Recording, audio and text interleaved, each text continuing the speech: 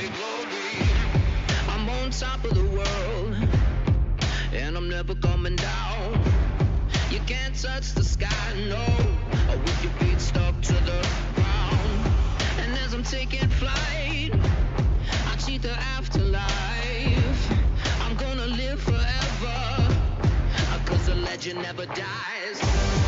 Give me faith, give me glory, see the world before me. Hear my name and hear my story. So give me faith, give me faith, give me glory, see the world before me. Hear my name and hear my story. So give me faith and give me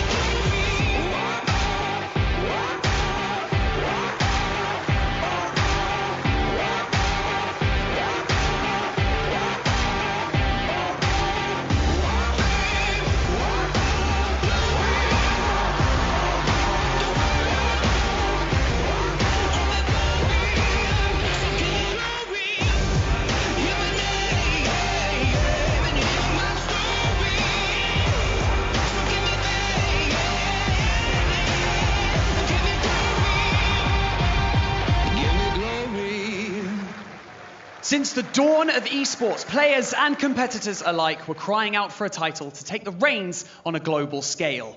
Brawl Stars arrived and took the world by storm and quickly became one of, if not the most competitive mobile game to break into the scene. Busan was our first stop, and just 5 years later, we are back where it all began, the hometown of Supercell HQ, to crown our next world champion. So, ladies and gentlemen, whether you are at home or right here in Helsinki, Finland, welcome to Superfest and welcome to the Brawl Stars World Finals. My name is Barney Banks and I am your host, and let's make some noise for your competitors as they make their way to the main stage.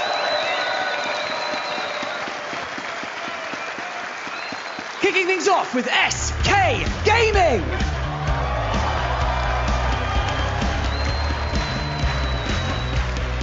Elevate.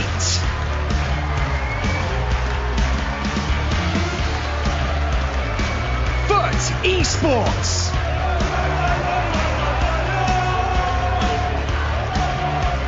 Space Station Gaming.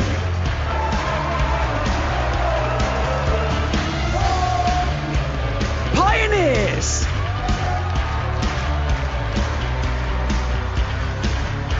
Reply Totem.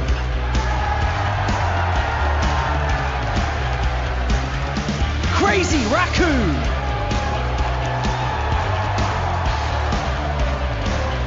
Zeta Division.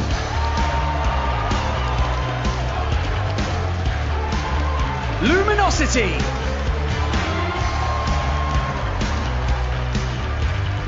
Rival Esports. Humble.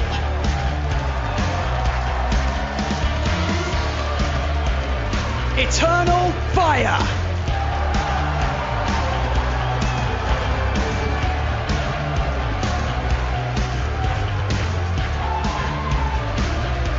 Now, as a reminder, please take note that there is also a B stream that is running simultaneously that will be covering half of today's matches. Now, make sure that you keep an eye on all of those score lines, and if you're at home, just open up a second screen. Double the action, double the fun. So, ladies and gentlemen, the scene is set. We've got $1 million on the line and just 3 days of competition to get there. So, to break things down in even finer detail, I've got some familiar faces to introduce you to. It is, of course, our casters.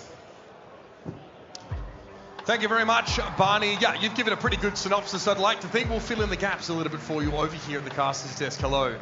I'm Mitch Leslie here, joined by Ark, and it is great to be back in the cradle of Brawl Stars. That's right, Helsinki is where it's all began, and for many of these teams, and all of them in fact, this is where it ends for 2024.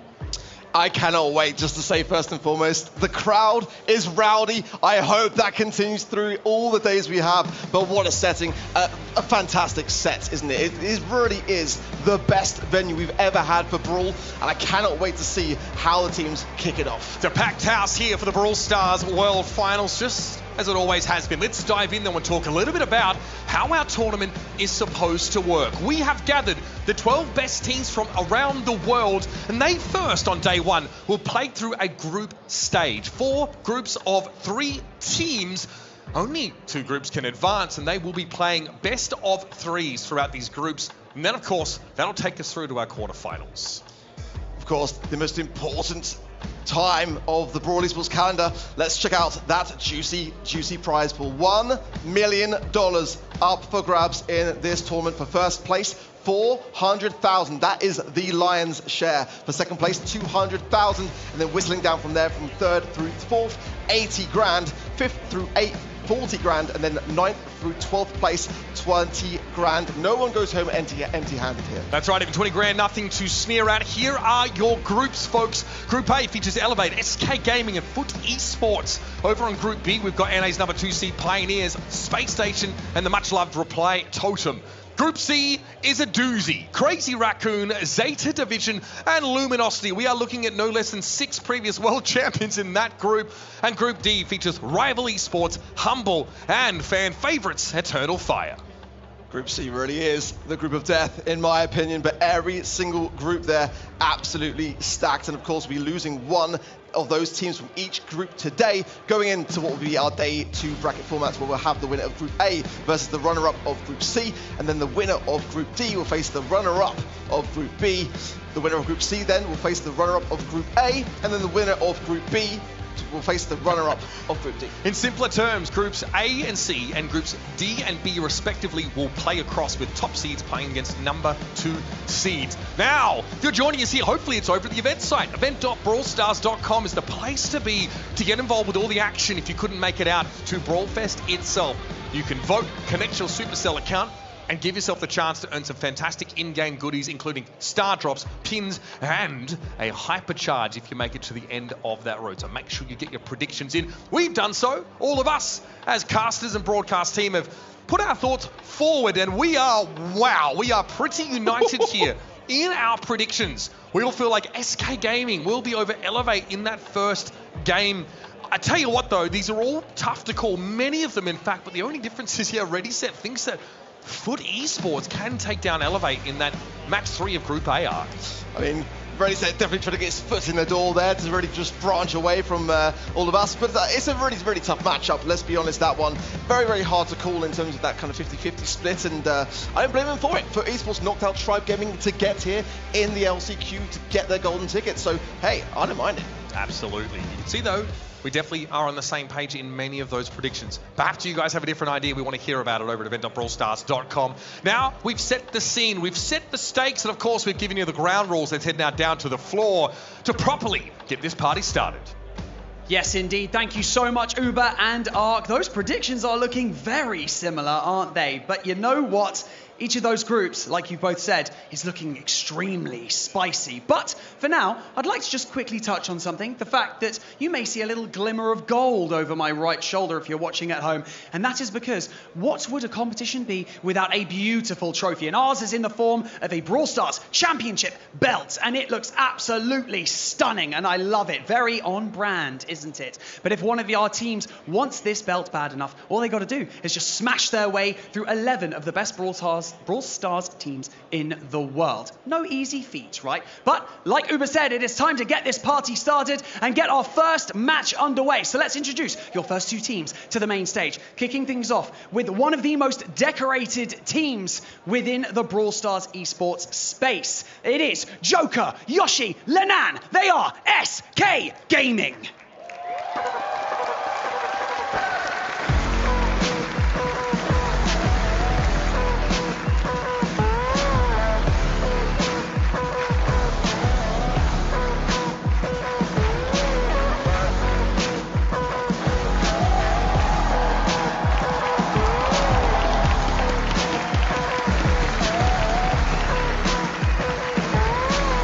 And now their opponents all the way from North America making their World Finals debut. It's Zeus, RBM, and Luffy. They are Elevate.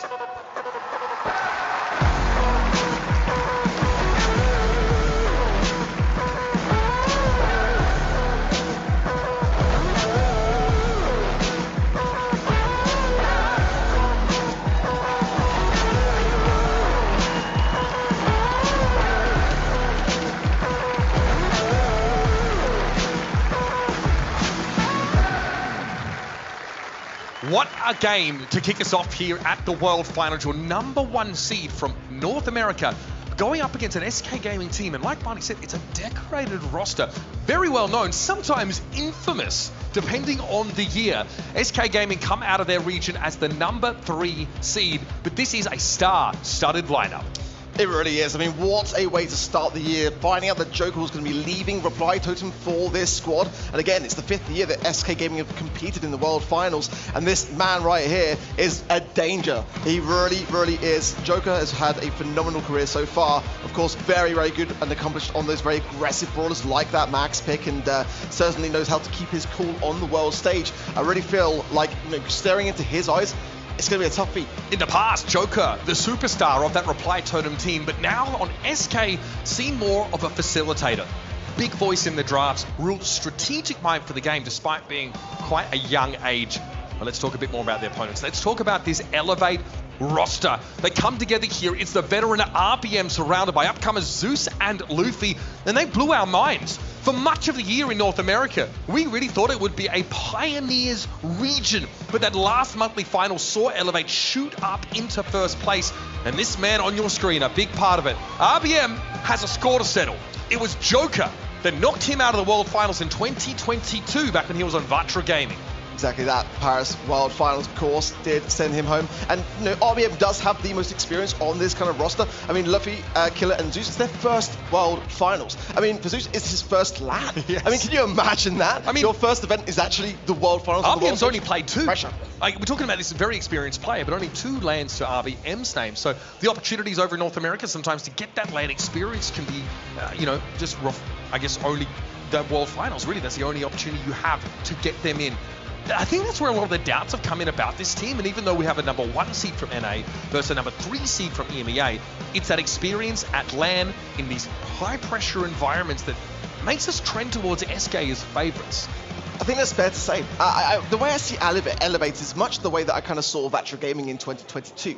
Coming into that World Finals, we had very high expectations of that squad. And it was a bit of a tough one, facing what was at the time the #2 seed in the EMEA region of Reply Totem. And they could have been a team that could have gone all the way. That's kind of how I see Elevate. They could do exceptionally well in this competition, but it's all well and good when you're at home with your cup of cocoa and your PJs, playing Brawl and getting to grand finals wins and monthly finals. It's a very different story on this stage with every single person in the audience judging your every move and your opposition staring you in the eye. There was a vote pretty heavily in favour of SK Gaming. That's you folks at home getting behind your teams. If you want to be part of that, remember at event.brawlstars.com. Straight into the drafts here, and immediately we see the Kenji band out. We're going to Bell's Rock, by the way. It is knockout, and so RT will be snapped up awful quick. I really do like the RT pick. It's very versatile, and again, with that little bit of a little rework slightly now, can now go over the sort of lakey areas and water areas. Not going to be a factor on this map, however, but certainly for that late game approach, having that leg form can just bring in a great deal of aggression and DPS damage. You have Sharpshooter. That is extremely dangerous to try and dive as well. RT kind of does it all. Especially when he was first released into the game, we couldn't believe just how versatile he was across sort of all attack ranges of the game. Not a surprise to see the Sprout here. Very important to shut a Sharpshooter like RT or Bell down by blocking off a lane with a hedge.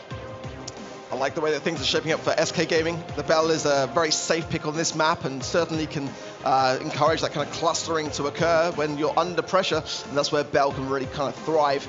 Elevate will have to separate themselves out a little bit more so now that that Brawl on the field. Sprout first pick is quite a dangerous thing to do. In fact, in draft, normally it's safe for that third Brawler pick, and for that same reason, it's going to give time for a counter. And hence the Mo coming in. I mean, how that Brawler sort of escaped the banning phase is quite amazing to me, honestly. The Kenji was there, but the Mo is still, in my opinion, just slightly better as a Brawler pick. pick, so it would have been an ideal first pick, honestly, for SK. SK did not want to play Sprout into Tick. I think that's why we see that come up in the bans. And the Kit Cheese was something we saw a lot in North America. Late round, like Kit combined with the tank. Eventually, you're forced to play inside the gas, right? Kit can really give you that edge here. Daryl, of course, very, very strong pick here with that rework to his super. He is an absolute menace. He's so hard to peel off you. SK need to have a solid response for this, honestly, because the Sprout is going to be very, very precarious. Once that Daryl wants to roll, that is going to be a prime target, as is the Mo. I think, honestly, SK in a bit of a spot here. They've got to have a very, very solid shutdown for this. This could be an idea to escape into the realm, but I think that's not even going to necessarily be enough here. I think they might be under a bit of a tough spot to really find something that's going to be able to take care of both a Mo and a Daryl. Rico going to be the pick here for SK Gaming to round out their composition. Now again, when Joker came into this team at the start of the year, he was intended to bring a little bit more of that depth to the draft, to work with Pedro, coming up with those strategies, and crucially, set up Lena for success.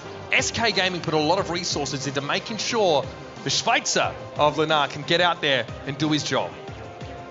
Well, Joker said in the BSEN interview that he wants to allow Lenan to play to his strengths, to try to adapt to his needs, and there's not really a brawler that I feel does that in this comp, honestly. I mean, the Bell is definitely my favourite brawler in the SK Gaming comp, but I mean, they're going to be depending a lot on this Rico to whittle down the HP because it's a dangerous comp that they're up against. Here we go, folks. Time to kick things off for your Brawl Stars World Finals for 2024. It's Knockout and Bell's Rock where we begin. And already, this damage from Rico, definitely a little annoying. Joker able to control the middle part of the map and force RBM to the extremities here. Full map control for SK Gaming. Can they convert? Well, RBM's going to choose to roll in straight away. What a great wall there from Yoshi! And RBM just bouncing from up to down there. Now he's in a bit of a precarious position with 5,000 HP, and Joker knows it, trying to double down there. Oh dear. Getting the angle, he gets the takedown. Lovely stuff from SK out the gate. And it's not just sharpshooters, he gets shut down by that hedge. Yoshi able to deny the Daryl access. And Luffy now is going to be brought down, leaving Zeus in a 1 versus 3. Probably doesn't want to let Joker build up a super, but he gets there anyway. And SK look devastating and dangerous for this next round. 3 supers across the board for SK and a hypercharge there on Yoshi. What a fantastic opening round that really was. They've got to keep it up because RBM is really quite dangerous. There's the wall there from Yoshi, just being able to reposition himself, get the mark there on Zeus as well. Luffy. The roll in from RBM, or Luffy rather on that Mo pick, gets the takedown of Lenan and makes it a 3 versus 2. He wants to get out to alive ideally. Here comes the tar barrel from RBM to try and slow SK Gaming down. But Joker with the bouncy castle heals up, forces RBM back. Zeus has been marked this whole round and has had to play so carefully. Now just getting the pinch forwards. Yoshi there and Joker going to have to work harmoniously well here. Zeus is marked up still, and that is a concern as Yoshi fires 3 consecutive shots now. And the aggression now continuing to RBM. He's going to try and buy his time, but I don't think it's going to be enough here. We'll be whistling down lower and lower, and he will fall as SK Gaming take the first game. What a nasty draft here from SK Gaming. Everything they need to shut the Daryl down. Luffy able to go in on the Mo, use that super and guarantee a kill, but doesn't get out alive. It turns it into a trade. And the elements that are left for SK, the Rico and the Sprout, is more than enough to close a round. I've got to say I'm really impressed the way that SK held their own. They're really up against a great deal with this comp that Elevator brought to the table. It's a fantastic draft, no doubt about it. But they are struggling to make it work so far. I want to see a bit more communication between RBM and Luffy to try to time those runs correctly. And SK know this early outset, they've got to go a little bit more on the aggressive here and just try to whittle things down before RBM and Luffy have those supers to hand. That multi-ball launcher is so dangerous. The Rico gadget from Joker basically forces Elevate away instantly. Here's the tar barrel. RBM sees an opportunity and Yoshi can't save himself with a hedge. That's the one now for Elevate. In they want to come. Lena a little bit low here. Luffy still has to respect the damage from the Bell, and RBM able to dodge away from that Rico super. It's getting a little bit dangerous over here for SK. They don't quite have the room to breathe to heal back up. But Luffy takes his foot off the gas, and that's Lena getting picked up by Zeus. And this should be relatively straightforward now for Elevate. There was a bit of a glimmer there when Joker had some great shots onto RBM. It may have been a takedown. It could have been a different story, but it's not to be. Elevate start to gain a little bit of momentum now. Getting around is a crucial thing to get off that mark. Crucially, RBM also brings a super into this round. So can dive, still has gadget charges to slow down. Yoshi here has the direct lane assignment against the Daryl, but doesn't have a hedge developed yet. Joker has the hypercharge now. He's going to opt to run for it as well, but the shots are not really landing. He's pushing his way forward. Zeus being the ideal target to double down on, but then RBM gets the roll and finds the pick up onto Yoshi. Low HP on that top left-hand side, now under a bit of scrutiny. Rolling away, I think there is the wise call. RBM's able to get out at least. Zeus slowed up there. Joker marked briefly. Zeus also pops the gadget to get some extra damage. Elevate here looking like they can even the set up though. Player advantage, Luffy able to dive in. They're going to wait a little bit. Elevate as the gas encroaches and will force SK out to the open ears. Luffy, the Mo's machine finds its mark and Lana falls soon after. And that's exactly what I'm talking about. If RBM and Luffy get those timings correctly, it really is quite straightforward. SK got to go much more on the aggressive sooner as well now. And it's going to be a tough one as we're getting a bit more back and forth. That kind of early confidence now as they realise that they've got quite an even matchup on their hands. All right, here we go. Decide a game now. Straight down the mid we go. Look at the lane assignments. We've actually seen a swap here. RBM in mid against Joker. Really can't do too much about the Rico. Has to respect that damage. Joker, obviously being able to fire around corners, has a massive advantage there. Luffy also living dangerously now. RBM trying to relieve the pressure a little bit on towards the Mo. Here's the dive. Yoshi's in trouble. He can't get out with a hedge either. And SK lose that player cheaply. Joker also low, but snipes Zeus around the corner. We have a 2v2. Joker now forced to heal as well, as he's in a good spot. If RBM does not have super, that's the key realistically here. Danger! Oh no! Bit of an overextension there from Joker. It's going to leave Lanan really in a tough spot. Not much is going to be able to realistically do here. Keep the mark, of course, for the next round, but I mean, realistically, this is going to be a timing issue now between Luffy and RBM just to seal this round. Lanar can't spend the nest eggs. He needs to keep them for the next couple of rounds, potentially. So here comes RBM, able to dodge away from the trap now, and in a straight head-to-head, brings the bell down without too much trouble. Okay, now, well, a very important round, one that must be SK's here, or Elevate will take this set. RBM has the hypercharge, which of course he cannot use, as the Daryl is one of those brawlers which cannot do so. Yes. That will be a forfeit of this game, so they'll be very, very cautious of not utilising that hypercharge. That's right. A few of those hypercharges did make their way into dead boxes. They are available in friendlies, so not legal though for Worlds. Joker here just making a switch to the right now. He's doing well, putting pressure down on Zeus previously, but Luffy has super. In fact, all the big supers for Elevate are available. None up for SK Gaming. So right now, they are vulnerable. Yeah, good nest eggs on that top right-hand side. Give them somewhere to fall back to. Exactly, they're going to have that as the gas comes in. We've got a safe spot. Zeus just doing a good job of juking on that left-hand side. The wall goes down from Yoshi. Okay. As you can sense, the time is Here right for a push from Elevate, and RBM just what a misfires a little bit. That's huge. Luffy going to go in though. Can he find more than one? No, he's out of the machine, and in the gas, he's taken down. It's going to be up to Zeus now. He may not want to feed super here. Got to go for it. Drops the legs, but has nowhere to go through the wall. Brings Lanar down, but the gas claims him. Joker gets SK to a decider game. This round will take the set for whoever it may be. RBM again, just keeping himself back, trying to avoid these shots from Joker. As Joker going very much more on the aggressive as Yoshi comes forwards now a little bit as well. Hypercharge available for Lanar, but no super to be able to connect with just yet. If he can get that mark and earn it, a prime candidate would be RBM. Hey, he may even take the raw stats in a pinch if he needs them. This has come up at the right time for SK, but Elevate do have all of their supers up. They know they have a contingency for the late round in Zeus, being able to really do a lot of damage after dropping those legs. Luffy looking for a dive target, surely. Joker really respects this. Look at how he gives that ground to the Mo. They've got to protect Joker here. Luffy now low HP, and that's great for SK Gaming. If Luffy goes in, honestly, Joker is going to be bang in trouble. Now, RBM lurking as well, has that super to hand. Yoshi has the wall, and we know how great he can place it. He's going to go with it early, though. Zeus is marked. RBM trying to come in from the left-hand side with the tar barrel, but they're going to hold him at bay for now. The gas, though, coming in. SK caught in the corner. Here comes the Mo. Luffy taken down by Joker, but now it's Lanar, and it's not enough. Zeus able to outlast and Elevate get the first set on the board. Just a couple of HP there for RBM as the sole survivor, and that's enough. I mean, what a turnaround for Elevate, who were slow off the mark. Really, to get that comp kind of working, it did look like, to me, the better of the two going into the match, but then SK displayed so beautifully well how they were able to keep that going under pressure. and just a bit of chaos was all it was needed, and now Elevate might have a bit of momentum in what is only a best of 3 to get the job done. And this is what Elevate brought to NA, and now are bringing outside of those borders. Powerful tank play with RBM at the fore. We see how this goes down, right? Multiple dives. Yoshi overextended there, perhaps, but there were situations in which he was ostensibly in a safe location and still got dove on. Elevate can do so much to close the gap here, and SK can only do so much to keep them at arm's length. Oh, that was not the starting hand that I was expecting to see, honestly. I thought that SK might have that first set regardless, just simply because they were holding their own. But these moments here, there's a bit of a missed roll there from RBM, no doubt about it. And just this moment here, just kind of chaos really. But SK was still able to remain in control of things. This is the final moment. This is really what might be looked back upon by SK Gaming as the moment where it came crumbling down. Look at that, just 815 HP left. Joker takes 1 tick of damage to the gas, and that is enough to do him in. If he survives that, SK still have a 3 versus 2, even with the dive coming in from Elevate.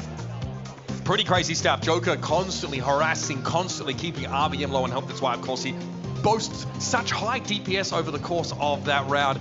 But this is what we've seen in NA all year, and it's going to take some masterful drafting to play around some of these powerful tank picks, of which there are many.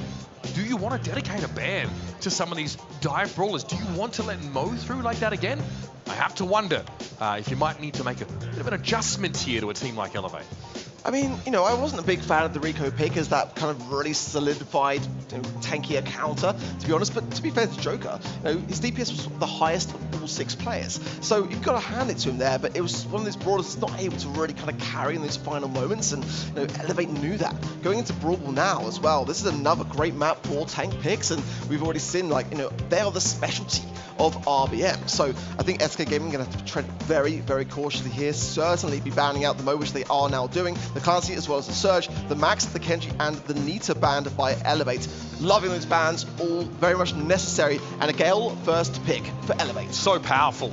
Not only, of course, is this kit just fundamentally very, very good, especially if your opponents are trying to play tanks against you, but you have the Twister, you have a Hypercharge as well that is pretty devastating if you're able to bring that to bear. This is definitely going to dictate SK Gaming's draft. Seeing a Gale picked against them now, they have to think about whether gap close is really going to be a great option for them. With the bans as well, I mean, you really do want to snap up the Gale as a fantastic tank counter. It doesn't really leave too much for SK Gaming as they already banned the Surge out for themselves. Rico first pick yet again, and it was played fantastically well. Otis coming in now a little bit is an interesting pick. I mean, I've seen it played primarily into countering a Kenji, which is banned, so I'm not really too fond of it, to be completely honest. I think maybe if you wanted to have a Shelly break the map open. I mean, they're expecting tanks, which feels like it might be rife for Elevate. They're blocking in the Gale. It would make sense to kind of follow up with something tanky. I mean, SK going with the Otis, I don't mind it. I think it's kind of slipped on a little bit, but hey. Just want to be clear as well, it is a brawler with a new hypercharge. It's not legal to be used here at Worlds, that one quite yet, so you will see the ring orbiting Otis as if he has super, hyper rather, but won't be able to use it. Okay, so Buster here. Elevate do go with a pretty strong tanky core here, one that is definitely prone to win fights pretty effectively up close. I mean, instant replay, very powerful, right? Being able to draw someone in, hook them in like a mini gene pool, but also just that montage in terms of being able to gain control of the map by bullying your opponents out of it, especially against like longer range brawlers. It's going to be pretty potent. Stu is the final pick there for Elevate. They obviously want to keep the bush and have a bit of uncertainty there, and obviously Joker, if he's running the vision gear, can get some value, but I kind of wonder now with the Buster now showing its face, what the SK might want to break. That's kind of, might be leading, maybe not. I mean, ultimately, it would deflate somewhat of what that Rico pick is designed to kind of achieve here. Deliberating a little bit here, but the aggressiveness remains. Jackie is the idea of SK, and certainly a map that I think is really catered for it, and, being able to really just rush in with a hypercharge and just really kind of draw in all of your opposition into a harmful situation to then have a bit of synergy with the Rico to really just capitalize on all of that damage. I like it. You are also exploiting the fact that Elevate have not drafted any throwers at all here on Brawl Ball. Sometimes you see one or so get mixed in here. Naturally, Gale will be able to keep Jackie back to a degree. But Jackie has her ways of getting up on you, and again, playing by the walls. Both Jackie and Rico care very much about the terrain here on this map, and RBM probably going to be aware of that. May opt to try and break it open a little bit with that gadget, or just go for a speed zone, something a bit more general here. And of course, Jackie is completely unperturbed by Buster. He does nothing to shut her down, really. Obviously, his montage can't stop her form of damage from connecting. This is the same concern that I have too, is like if the Jackie is going to be running into the Gale every single time, there's going to be nothing they can do about it. And for Elevate, they're going to have to be really staying on top of that particular matchup. You know, that really is going to be how they can shut this idea down. So if it's going to be Joker and Yoshi on those two brawlers, the Rico and the Otis, that's where their attention needs to be. Get rid of the Gale and then allow the Jackie to do its thing. And that's again what Joker said coming in his interview. Lenan probably going to be on that more tankier, more aggressive brawler. They've got to provide that support to allow him to pop off, because there's no one finer at doing so. I want to see Lenan go crazy in this game. This is honestly a matchup with these two teams of tank player warlords, right? RBM versus Lenan, two players in their respective regions known as like the preeminent tank players. And SK, their whole philosophy is built around setting Lenan up for success regardless of what brawler that he's on. I think that, like, also worth pointing out, Stu also has a hypercharge that is not legally to be used here. So that's another brawler. And if it's used, we'll see it. We'll definitely know about it, folks. That's right. So with the first set going over to Elevate, it's time for SK to make their retort. We're on to Brawl Ball. Already some good lane damage. Joker then getting some good taps on the RBM, but Lenan is lurking, finding his way forwards as well. Trying to find the pass through. Joker now too weak to really help him out. We're going to rethink things through as Zeus there on the right-hand side. A lovely wall break as well. And the bush there is burned down. Going to be quite a key crossover there if the game continues on that right-hand side lane. And not much Rico can do against that montage. Luffy really has the advantage when walking up on that Rico. And, of course, that Otis. Lenan here does, of course, have that counter crutch active, so will return some of the damage that he is dealt. But how do you stop this? Nice mute button being used there, and a great defense from Joker, stopping RBM in his tracks. Perfectly timed mute there, really, that was the difference maker. And now Joker pushing the ball back forwards. Has got the hypercharge too, and he's going to be able to use it there. Oy. Chaos now as the trickling down the DPS there and Elevate, and a nice move from Lenan, but the ball there from Yoshi. Zeus should be too low here to be able to contest against it, and it's going to trickle over the line. SK Gaming get a goal on the board. That fat splatter from Yoshi was huge. Nothing that Elevate could do to step forward. They were trapped inside their own goal. Zeus could not defend against that Otis gadget. Now Elevate want to come up again, but you've seen what this SK comp can do. Joker getting some nice angles down to RBM and fires his super, but there, Lovey with the slow-mo ripping it just the right time, cancels it out. And now he's got to get this ball to safety realistically here. He might trickle down, he does. And now Elevate just going to reset themselves in this mid. They've got a better high ground position now. Just going in there with the montage to really keep the pressure on. Good mute. Might trickle down himself now to that mute as well. Joker though, all done by the blustery blow. And now Lenan knows to keep that ball in that pocket. Yeah, that's a classic SK Gaming strategy, folks. Corner the ball. Once you have that lead, Lenan here, pressured down somewhat by Zeus. Luffy, of course, will outrange the Jackie. And then they come again, 3 versus 2. Joker with the super available now. That gets pretty dangerous as you get up closer. He's going to pop it. The hyper as well. A lot of shots around the map, but Luffy's able to avoid most of them. Lenan here just getting battered as he tries to step up, but he has a hypercharge available as well that will allow him to slow people down within the radius of that super. Brought to heal though. Luffy going to go down to Joker, but Zeus could be dangerous. And Yoshi with the mute. What a clutch! That is disgusting! You cannot shoot the ball when you are muted at SK Gaming. Take the first round of Brawl Ball away. And with that, the arena is back on their feet. Beautiful, absolutely beautiful Otis play. Not just once, but twice. The difference maker to keep SK out in front. They've got to keep that pressure on. They've got to bring back a set. And that is exactly how you bring back some team morale to the table. Let's see now as we go in how SK going to fare on this one. Lenan just trying to find a little bit of maneuvering ability here. Gets the ball to actually not allow the shot to come through. And now Joker just keeping the pressure onto RB on the left-hand side. This should be a chance now to bring the ball forwards. Lenan would have loved to have caught Zeus there. Yoshi looking dangerous. Zeus got brought down there by Joker. Player advantage now for SK Gaming. Lenan looking dangerous. Joker with the super. That's a bit too easy, that one. A little too easy for SK. That's that Jackie really starting to take over the game. Pneumatic booster now, Lenan speeding up. What a devastating push from the Jackie. An elevator wipe from the map. Joker can just walk in. Oh, no! What a fumble! You can't do that on the wall stage. It was Oh, such a free goal! And a big missed opportunity for SK Gaming now. Some of the nerves starting to take hold. They still have a lead in this game and 90 seconds left to play. But make no mistake, that was diabolical there from Joker. Although he's eager to make amends by the looks of things. Multi-ball launcher there, catches RBM. Zeus, though, able to recover from that mute and get back out into the field. Oh, man. A chance to mentally reset here. Just one of the last plays you expect to see that from. SK just definitely flustered, aren't they? Didn't expect to relatively drop that first set either. Now, create some space, hypercharge there, but down on top of this speed, he might be able to go all the way here. Nothing Zeus can do! And Alan will seal it! If you want something done right, sometimes you just gotta do it yourself. That is filthy stuff. Hypercharged Jackie straight up the middle. Bowl over anybody who gets in your way. The Swiss sensation gives SK their first set. And that is SK Gaming for you, right? You know, not everyone is always going to have the best of sets. And it's so important that when that happens, you come together as a team and you pick up the slack. And it's very rare to see that from Joker. And everyone on the side of SK won't be worried about it because come the next set, they would have wiped the slate clean and just come back fully refreshed.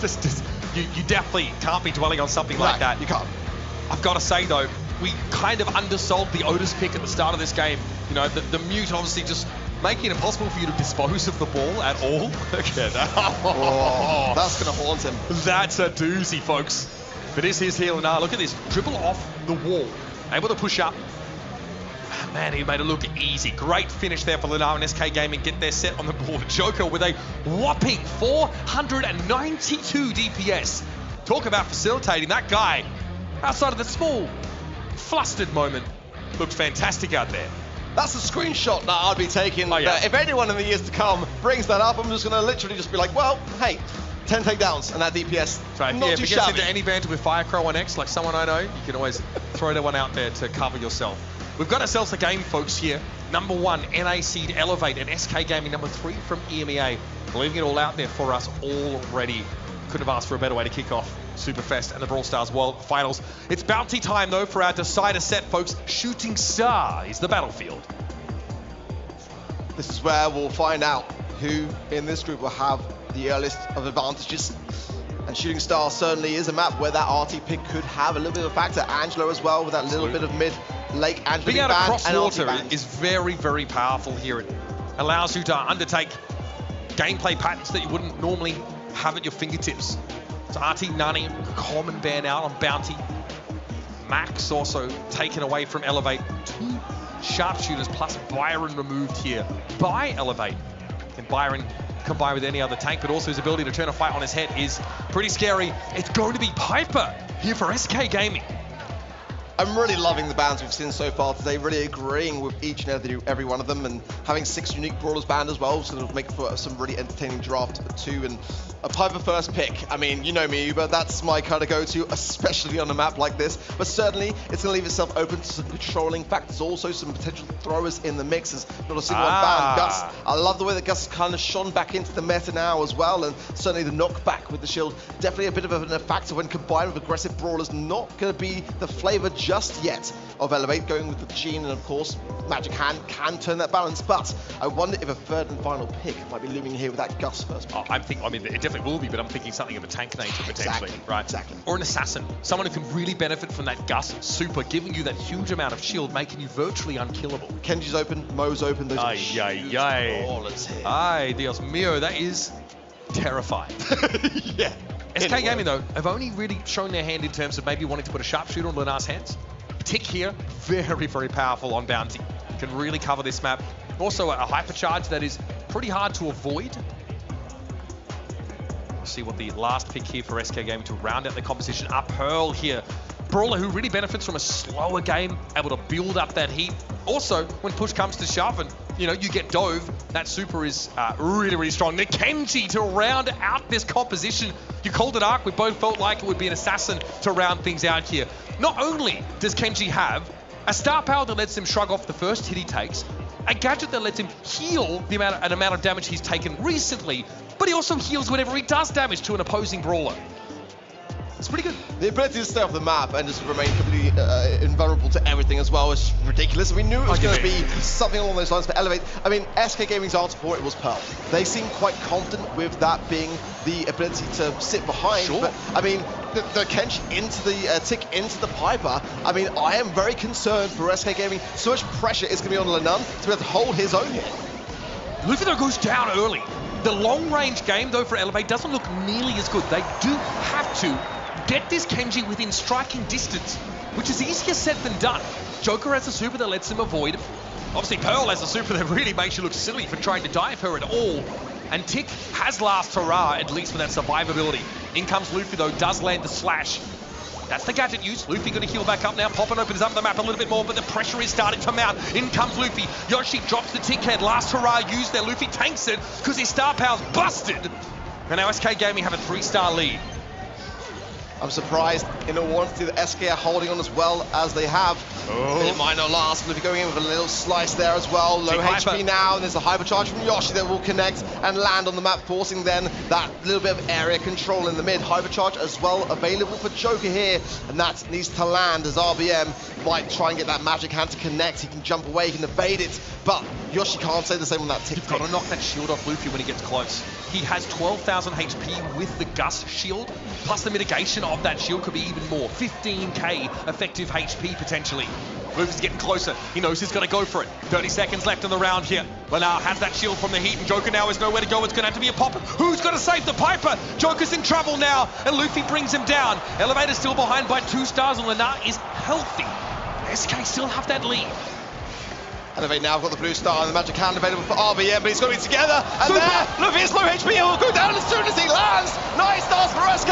There's the magic hand from RBM. Lenar's pulled in. 2 stars. But it doesn't matter. It's going to be Zeus or nothing. He buys some stars. The blue star is still with SK and will remain until the final seconds.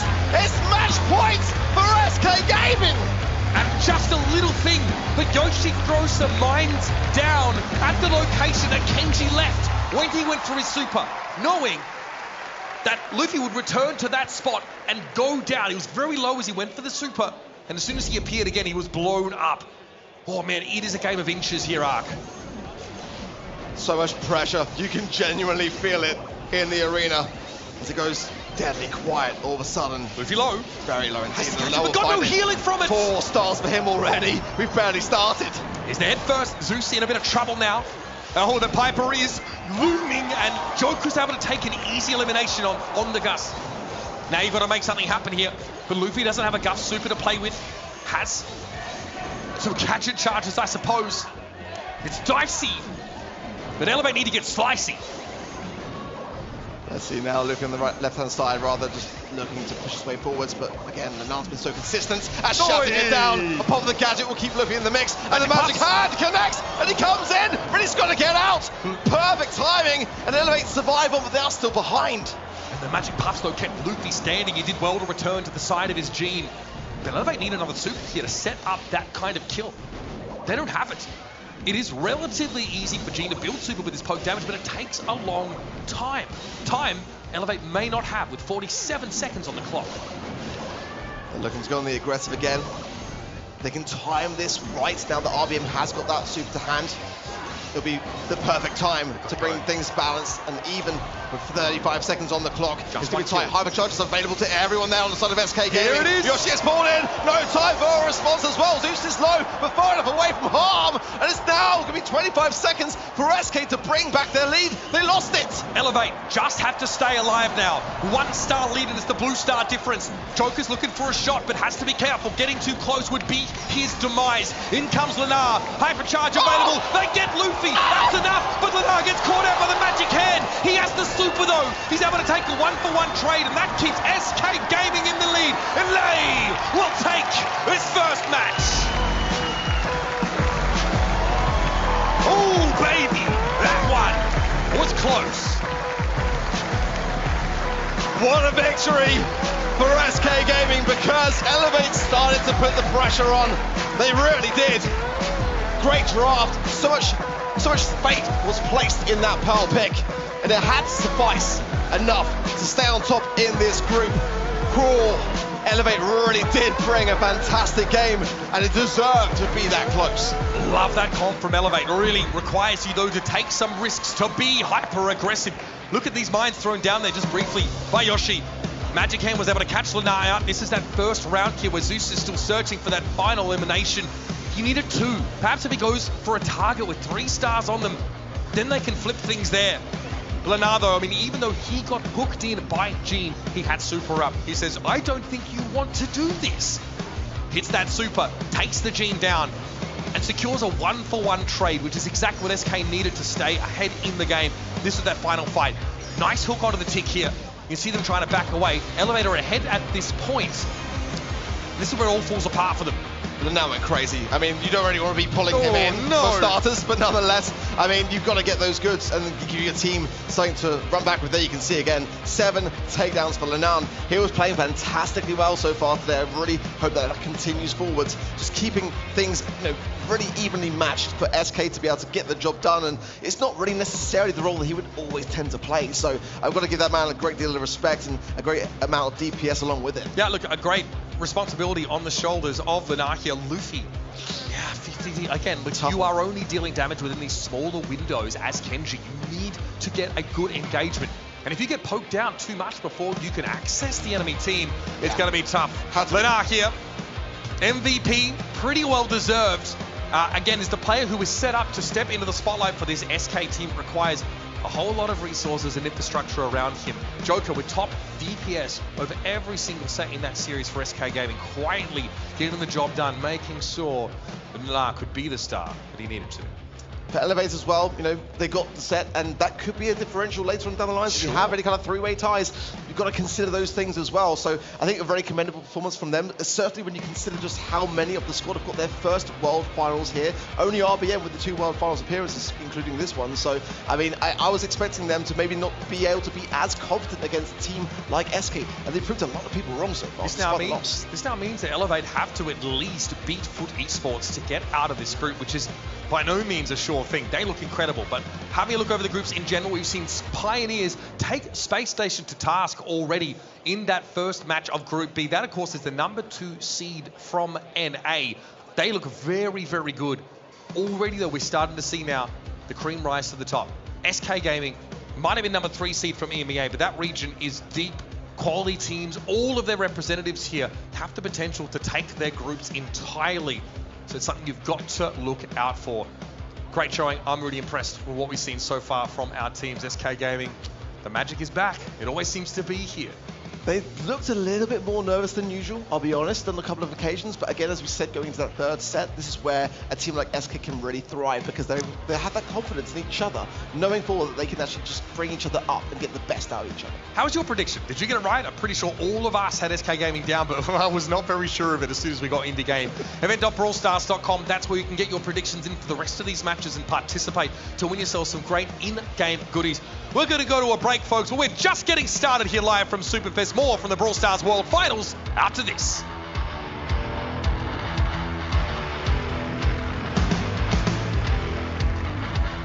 The 2024 Brawl Stars World Finals are brought to you by ESL, Monster Energy, and DHL. People often ask, how can I do become a World Championship winner?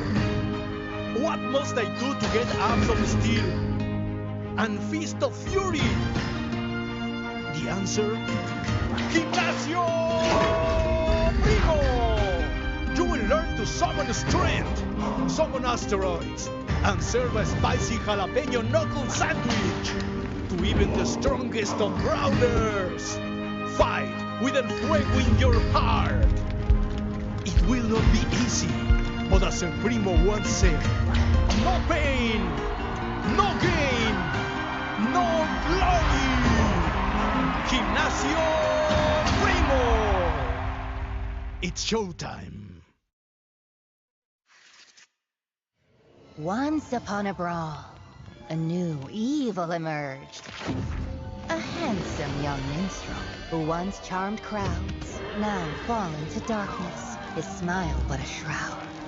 A mischievous feline known for his cute paws. Now a master thief, unlocking chests and doors. A healing guitar and a friendly face.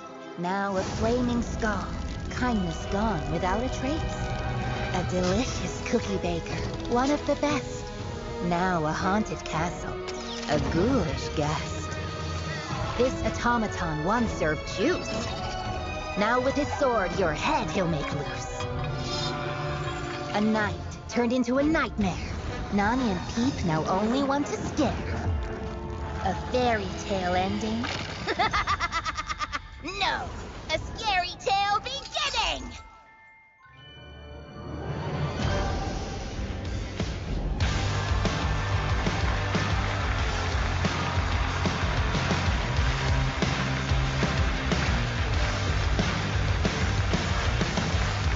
Welcome back to the Brawl Stars World Finals at Superfest, live from Helsinki, Finland. If you're only just joining us, then we have completed our first match of the tournament where SK Gaming just beat out Elevate by the smallest of margins. And also, please take note that simultaneously, we have a B stream that is also running half of today's matches. But without any further ado, I believe it is time to get into our next match right here on the main stage by introducing your next two teams. And ladies and gents, this one is going to be a banger because first up, we have your 2023 World Champions. It's Gero, Meow and Novi. They are Zeta Division.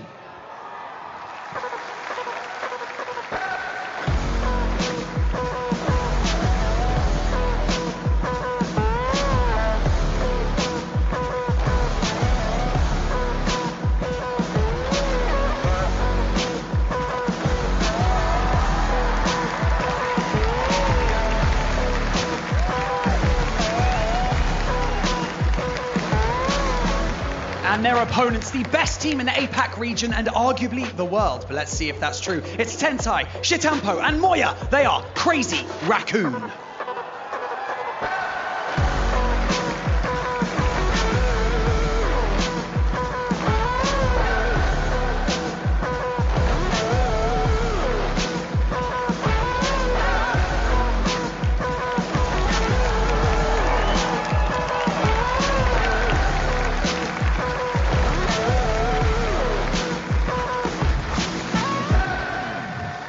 Match down on the stream, a second one soon to begin. Welcome to the desk, Trav. How was that one from the sidelines? Quite the banger to start the day. I genuinely don't think we could have asked for a better game to start the World Finals of 2024. So much exciting action. Wow, we've got to move on to our next match, of course, Zeta versus CR. And for Zeta, these are the world champions. Do they need an introduction? Honestly, Bagheru, Meow, and Novi going to try to make it 2 times consecutively. Certainly as well, got to mention, this is a grudge match here as well from last year's World Finals. And Meow as well, of course, a very accomplished player in this squad. It's kind of interesting to see the favourite brawler being Frank. Don't really necessarily pin that specific brawler to him, but nonetheless, let's see if it makes an appearance. It is kind of a meta which could call for it, but certainly a great amount of pressure on this very team to keep that crown on their heads. Apparently world champions don't need food. He doesn't even know what food he likes.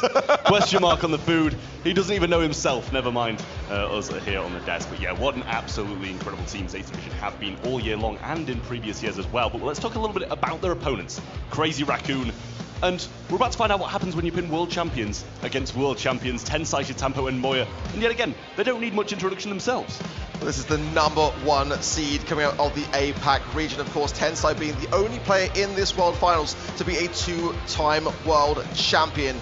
Amazing stuff. Of course, no doubt about his favourite brawler being Max. I mean, he is really linked specifically to Max and has been over the years. So, again, I'm looking forward to seeing whether that brawler might make an appearance for him. But this is going to be, honestly, such a tough matchup. This is the group of death, in my opinion. And going back to the 2023 World Finals, it was Zeta Division that knocked out Crazy Raccoon in that semi-final stage to a 3-2 scoreline, just the narrowest of narrow margins, Traven. A pinnacle moment in Brawl Esports history, let alone just in that World Finals. You say your group of death. And honestly, that is exactly what it is. All 5 of us are going to go for Crazy Raccoon, though, and I was pretty comfortable. I was pretty happy with my decision, and I'm sure the rest of us were as well. But the public are going to go for Zeta Division. Hey, Do you know what? I don't mind it. Who are we to tell the public not to vote for the world champions? I mean, hey, it's going to be very much a 50-50 matchup for me. I just feel like Crazy Raccoon have been a team which have been developing a bit over the years towards draft, which in my opinion was kind of like their more weaker area. Technically, I think that they are technically the best team in the world. I think their thumbs just move diff. I think that many would say the same, but I think for me, the weakest area has been their draft, and that's an area where Zeta Division, they've been cooking.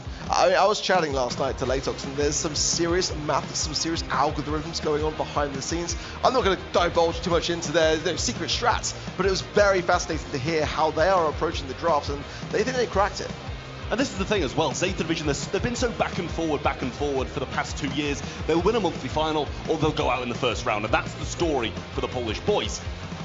The thing is, they show up on the world stage no matter what, and I think that's the exact same thing about Crazy Raccoon. Coming in as #1 from APAC, they started strong, they ended the year strong, and now they're here to show the exact same at World Finals. And you'll remember the amount of experience as well on the side of Crazy Raccoon. For Tensei's 5th World Finals, for Tampo it's 4, for Moye it's 3rd. I mean, actually kind of surprising when you look back at Moye's career. He's always just come that little bit short, being back in 2022 on Zeta Division 1, not the team that won the whole thing, becoming 2nd place. It's got to feel a little bit rough, but every year making some moves towards greatness, and this could be his year. Yeah, genuinely. I mean, the thing is, with predictions especially, the fact that we can predict a team over the world champions of last year is just crazy, and that just goes to show how much of an incredible matchup this is. The magnitude that we're starting the Brawl Stars World Finals 2024 off with, a double match point game for the first, and then we're pitting world champions against world champions for the second. And this is a grudge match that's gone back through the test of time as well, back to 2022.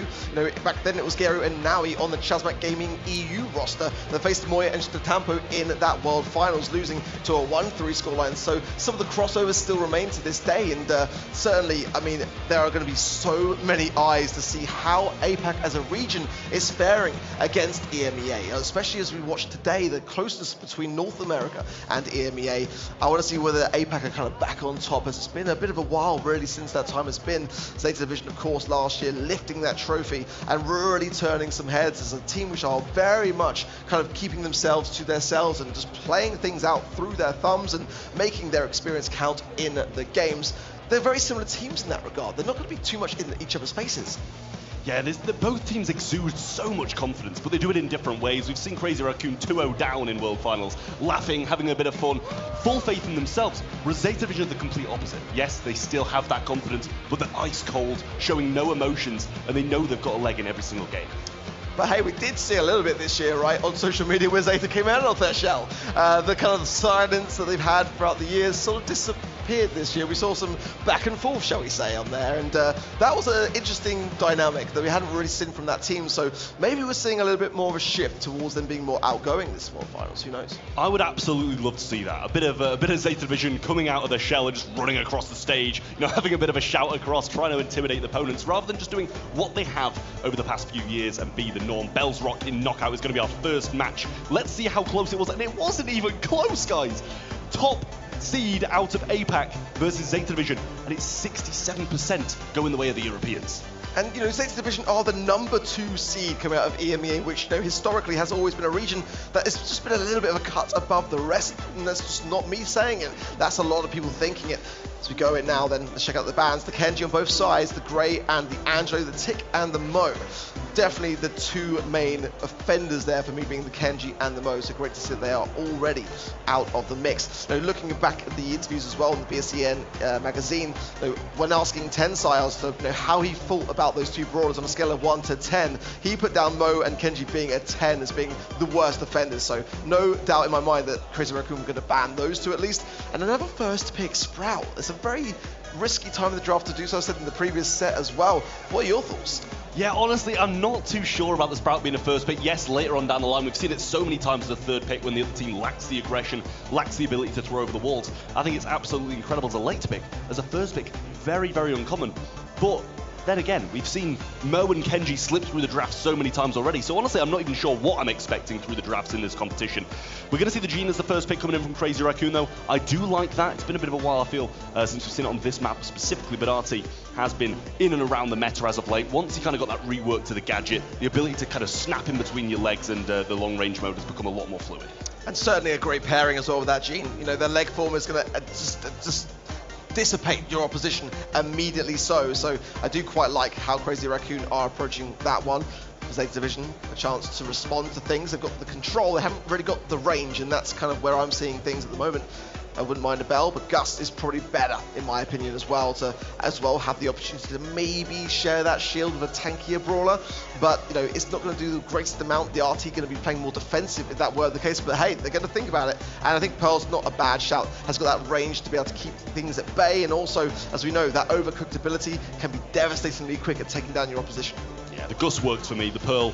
It's a countermeasure, you know, just in case they bring out some tanks that Gus and Sprout aren't going to be able to deal with themselves. They bring in the Pearl, it's got the range. Once you kind of build up that heat and get the extra damage down, it can deal with tanks. You can kind of pepper down opponents at range, especially with that gadget. You're going to be able to get some kills that nobody was really expect either. Pair that with the shield, get her close, and that's going to be a lot of damage raining down. But we'll see what Crazy Raccoon do take for their last pick, and it's going to be Brock. And I mean, that surprises me quite a bit. It's definitely the kind of brawler which is not too flashy, let's be honest, and I've always said it's a bit more of a kind of safe pair of hands, but the wall break I think is going to be quite available to then Crazy Raccoon to really open up the map, allow that Sprout to have less maneuvering ability to connect those walls around, and I think that's the kind of play. They want to kind of open things up as much as possible, as that Sprout can just get so much control over the map if they're not careful. I don't mind it. Who are you kind of siding with from comp? I think I'd say Zeta Division. It's kind of something we've questioned all year long, is Crazy Raccoon's composition, or drafting skills, I should say. So we'll see if they're actually going to be able to make it up on the world stage and do a bit of a better job. But Zeta, with the early positioning control. Well, Moye needs to try to get a bit more splash early on. He needs that magic hand, something towards the end of the rounds to be able to really connect with his teammates on. So far, Zeta in a pretty decent spot despite that wall break and that bottom left-hand side, giving more space for CR to maneuver. It's this bottom right now that makes me cautious as Meow's maneuvering with Geru and just putting CR into a bit of a corner, and this is getting risky now. Yeah, you got to be cautious with this Gene pool as well, but Meow's managed to get himself a wall, and that's going to be a big help in this late game when we start to see it close down and the walls have been broken in mid by Tensai. He does take a few shots to the face on the left-hand side though, but thanks to those magic buffs, he gets the heals up, blocks Shitampo out, and that means he's going to have to go into the gas. We see Moye get taken down, Tensai's going to follow, and Shitampo will be there shortly after. 3-0 for Zeta Division, and what a start for them.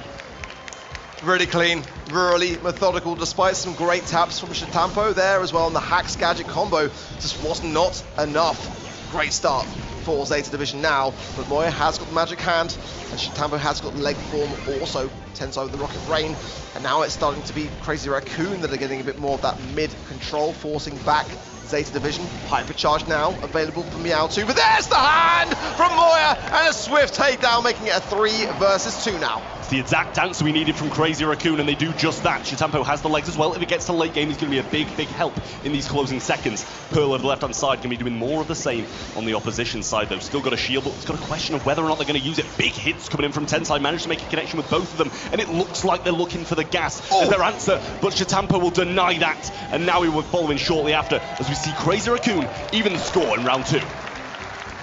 This round then for the first game, a great deal of utility there for Zeta Division. Hypercharge still there with Meow, and supers for both Geru there and Naui, so let's see how they choose to use them. So Hypercharge for Tensai also, Shitampo trying to work his way around, and a good healthy wall there from Meow, forcing back Zeta, forcing back CR rather into that bottom left-hand side as it was in that first round. A devastating spot, they won't forget that at all. Continuing to push their way forwards just a little bit. CR now know they've got to push back, and they're doing so, getting a bit more leg in that mid. Yeah, they're starting to gain some real ground back up, but in that instance, Meow's going to throw down a wall and try get control of this right-hand side once more. Here comes the hypercharge from Tensai, and everybody springs into action with the side of Crazy Raccoon, raining down on Meow, but surviving narrowly on 278. Now Zeta start to rejoin him in the mid. The pull's there, but it's missed. The The shield was pressed as a bit of a countermeasure, but the pull was missed regardless.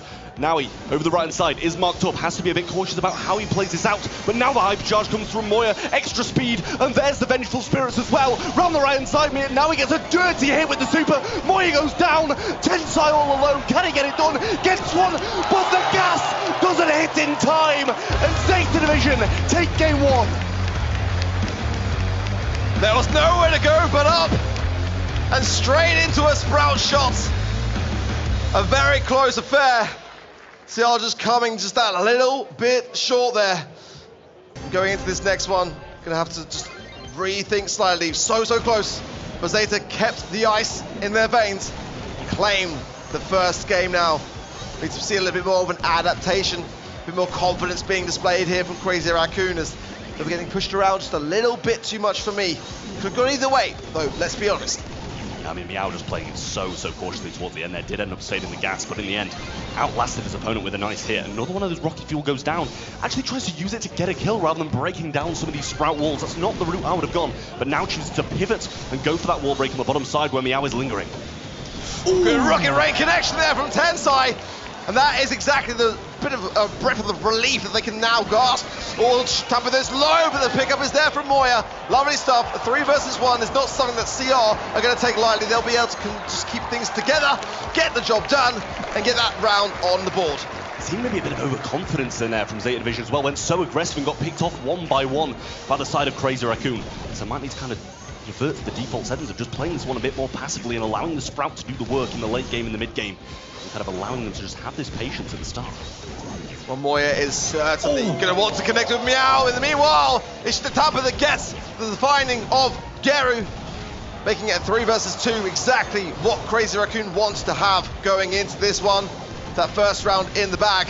Tensai could even use the hypercharge now and just secure things. Either be the way that I would go as now that top right as well. Meow so incredibly low as a result of the hacks gadget. Tensai dancing, but the support now coming through from Shatampo, from Moye, and that's going to be a game going the way of Crazy Raccoon. Just what we wanted. A close match is what we were promised, and Crazy Raccoon not dropping this first set without a fight. Zeta Division need to kind of rethink their tactics now, as I feel a slight bit of over-aggression definitely came in there, slight bit of overconfidence, and an early break from Tensai of this right-hand side, choosing not to break this kind of mid-portion of the map at the start. Makes a lot of sense. They were kind of struggling as Meow started to work his way around to the right then, and kind of that was the wall that was being a bit problematic as that lane side would start to take hold. Novi there just knows that if he can just push forwards, get that pressure on, then those wall breaks are less likely to happen. Now Meow's already got an early wall here as well. Going to place it down. That middle area going to be there as well. Not the best of coverage because Geru's there in the mid waiting to land some of those gust shots, but it will trickle down eventually. And again, this is the position that Zeta like to place Crazy Raccoon in that back left corner. They need to start to spread out and make some space for themselves, keep their HP in check with the result of that star power from the Gene. Tough position now, Shatampo's so low. Easy shots from Meow. He left kind of a pathway through there and chose to punish Shatampo, who wanted to walk through it. Moye solo at this top side. Geru trying to pinch in now, but no shots from the Pearl finding it. Meow versus Tensai up close, and the Sprout wins that one. Geru versus Shatampo down the bottom. Now trying to get some shots onto Moye, gets one, and the gadget as well. 2v1 as Zeta managed to take the first round of the deciding game. That gust shield, instrumental. The decision just to keep pushing their way forwards was really the right one there for Zeta at just the right time. He knew he was a couple of shots away from earning it, and it just came at a perfect time as Moye now with his magic hand needs to find a connection. Well, this set will be all over. Crazy Raccoon have got to survive this one just that little bit longer on.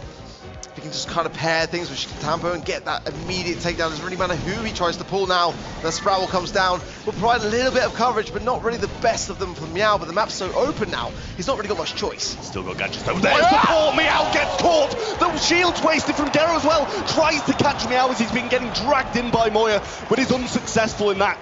2v1 to make this the decisive round.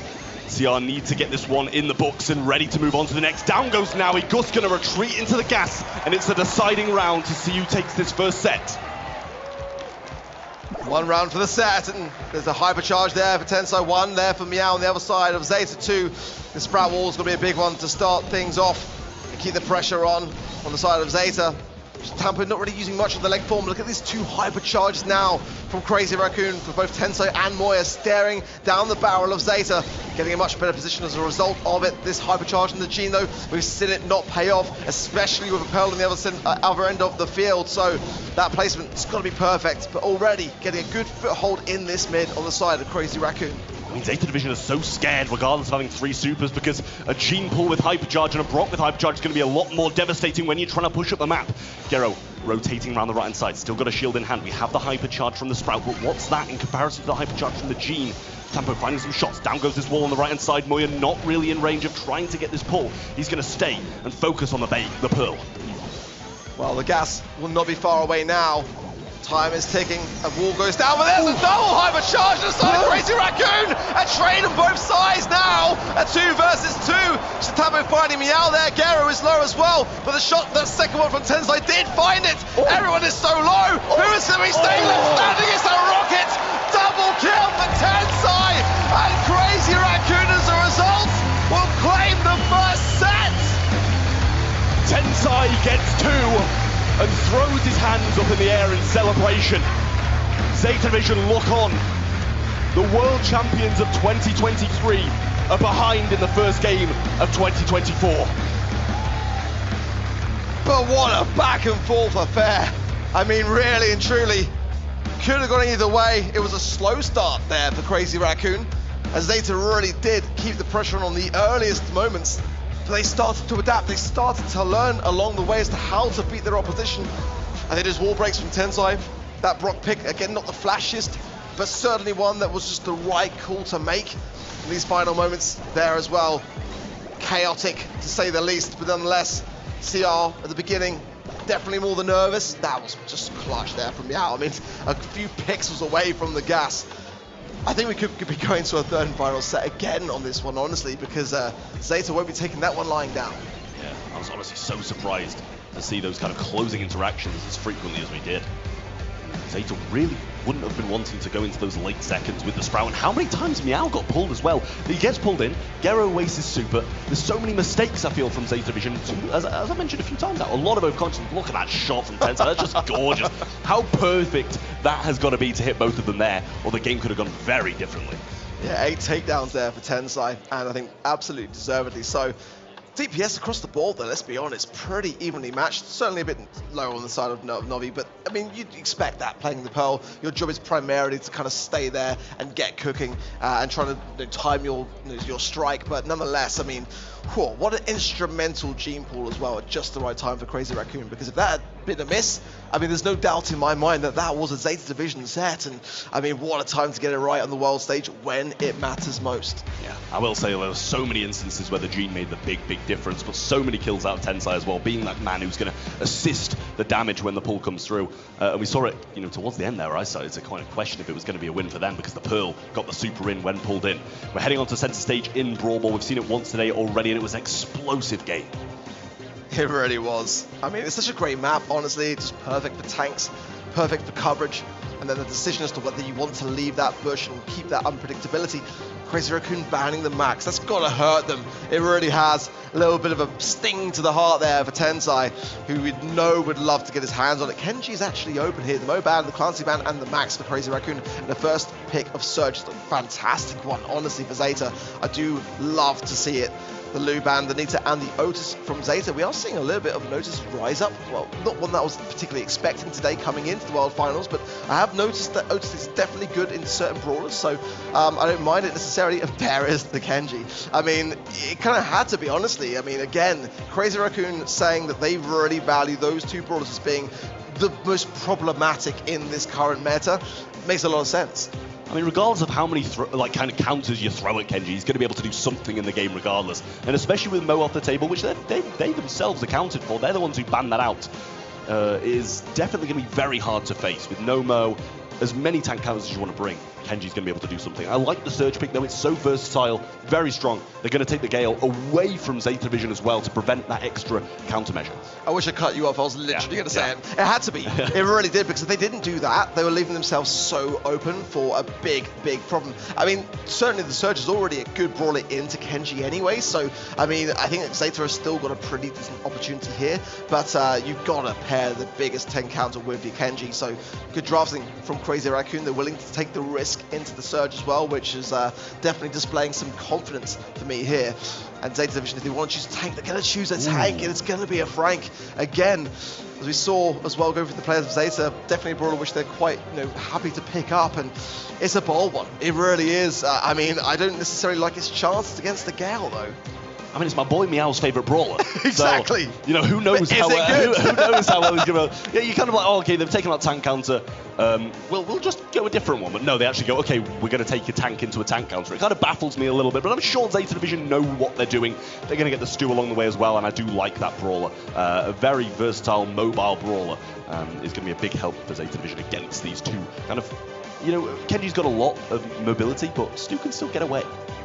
I feel like this could be a very quick set in favor of Zeta. If they get this right, this Frank is either going to absolutely pop off and just destroy the defense and the bush along with it, or it's going to be a bit of a sort of waste of space, and I say that now the Primo coming in as well. It's going to provide an even tougher time for the Frank to really get the value that he's trying to bring to the table. I mean, the Stu can dance around the Primo. I mean, this is going to be a very aggressive set nonetheless, and that is what I'm excited for, Trav. It's what I signed up for. Exactly. In the 2024 World Finals of Brawl Stars. Really exciting matchup here. Surge going to be doing a lot against these tanks, getting so many levels, but it's just a question of whether or not Crazy Raccoon are going to be able to force the ball in the net early enough for the Surge to not make the big difference if it gets to overtime.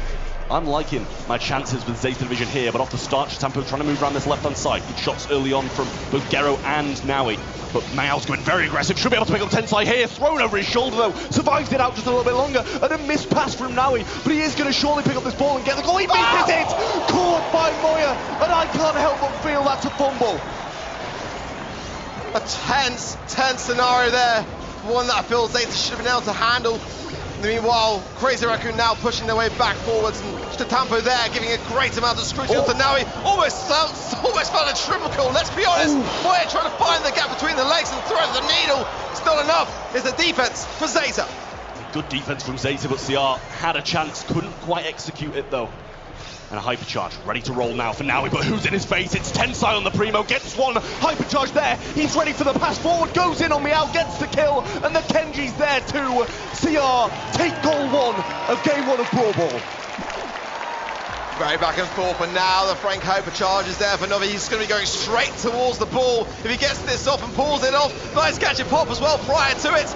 In the meanwhile, though, Tampo going on the aggressive, gets taken care of finally by Meow, and it's just Moye. But to be fair, of the one of the three brawlers to have on the side of Crazy Raccoon still standing, you want your Gale for defense. Yeah, great pushback there from Moye on the left-hand side, throws him straight into the hands of Tensai, who got a bit of supercharge along the way from it as well. Going to be able to meet Naui in open combat, get wasted, super two. Kenji on the right-hand side, surely a little 1-2 and a goal for Meow. Oh no, he saved it, but they still force it in. Crazy Raccoon going to match point.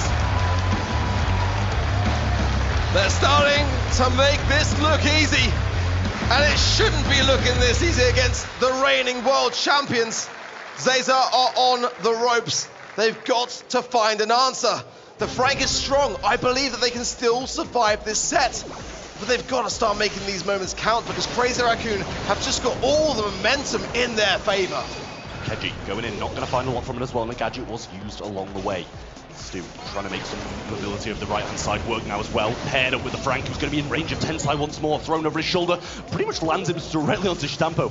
But luckily, able to survive for the side of Zeta Division. Using a super now. Moye in a tough position. We're going to see the tornado come down, but not going to be able to get a lot from it. Kenji actually slicing and dicing, but Meow will land straight on him and get the tree. Tensai gets a super along the way here. Might want to go for the goal. Chooses to turn back and think better. Gero's just going to tickle him. Let's be honest, you've got to have Novi there in full force. Jumping in now then is Tensai, cycling beautifully and staying alive, most importantly, as now Moye clears out the scraps. It's just Gero trying to buy some time, but in the meanwhile, he's got to get the ball clear, but he sends it straight back. Tensai wants the super here. He knows he can score if he gets it. Moya's going to miss the super. What a bait from Gero. Little bait and switch in there, but Stampo dashing side to side, evading a few shots from Naui. Nice stuff from CR. 3v2 situation. Down goes another. Just the surge remaining, and it's not enough as Tensai slides it in. 1 minute 20 away from a win. Zeta need a goal right now. Hypercharge there for Nomi, and it should be enough time for Peter to get it off. Tensai into the sky and jumps over the top of it. This forward's going to be forced forwards. A great swim from Moya, just 40 HP. Zeta have got to get this ball in the goal, and they do! Just Zeta hold on. Super available from Tensai, but 3 on the side of Zeta Division. They're looking for a quick goal to follow up from that one. Meow get that cleared off the line by Gero. Kenji going in, trying to slice and dice, gets one, but now he's still here to defend. Can't get the pass off. Might be a breakaway for Zeta now. They want a chance. Shot's not there, and Tensai will be the one to defend.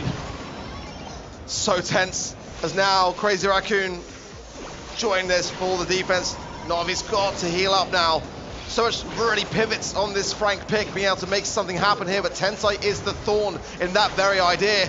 Moya low, Tampo on the right-hand side, low also's got to be a pitch-perfect defense for Zeta here. 3 consecutive smashes, and Tensai's got to think twice. Tensai still lives though, he's got all of them there. A little knockback available from Moya, will use the hypercharge in there as well. Puts it into the hands of Tensai, who will corner the ball. Buy CR a bit of time for some respawns, but Meow wants the ball. He's trying to find it, jump, he gets it! Jump. The knockback's there, Kenji slides in, but the ball comes in. And Zeta Division live to fight another day. The timing with that surge was absolutely perfect. It was a jump then, or it was going to be a defense. Zeta finally now off the mark and starting to look like they could bring things forward. It was looking bleak, so bleak realistically there. As you can see, the Crazy Raccoon was starting to run away with things. It's going to be a tough one.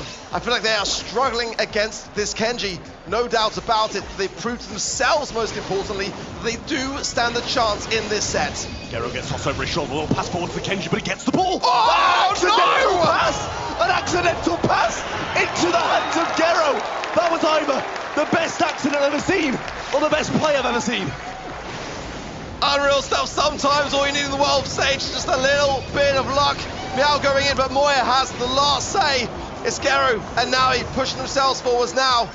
Moya might not be far away from a super here, so they've got to be really cautious to not feed into that very idea here. As now Tensai and Tampo join the mix. CR should be able to defend this one. Yeah, well, a jump from Tensai will secure it, and he does cycle it out as well. Now pinned into this kind of bottom right-hand side corner. Jump goes in, but a jump from Serge will counteract that, and the Stu will be able to run away. Surviving is Meow now, but it's passed over to the left-hand side where Moya awaits. No super in hand, but that will be one. Now the super comes in. Can the pass go through? And he finishes the super in time and denies CR a goal.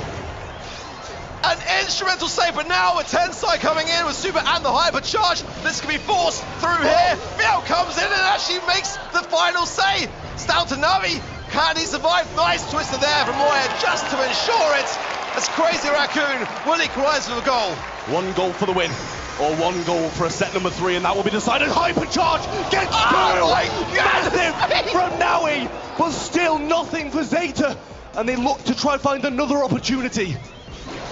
What incredible value, but it's not enough still, as Crazy Raccoon are holding their own and really making Zeta work for this one. It's just Moya. He can gadget on the ball, and he will do just that. Navi will get the stun, but they can't get the ball on the side of Zeta. Yeah, now he's looking for a super now. Can break open all these walls with a single play, but yet to be able to get it to Kenji. Here it is. Moya, there's the super. Can they save it? Slice by Chitampo, who saves CR once again. Now it's them on the attack. Can they find the winner? This is unbelievable, but it is still Crazy Raccoon that are only 1 goal away from taking this series. A perfectly timed jump into the hands of Gero, who should be able to now dash force to get the ball. It's just Tensai, he's got gadget now as well, and that's got to be on the minds of Zeta. Tensai goes for ball, but actually plays it straight into their hands once more instead of it. He gets the pass, and the goal's there from Zeta Division. Provided to them on a plate by CR. They even the score. It's 1-1. We are going all the way. What a pleasure to watch these 2 teams dance. Deservedly so for Zeta, a little bit of luck sprinkled in, but sometimes you need that to get back in the game, and it was not an easy comp to face into, not by a long shot. I was so worried for Nomi, honestly, because that Frank is devastating into a Kenji. You're really struggling to land your shots. To see the plays he was able to establish in that, with that in mind, it was beautiful to watch. Yeah, what a jump from me out there on the defensive portion of the map, and now he did manage to force the ball in the end. Zeta Division doing a great job of holding on when we expected CR to kind of run away with it. They looked so confident.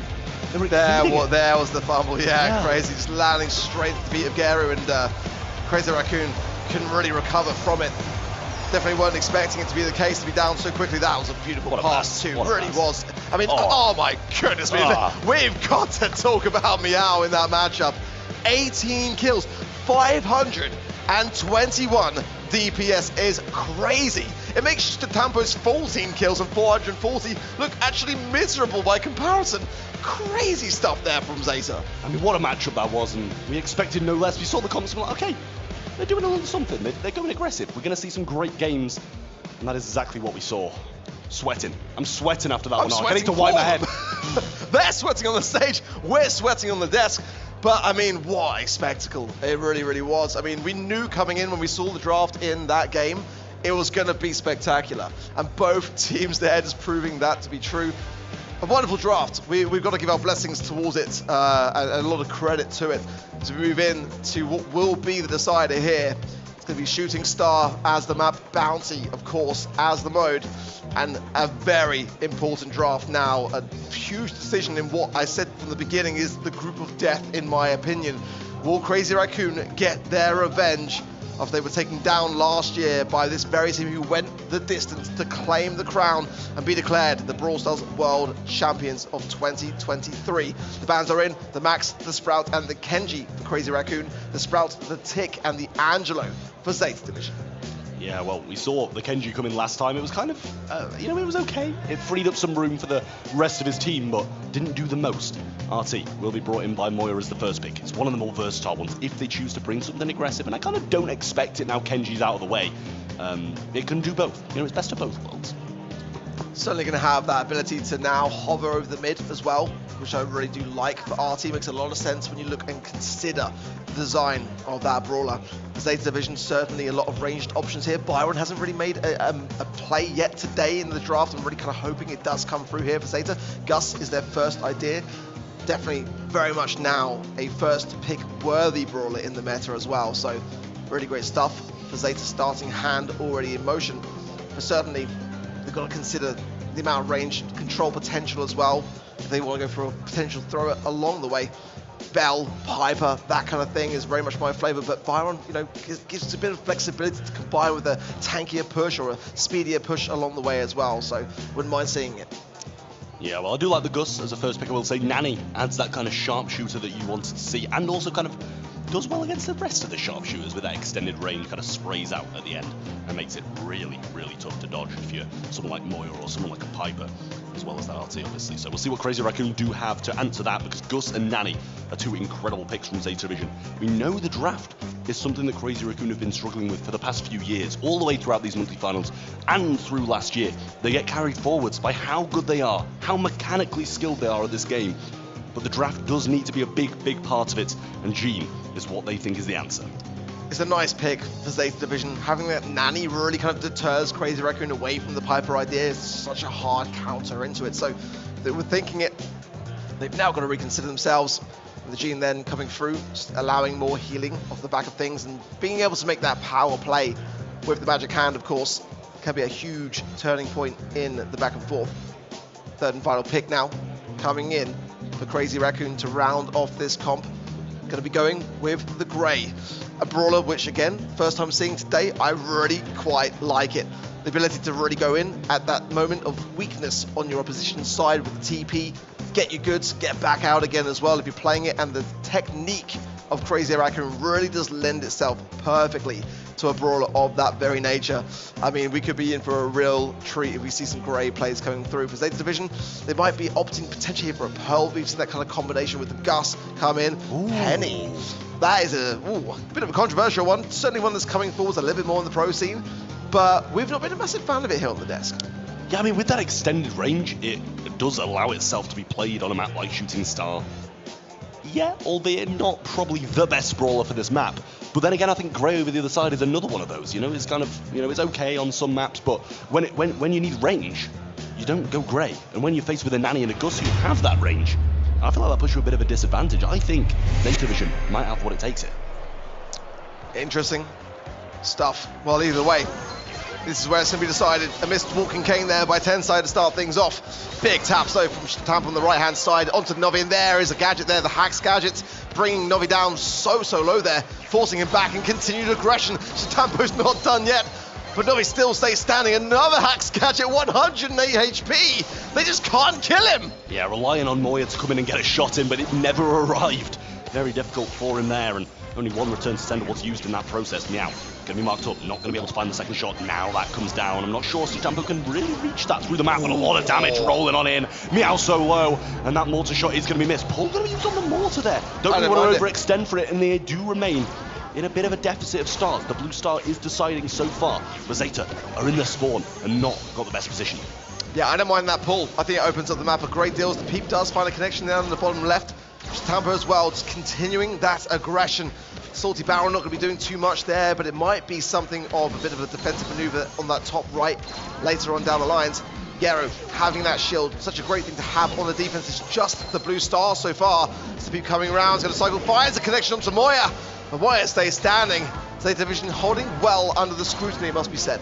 Zeta Vision managing to spring back out, and there's the Kooky Popper that secures the kill, extends the lead to 3, as Crazy Raccoon kind of look up a really big hill here in Bounty. 30 seconds on the clock, Hypercharge ready to roll, going to be used there as well. We've got the shield available from Gus too. Shitampo going to be the target, but he pivots and goes for Tensai, extends it to 5. This is fantastic here for Zeta, who've not missed a step, but there is still time. 15 seconds now for a counter response from Crazy Raccoon. They've got to find 6 stars or get a combination with the blue. Gary pulled in, pops the shield. They're still staying and standing. A TP there from Tensai, but a pull from Moya. They find the blue. Can they get 3 stars on the right-hand side? Novi is so low, but they can't secure it. And Zeta Division stays standing enough to make it a match point. Millimeters away from the win. Crazy Raccoon are now faced with a match point. Zeta Division held strong with the blue star for so much of that game, and in the closing seconds almost flipped right in front of their faces. But now only 2 minutes if they get this blue star between Zeta Division and the win. The adaptation there from Crazy Raccoon to being Oh, tapped into that left-hand side instead of the right. Walking Cane does connect from Tensai, but Meow stays standing. And Zeta do secure that blue star, and that gives them that position of power that we saw in the previous game. Already a Peep coming in, working his way forwards, but not going to find anything but a wall there for Zeta. A bit of a miss now, and Crazy Raccoon know it. They're going to strike now while the iron's hot, as Tampo fires Novi. Yeah, Walking Cane missed over the left-hand side there, but a pull is available for Moya. Hopefully they don't feed him too much, but Meow might be able to get a mortar in these little kind of close range matchups that he does have a bit of an advantage with the Salty Barrel in. Tampo getting so many good hits, and Moya with a pull can really extend this lead if he hits it. See now, Meow's in a bit of a tight spot on his left-hand side. Peep coming in yet again, but on that top right as well. We see that the low, but Moya misses the pull. That's a terrible time for it. He could have secured that kill if he'd been able to land it. Meanwhile, Crazy Raccoon still have the lead, but definitely a miss onto Geru. Moya should have done better. I felt like he had quite a lot of free roam ability there. Nobody was really pinching him. A couple more tiles forward and the pull would have just hit with a quick click of the auto-aim. But some good shots coming in. Might be able to cycle this one out quite quickly. Gero falls low and has to retreat. Now the mortar is available. And it's an aggressive one, but Walking Cane straight through the wall. And that's a great play from CR. Definitely what you want instead of the magic hand, if you've got it to your advantage. Now Tensai has no more gadgets. Hypercharge coming in now. This is a huge Peep potential connection. Finds Moya there as Zeta continues to keep the pressure on now. Closing in. They are looking for their star. Tensai has the TP, but where will he go? That's the question. Shield handed over from Gero there to Mao. There, Tensai's low and falls as well. Zeta have got the lead now on the retreat. The pull there from Moya here is good. That's the Tampo there for support. There is still time. Will Zeta find a pickup? Hypercharge for CR. The Tampo is low but surviving on. The Peep comes in. Crazy Raccoon survive. Double match point up next as CR narrowly survive in the bottom left-hand corner. Beaten down, but don't fall. Standing strong, heading on into this last game. Who will win it? And who will take this first game in the group? Unreal, honestly. I mean, for the second match on the A stream to go the distance, I love it. A missed walking cane though from Tensai. I'm not loving that as much. Already Zeta getting themselves stuck into this mid, getting that blue star again for the third time running. And now running back to their spawn, marked up there. There's Novi there from that RT connection. We did see Moye getting that magic hand, connected most importantly. No more time for misses now. This is the final game of this series, and whoever wins it will take this in their set, get that early advantage in Group C. Those Tensai and Meow really want their supers, but aren't willing to overextend and take a risk to get them. Stampo finding some great shots, wonderful pinch over, but Tensai can't hit his shots. And the same for Meow. The ability on this left-hand side to juke is just so good. The walking cane's there. The salty barrel wasn't required to tank as he survives and lives to fight another day regardless. So much pressure. 1 minute remaining on the clock. Another peep coming in there for Novi. Stampo's low as well. He's going to be working his way around, gathering more damage. Tensai's knocked back into the arms there of Meow and just about survives.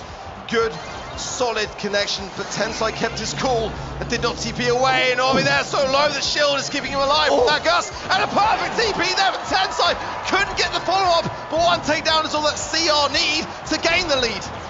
Tensai being the cleanup crew makes this a 1-star win. For Crazy, what a pull! huge! What a pull! And I think the Gus shield was missed in there as well. Huge waste and a big star loss for Zeta Division. 25 seconds for Zeta to claim back a ton of stars. They've got the blue, but they need 3 at least, and that'll be Stampo, Moye, or just Tensai all around. Peep coming in, finds it. Still 6 stars, and the blue with Crazy Raccoon. And Zeta down 1 man. Can't really go for this push. But enough time to do it. 10 seconds there. Vengeful Spirits come out. Return to sender sends it straight back to Moye. But 5 seconds. Will it be done? The pull's going to be missed. Meow surely going to fall. They do nothing but extend the lead. And Crazy Raccoon beat the world champions.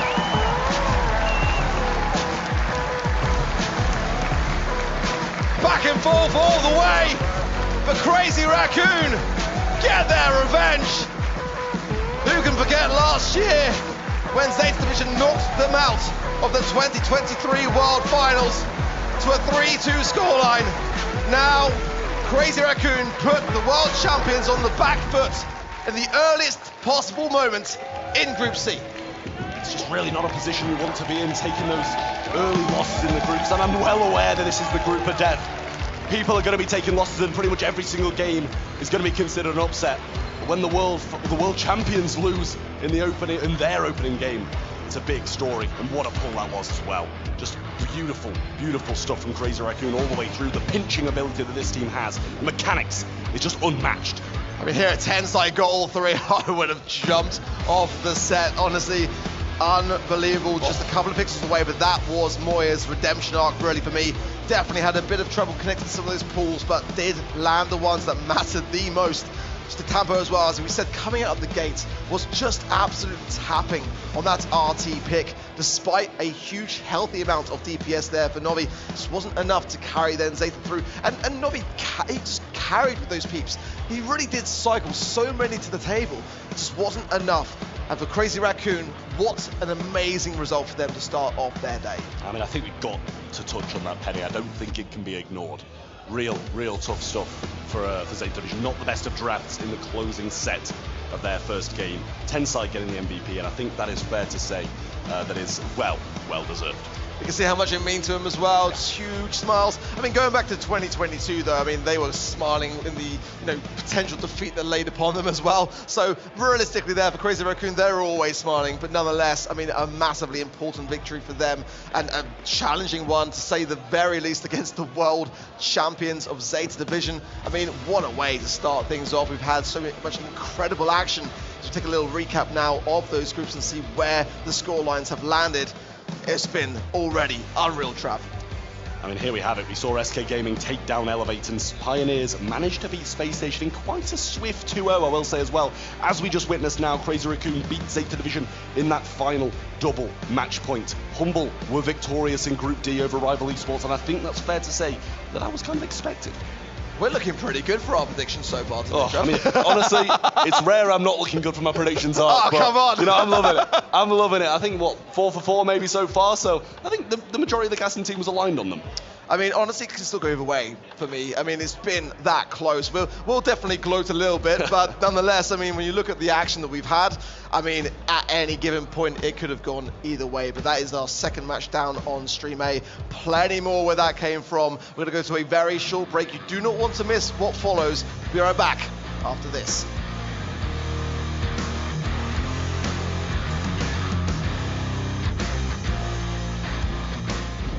The 2024 Brawl Stars World Finals are brought to you by ESL, Monster Energy, and DHL. If your pistol's faulty or your shotgun's jammed, Jess and Pam are always here to lend a hand. If you want to be star, fix your winning rate, Junker Garage will make your brawling great. For weapon repairs, upgrades, or even a hug from Mama Pam.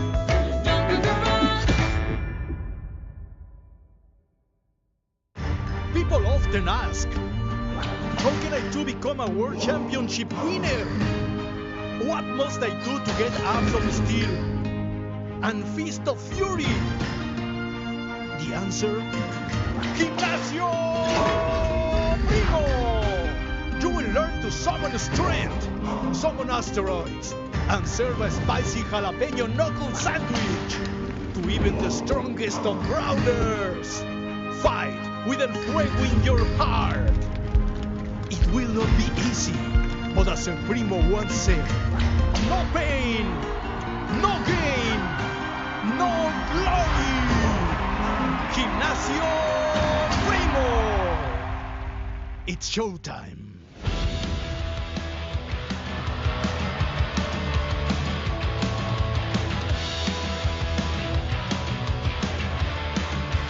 Welcome back to Superfest, and what an incredible opening day to Brawl Stars World Finals we have had so far. Two sensational performances on the main stage from SK Gaming and Crazy Raccoon. We've got to say that if you win your group, it should put you on that smoother ride through into the finals. However, by having the top 12 teams in the world under one roof, anyone can pull out a phenomenal performance out of the bag at any time, and that is why we love it. So we have our next match ready to go on the main stage. So let's introduce your next two teams, kicking things off with a team that when they got on a roll, they are quite unstoppable. And with a new signing at the beginning of the year, have they found their missing ingredient? It's Maru, Mori, and iChaos. They are Reply Totem.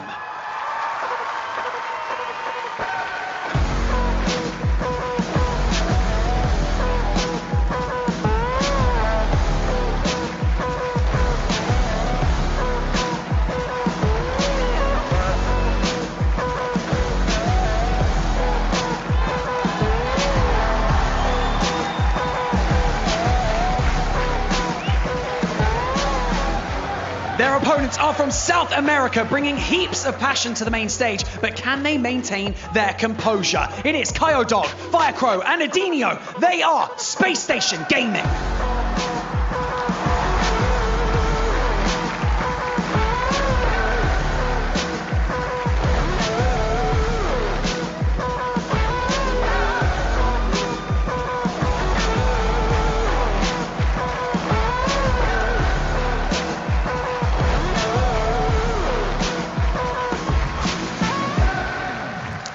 Life or death it is right now for Space Station Gaming, and they face down the Broman Empire. That's right, Reply Totem, of course, with that same core. Maru, this time alongside veteran iChaos, are looking to make a deep run as a number 6 seed from EMEA. They blitzed through that LCQ to be here. The thing is, they had literally the worst run of any team at World Finals through the regular season this year.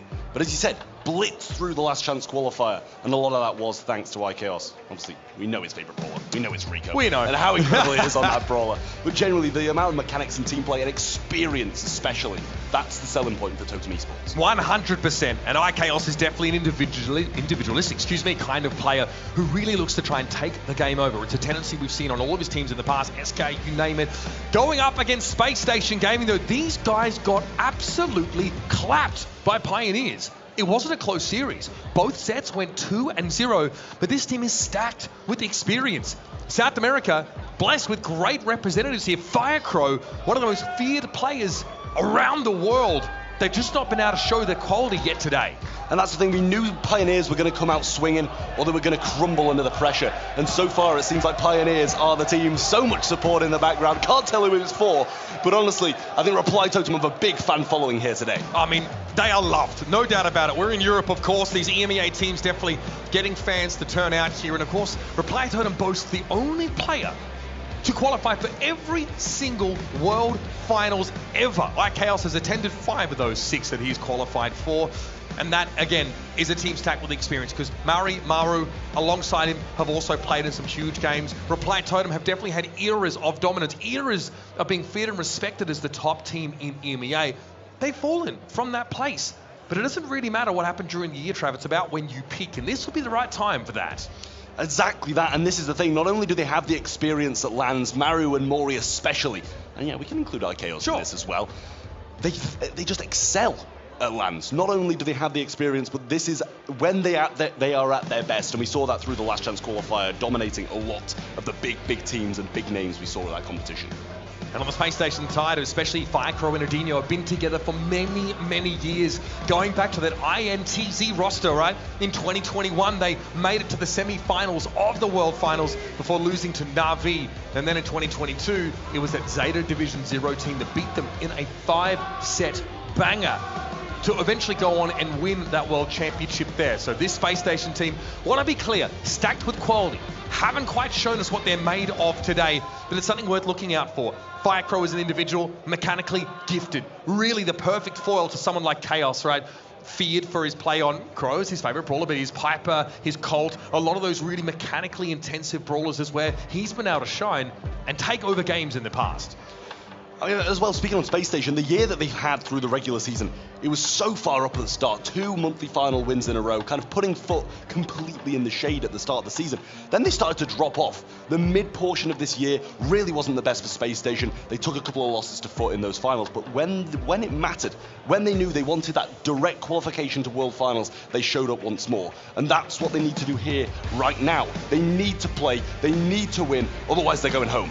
And they are the only team here that have won 3 monthly finals in their home region. And in fact, they competed in every grand final of every monthly final. Space Station, over the course of the year, have demonstrated, the highest level of consistency of any other team in the world. Now, that South American region, you could argue, a little bit less deep than some of the others, where we have the 6th seed here from EMEA and Reply Totem turning up and making it to Worlds. But it would be such a shame to have, honestly, see consistency, great results month in, month out in their home region, and come here to fall after really only getting to show on the B stream, of course, losing both those sets. They've got to make an impact here. It is do or die for Space Station Gaming, and the Broman Empire is rising up to stand in their way. Wow. I mean, I don't think many people expected Space Station to be predicted over Reply Totem, especially after their initial showing over on the B stream, getting absolutely ripped apart by Pioneers, but we are heading on to Safe Zone in Heist. The bans from Reply Totem, well, let's get to that first. Angelo being the first pick, the ability to kind of hover over the water, the range, the super, and the amount of damage you can rain down on the Safe when using that super is unmatched. The bans from Reply Totem, there were the Kenji, there were the Daryl, and the Penny off the map as well. Chuck, Colette, and Mo taken away by Space Station. Makes perfect sense. When Kenji and Mo would be the subject of bans, and getting Chuck out of the way is very important. Colette, on this map especially, can do far too much for free. Cycle that super, hit the safe over and over again. The Bell getting picked up here, it makes sense. Have a nice sharpshooter, decent range, control the middle part of the map. Melody as well is going to give you that all-in potential. And just a great amount of mobility. Space Station can use Adinho on offense or defense equally as easy. Yeah, it's one of those things where, Chuck's off the map. We need to kind of be able to spring up the map whenever we want. We'll take a Melody, and it does a lot of damage as well if you get those notes circling around you and the gadget popped. You've got some good survivability as well up top in the map, or if you need to defend also. We're back over to Reply Totem, though, with their follow-up picks. They're going to need something that's going to be able to defend this Melody when it comes aggressive, because Angelo's just not that brawler. You can't auto-aim in a close range with him and get a lot of damage, and it's going to be Amber as the answer. Again, this is a long straightaway in the middle part of the map. Amber really punishes people walking at you in a straight line. Also can control zones pretty effectively with the threat of that super. 8-bit coming in as well to round out this composition. Great range, very high damage. Of course, being able to use a damage booster here, Maru both can benefit from that hugely. It's a high damage, relatively low mobility composition here from Reply Totem, whereas Space Station still have an option to round things out, and they're going to go with the Colonel Ruffs. It's been a while since I've seen that in competitive, I will say, but over the other side, it's got a bit of a risk of it being done very, very swiftly if 8-Bit gets on the safe with the booster, with the Amber along with it as well, and if the Angelo can get some supers and get those damage on safe, Space Station are going to have an issue. And I think adding on to that as well, Ruffs can't really pull through with sandbags here. Yes, you're going to be able to tank maybe an Angelo shot or two, but he's got 3 gadgets that can shoot through stuff. Amber can burn through those instantly, and 8-Bit's got a bit too much DPS for them to be able to survive. Yeah, it's going to give you windows of invulnerability, I guess, providing you're not facing that Amber down. Murray is more likely to have his mobility gadget active rather than the one that allows him to pierce terrain with those shots, so there is some utility to those sandbags. But frankly, Trav, Adinho is going to have to be aggressive. Space Station are going to need to use that melody to punish these low mobility, longer range, high damage brawlers before they can set up shop and start raining down on the safe. And this is the thing as well, they need the melody to get the damage, not only open up opportunities as well, because Ruffs and Bell aren't going to be adding that much to the safe. Yes, here and there, Bell's going to be able to get a few bouncing shots back and forward if people are circulating it, and the same, against the 8-Bit as well. But Ruffs, throwing a couple low damage shots, it feels a bit weird for me. Obviously, Ruffs shots can bounce off walls. You can make some use of it there. You can push up to pressure the safe down. Excuse me. We're not playing Brawl Ball, gents. See a little bit of warm-up here being undertaken by Space Station. Look, simply put, Space Station are playing for map control here. They really need to make sure they can get up into the middle of the map and be oppressive in order to give themselves a staging ground to start to push up onto the safe, to start to put that damage down. They have some all-in, but only from the melody. And they're going to be outranged a lot of the time against iChaos and Murray, who, again, because he's on Angelo, can kind of be anywhere. You think it's only a small amount of this map that is really covered by water, but it gives Angelo, first of all, a free ticket to get out of his half of the map, so it's really hard to shut him in his defensive half, and also allows him to play an angle on mid that is really annoying for Space Station to deal with, as they ideally want to punish the choke on the map. They want to throw these bell shots in. They want Reply Totem to be grouped up, but Maru does not have to do that. He doesn't have to play with Chaos and Maru. Unless he wants to cause a little bit of damage boost, in which, of course, he can toddle over there and spend some time with the rest of his team. Yeah, well, this is the thing. I think you've hit the nail on the head there in terms of what the teams have to do to be able to win. But Reply Totem, this kind of looming thing of being able to get so much of the safe down in one push. And not only that as well, looking at these compositions, you're kind of like, okay, if Reply Totem get control, they don't need to have it done in one push. They can play the slow game. They can pin their opponents in spawn. And I feel like that's kind of why I'm siding with their composition just that little bit more. I will say Space Station, they've got some big hitters. Bell can do a lot against this slow 8-Bit, and especially when surrounding this turret, going to be able to get a lot of work done. But we're going to need the longevity from Space Station. They need to survive for long periods of time with these rough supply drops if they want to be able to get the job done here. We've had plenty of time to think and talk about the draft here. The Colonel Ruffs for us, I think, is the biggest question mark. Supply drop, of course, can be given over to the Melody, empower her to go a little bit more aggressively. And I think Space Station are in hostile territory somehow, Trav. A lot of Totem fans looming around the crowd today, I will say, making so much noise for the veterans of Moye, Chaos, and Maru. Into the game we go. Safe Zone is going to be the entrance in the first set in this matchup between Space Station and Reply Totem. Already a shot connected for Firecrow, as evidenced by the positive feedback shield on the Bell. Couple of nice taps here, and an S-Take set up, which is going to punish Reply Totem when they want to move forward. Kaya Dog obviously set up to be a right side laner. Can really put pressure down this 8-Bit with those bouncing shots. Now we're starting to see a little bit more of the idea, and it is the sandbags with the Ruff to try and set Firecrow up to be a nuisance in mid. Yeah, the power up there for Firecrow is going to be a big, big help. Gadget going to be used and Firecrow push back. In goes Adinho, Gadget popped as well. Moye falling so low, but eventually cleaned up. But look at this damage. I haven't even been looking at it going down, and it's already at 60%. This is what we talked about, though. Space Station using this comp to control the middle part of the map. Maru, like we said, can break out of his own half, but wants to take that off angle that only Angelo can really assume here. Walked into a nest egg, but isn't punished for it. Adinho comes in yet again, and Moye is down. Oh, this Melody is a problem, Trav. A big problem for Reply Totem that they don't have an answer for. There's the nesting on the right-hand side as well. Will slow Chaos down, but he throws some oil over the right, which is going to have some slowing properties if the Mythic Gear is in use. Goes forward, burns it down. Kydog should fall, and he does. But in Adinho goes, he gets one, but can't find any damage this time. Hypercharge used by Firecrow has his power up in hand as well, dealing so much damage to both the Safe and Maru. And Maru is marked. He can't do anything about it. The Bell Super is a homing ability with that Hypercharge active. So now it's dangerous here to be Angelo in general. Kydog finally taken down by Maru, who's had a tough time trying to navigate this lane and constantly has to run into Adinho. Maru helps out, but he was exposed. He was marked as well, so it's a one-shot kill there for Firecrow. And still Reply Totem have not put a scratch on the SSG Safe. But 45% can be taken off this space station Safe with one push from Mori. Has that super now, going to be able to place it on the right-hand side here, out of harm's way, and try and burn down some damage. But Adinho still has a gadget in hand. He's going to trade out and take a lot of the wind out of Reply Totem sails. Firecrow so low in this defensive position, and still the first signs of damage start to come down from Reply Totem, but nowhere near enough so far. Murray, though, is in a dangerous spot. Very hard to dig out of that position. Maru able to pop the super and get some extra health now. We're down to 10 seconds left in the round. Space Station at 82 still, but they've lost Firecrow. Adinho barely clinging on, and here comes Maru. Here comes the pressure from Reply Totem, and they snatch the round away. Give them an inch, and they'll take a mile. One push is all it takes for Reply Totem. 2 minutes of pain, but 30 seconds of success. And they take the first game against Space Station. Oh man, they had to batten those hatches for so much of the round. Takes so much patience to just deal with that punishment.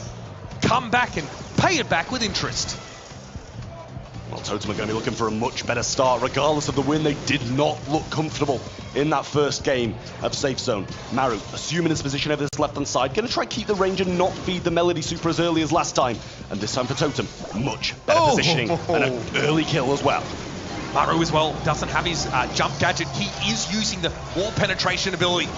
Adinho's going to chase him down. Maru knew his goose was cooked there. Chaos under a lot of pressure as well. 1v3. Gadget won't help him much there. He's trying to preempt a dive from Adinho, who just respects that Amber gadget damage and backs it up.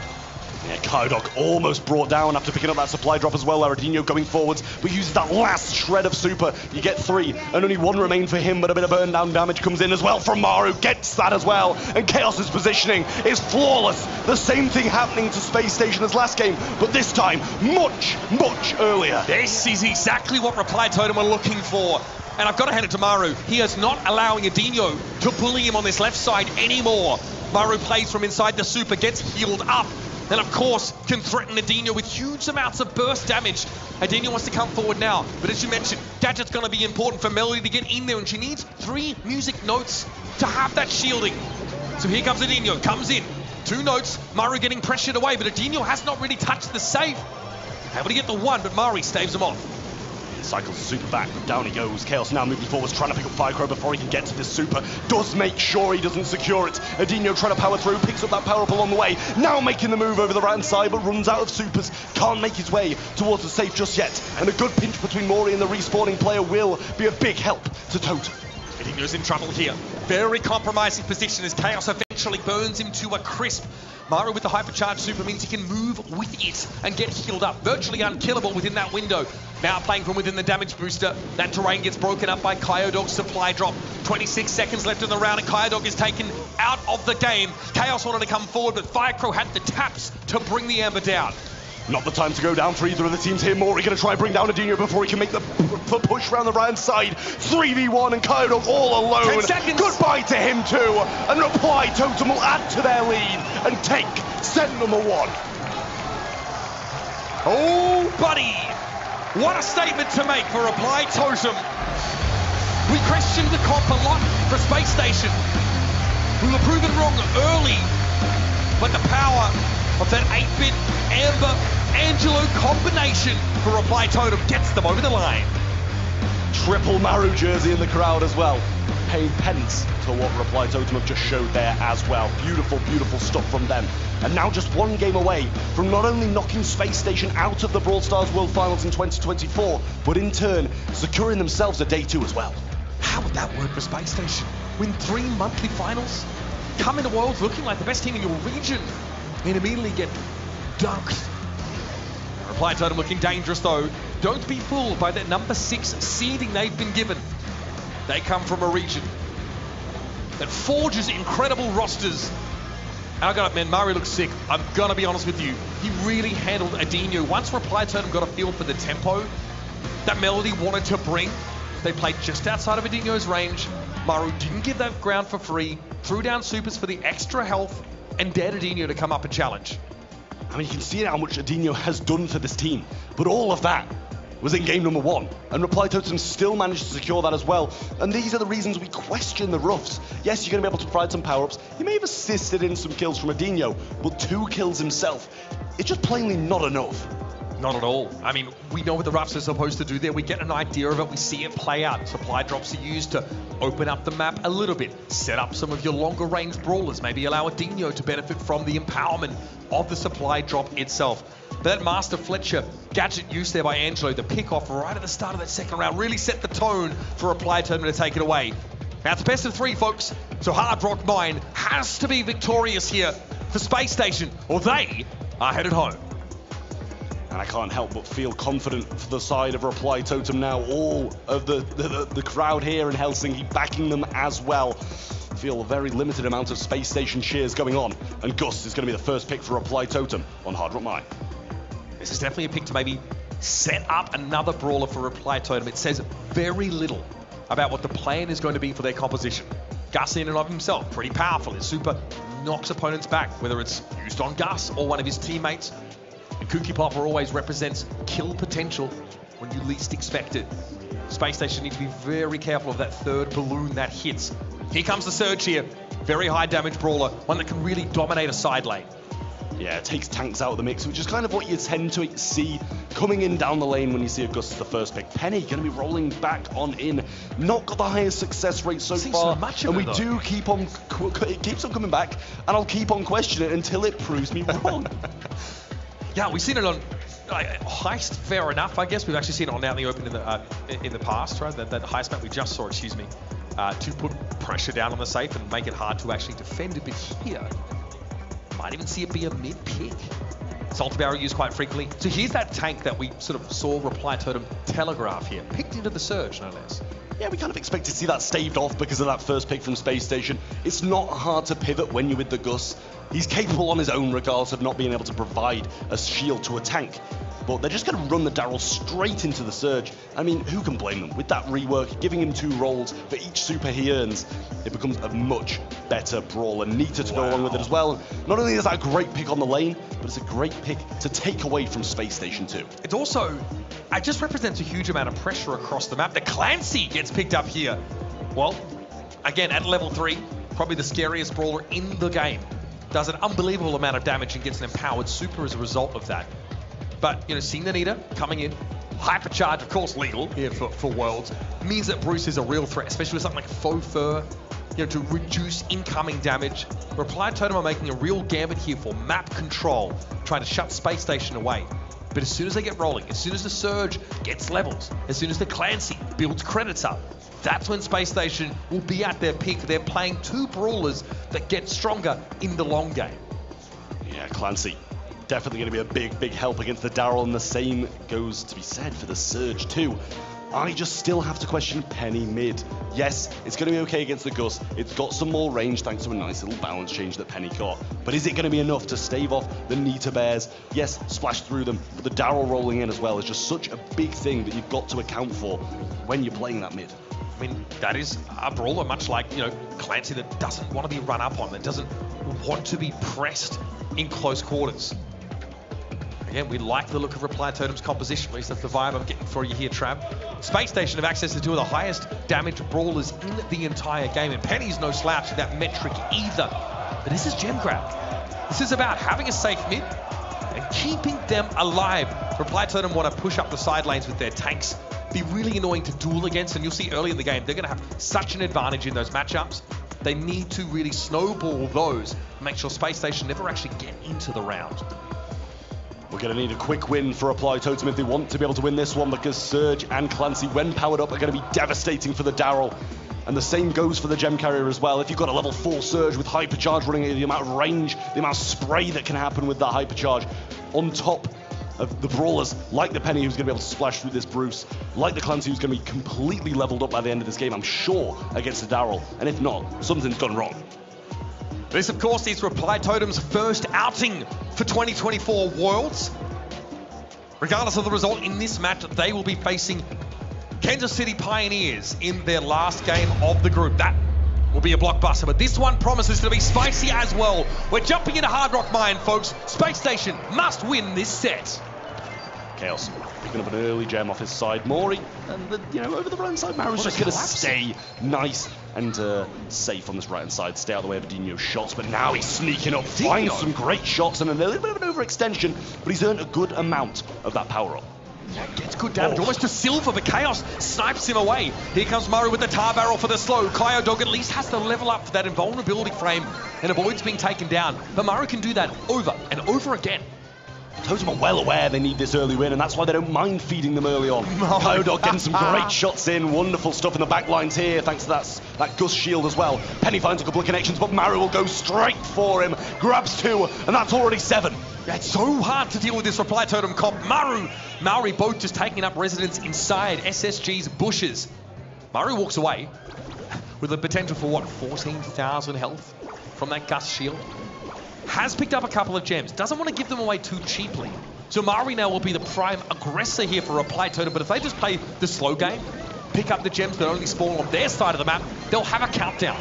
Penny is there, Maru chooses to go a different route, in he goes, Big 5 damage. Crow falls down, 1 from the middle, start it, and Totem dominance continues. And what do you say about that? This is what we said. Reply Totem are going to look to win in the early stages of the game. Kyodog is still level 2. I'm pretty sure Adino is still level 2 as well. They need to both be level 3 to have any impact here. And that was a pretty anemic showing from the South American squad. Reply Totem got this so far on lock. No sign of a space station in Hard Rock Mine, and it's do or die. Lose this game and they go home. Reply Totem will go forwards into day 2 as well. Big game for both these teams. Oh, it's massive. Reply Totem would love a win here, which would mean that they go through pretty much either way. Yeah, that penny damage can be impressive.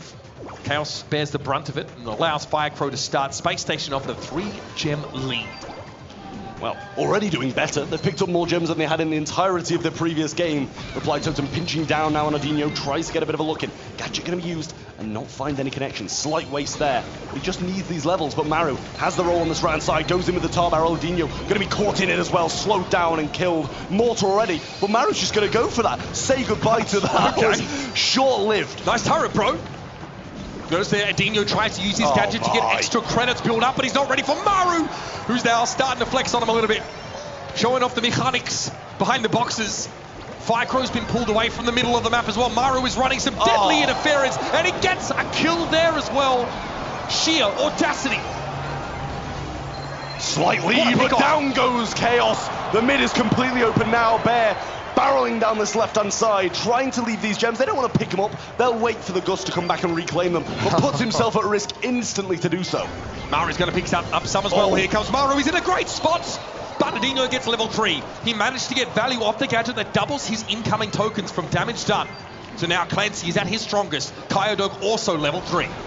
So much power from the space station side right now, and this is what Totem didn't want. They don't want the late game. Maury so low, and with 3 gems in hand, he's got to be careful. There's the pinch. Adino will swoop them straight up, but Maru going in himself. Shield provided, but it's just not going to be enough. Hypercharge is there, and level 5 Kyodog does it all for space station. With 10 seconds left, Reply Totem have got to find hard engage. Maru just getting peppered down. That surge is looking terrifying. Maury wants to step up here now and find Adino, but he carries no gems. That's got to be Maru going in, but there's nothing to be done. Finally, we get to see what Space Station can do. And that's their first game on the board at World Finals here as well. After a clean sweep from Pioneers, they fend off Reply Totem. For now, at least. Still do or die. Will Reply take it? Will Reply Totem take it and go all the way to day 2? Or will Space Station live to fight another day? Again, keep an eye on Adino. He doesn't mind dying early if it means he gets those credits built up. With the use of the gadget, he'll throw it out when he thinks he's going to get into a fight, and he can just dump all of his ammo into one of these tanks. Diacro in the mid portion of the map. Maru catches Kyodog out, but he does Super. get a level 2. Nice super up there from Kyodog. Uses another one, but wastes level 3. Thought he was going to be able to do it, but if anything, a slight misroll from Maru keeps him alive. Yeah, it's funny. I think Maru maybe wasn't looking to line it up that way, so Kyodog back to level 2.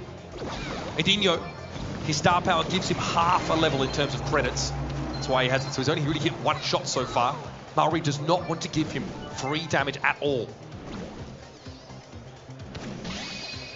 Kyodog, fair enough. Shrugs off that, goes up to level 3 now.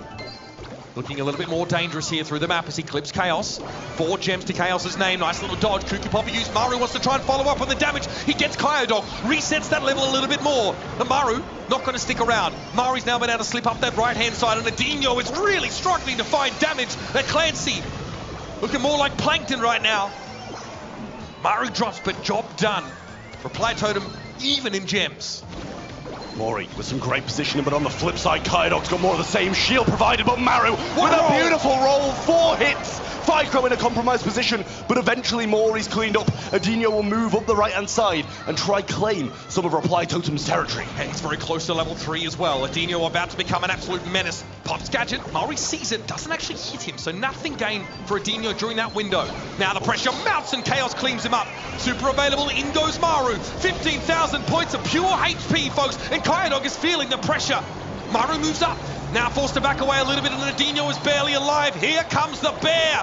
Ficro needs to walk away from it. He knows he's faster, but now he's forced into the corner. Maru comes in. This is dangerous. Another super build up there for the Daryl, but Ficro is still healthy. Oh my goodness. Reply Totem have let it slip. Chaos got picked off in the middle of the map.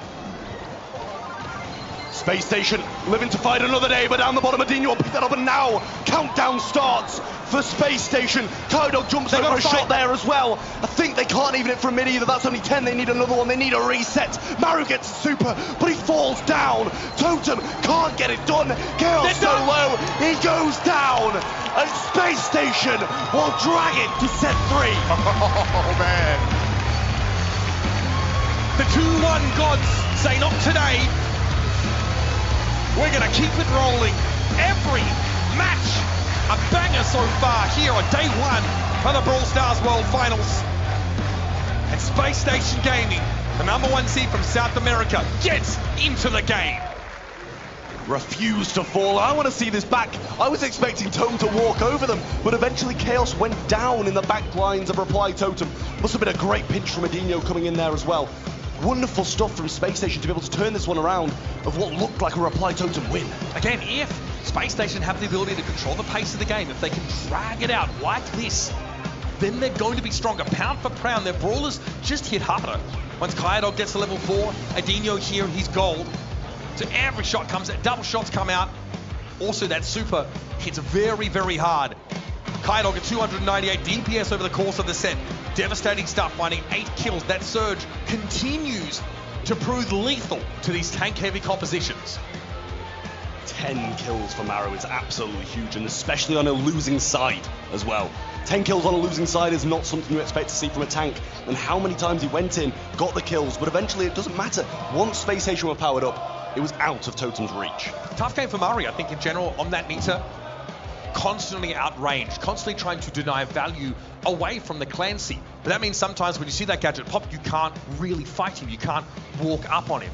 And Dino is able to use those windows, at least if he can't gain credits with that super, at least generate enough threat to keep the Nita, to keep Maori at bay and drag the game out further. Beautifully done for Space Station under immense pressure, facing elimination. They get it together. And now that #6 seed from EMEA starting to feel the pressure.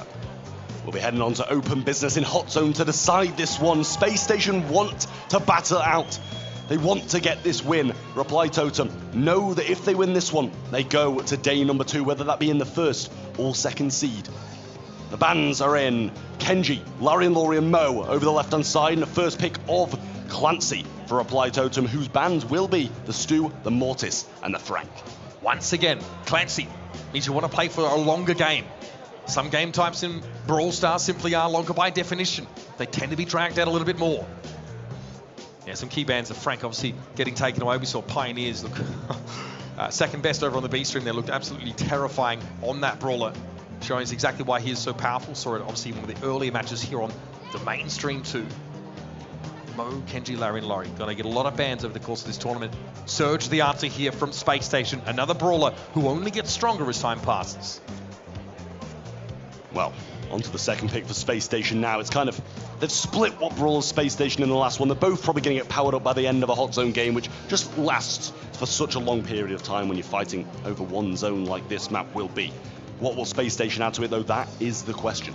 Look, I like the Clancy here. You're going to be fighting. You're taking damage. You're dealing damage. Like, this is really an all-in kind of map. So you will build that up pretty quickly. The kit here, more likely intended to combine with the last pick here for Space Station. But again, if a map like Open Business, you can really close the gap. You know, that cardboard box gadget is very helpful, of course, to get kit within striking distance. And at this level, kit is used far less supportively and far more aggressively to set up one of those stuns on an enemy brawler to blow them up. It's interesting to see here, though. Yeah, I mean, it kind of seems like they're trying to get Reply Totem to overcompensate for a tank or something like that, and then be able to just take a clean third pick and have kit just do its own thing. They're going to go with the Barley, combat the kit on the back of something with a thrower of their own. It's an answer, but Space Station can surely just go quite aggressive at the end of this one. You have sustain if you take the the healing tonic. Throw that gadget down and keep your team healthy, because they have to be on the point. They have to fight on the point itself. And also the way this map is set up, throwers can get quite close while still playing behind those walls and being another nuisance. So expect Chaos to really have a lot of damage being dealt over the course of this set. And again, last call, that super from Barley is pretty straightforward, folks. It covers a large area of the map, does damage over time, and here's the Amber. This is such a no-holds-barred brawl composition here from Reply Totem. They really want to get good AoE coverage with their damage, even the Clancy Super as well. Very effective at covering a wide area. Yeah, I mean, Gus going to be rolling on in then for Space Station's last pick. You know, if you didn't have the Surge, there'd be a big opening for a tank here, but it kind of just seems like Reply Totem going to try stay out of the way, probably move the Barley over to the Surge, prevent those levels being gained. And even when Surge goes down, those levels are going to be reset. But if he can get Clancy all the way up, even death doesn't stop him from being powerful. Homie does not get reset. And it just becomes terrifying. He is probably the strongest brawler in the game, because his super does 26% extra damage when he's at level 3, which is huge, on top of a range increase from level 2. Let's see how this plays out now. Mari again wants to throw down that oil just to get higher reload speeds. And Healing Tonic being used here by Totem. Mari, the one with big pressure earlier. Dino gets in his face. Kaidog also with Gadget Pop. Totem respect it now as that expires. He walks away after taking a tickle. Reply Totem need to get front and center on this point. I mean, Chaos has thrown out gadgets like they're just not limited. He's used so many already. I think that's probably 3. Maybe using that 4th gear gadget. Might have to here. I think it's probably the best option. You don't really care about speed gear so much. You have that shield already here. Here comes Inyo again. Oh, clever. They give the Gus shield to the kid as he dives in.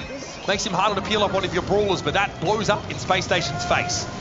Yeah, a lot of control for the side of Reply Totem now, and with this composition, it should be locked down. Barley going to be moving over to Kaidog Chile, who still remains level 1, regardless of all of what we've just seen. He's still level 1. Shield going to be provided to him as well, and he gets some heals along the way. Jump goes in from Adinho. Nice enough cycle it out, and gets another one as well. Reply Totem with just 1 brawler remaining, pushed all the way back to spawn. Maru would like to be level 3 by now. He's getting close, in fairness.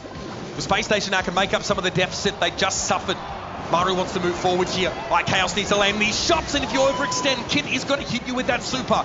And honestly, without that extra player, Reply Totem look much weaker. They need Clancy to be in these fights for long periods of time. But the cycling of the supers here from Adinho is too much. And Kaidog's going to have a level 3 when he levels up as well. Totem need to fight back.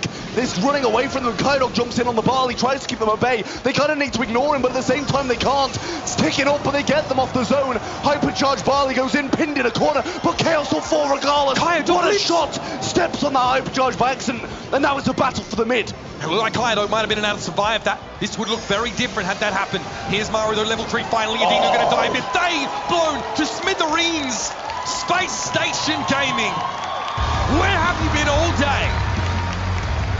All it took to get started was staring defeat in the eyes and saying no. Space Station on match point now. And Reply Totem, who had one for themselves in the previous set, are now in a really tough position. Turns out imminent death can have a very motivating effect, Trav. Who would have thought? Here we go again. Space Station with that first round here. Reply Totem now at risk of seeing this game slip between their fingers.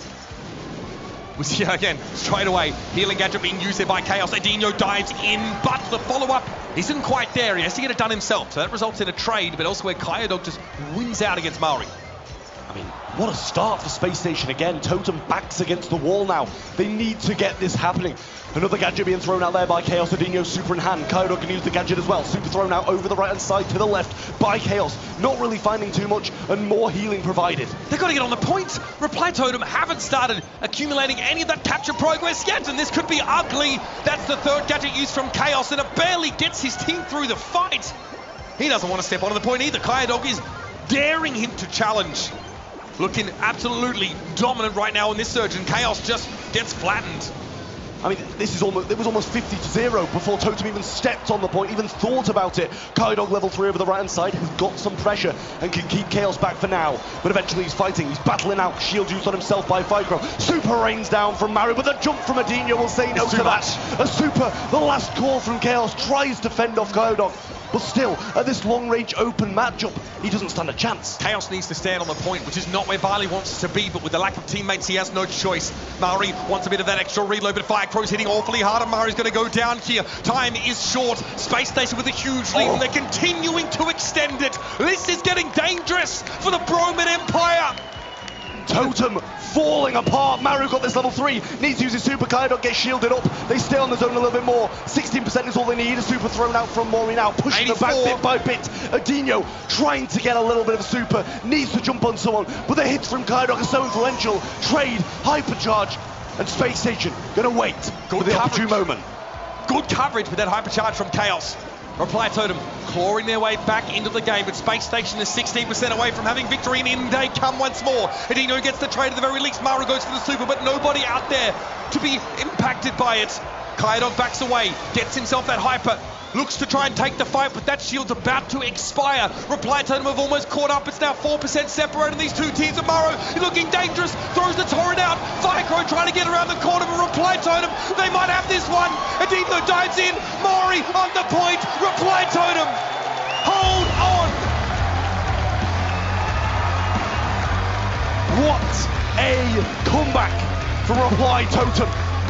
And now it's them who are staring the death in the face, and they've woken up as well. What a double match point we're about to witness. This might have been the most insane day one of any Worlds I've ever seen. Space Station are up for the challenge, but Reply Totem hang on in that second round, and here's the decider. Space Station must win here, or they'll be going home. Reply Totem, a win here puts them into day 2. Super, already available for Adinho, but Kayadog's trying to stay away from Chaos, who's doing so much. Adinho jumps on in, he's gonna go down. Last call comes in as well. Kayadog's so low, and SSG, what started as a perfect set, is slowly slipping away. Maru level 2 now, starting to get a little bit scarier. 38% and counting. Adinho trying to build a super. He's got it available. Another healing tonic thrown down. The dive pulls up short. Adinho misses. And now Reply Totem at 50%. Ficro uses a shield to keep himself alive, but is that the moment to do it? It's running away. 60% lead near enough for Reply Totem. Eventually Chaos will fall, and SSG get a lifeline, some control, and the percentage starts ticking up for them too. Mari pops that gadget. Reload speed coming through. Firecrow goes a little bit low now, but has a super up. Adinho, oh, they can't get it healed up in time. Kayadog going to be the one to get the shield instead. And Chaos steps up. Hypercharge activated there. Kayadog unable to get any extra percentage, and here come the cavalry for Reply. Back in the mid, 30% standing between them and day 2 of the World Finals. Ficro takes a few shots to face, and now level 3. Devastating. Big super for them now. Adinho goes in, might be able to get Mori here, not enough DPS. Kayadog, the last one alive. Can he keep SSG in this? He can't stand him, that's for sure. Chaos able to pick him up there with that super. Ficro comes in, gives himself the shield, but he can't stand on the point. He can't contest. Adinho try as he might. Space Station are sent blasting off again. And the Empire holds strong.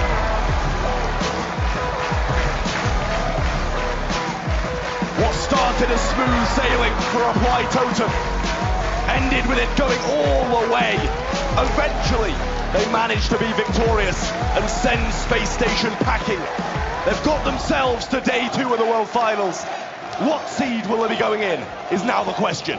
Tell you what, they really needed that wake-up call. Reply Totem, that first round, they were barely in it.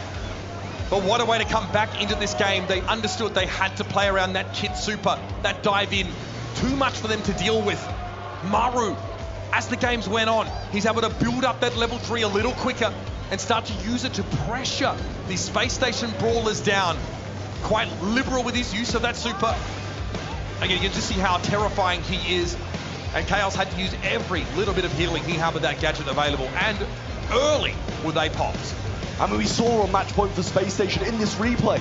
They had a 30% lead. They had a triple kill. They only needed 30% as well. And it still ended up being a Reply Totem win.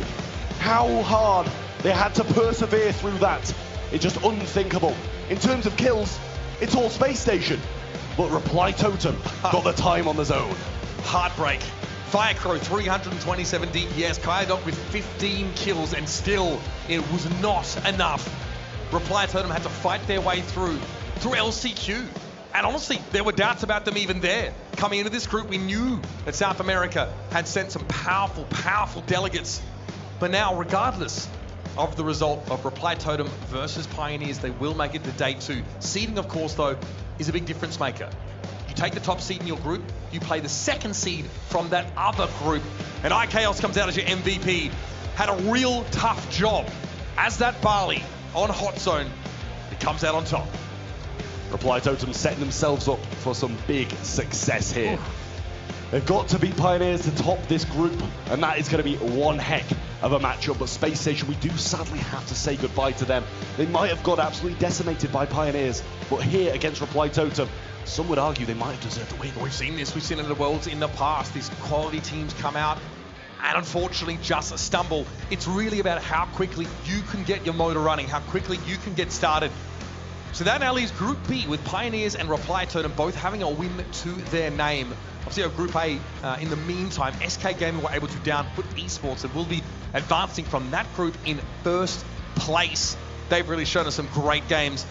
Rival Esports on Humble, we saw how that one went. Humble over on the B stream able to get them, but some insane moments from that game. And well, if you missed Crazy Raccoon versus Zeta Division, I recommend you go back and check it. Every game I feel like we've had here in the main arena has gone to all 3 sets.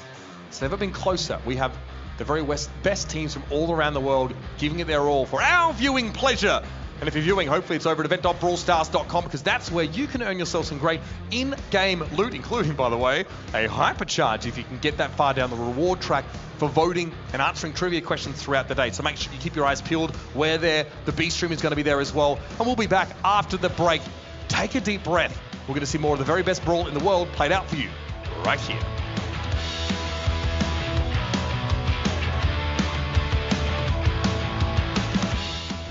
The 2024 Brawl Stars World Finals are brought to you by ESL, Monster Energy, and DHL.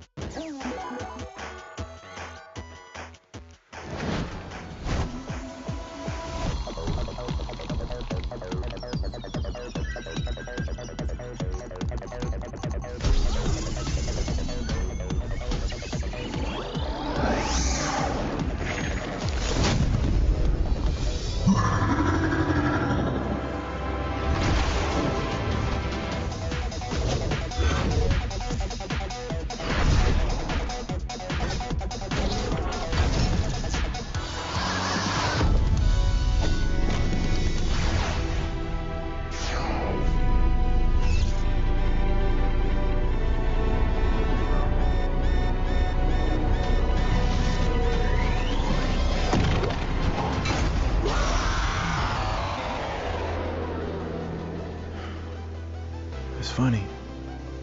They call us heroes. They say everything is back to normal. But they don't know how much we sacrifice to keep it that way. Some things never change. Well, maybe they do.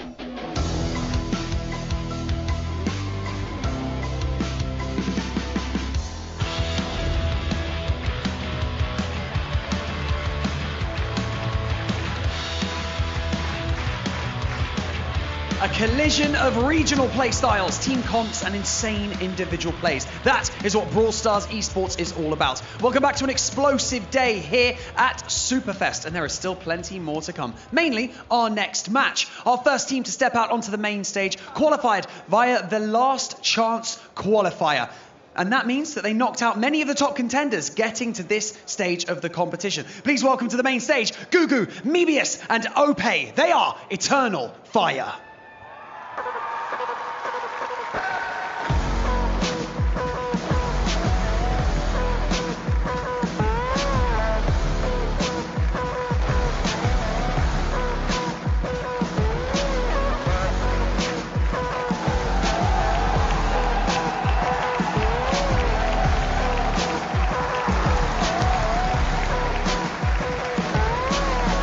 Their opponents are an impressive roster who keep surprising everybody along the way, but let's see if they can continue that trend. It's Semantic, Luki, and Boss. They are Humble.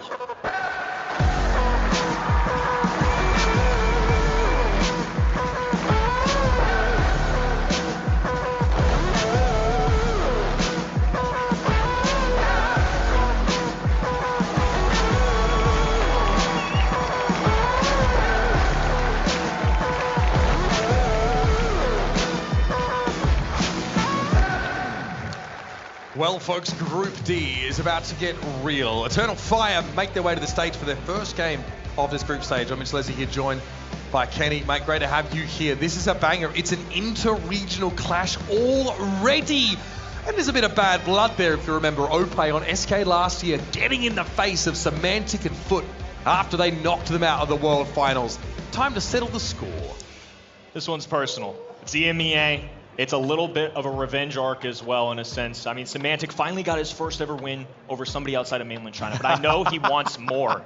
This is just different. On the other end, though, Eternal Fire, Ope knows how to deal with being an underdog.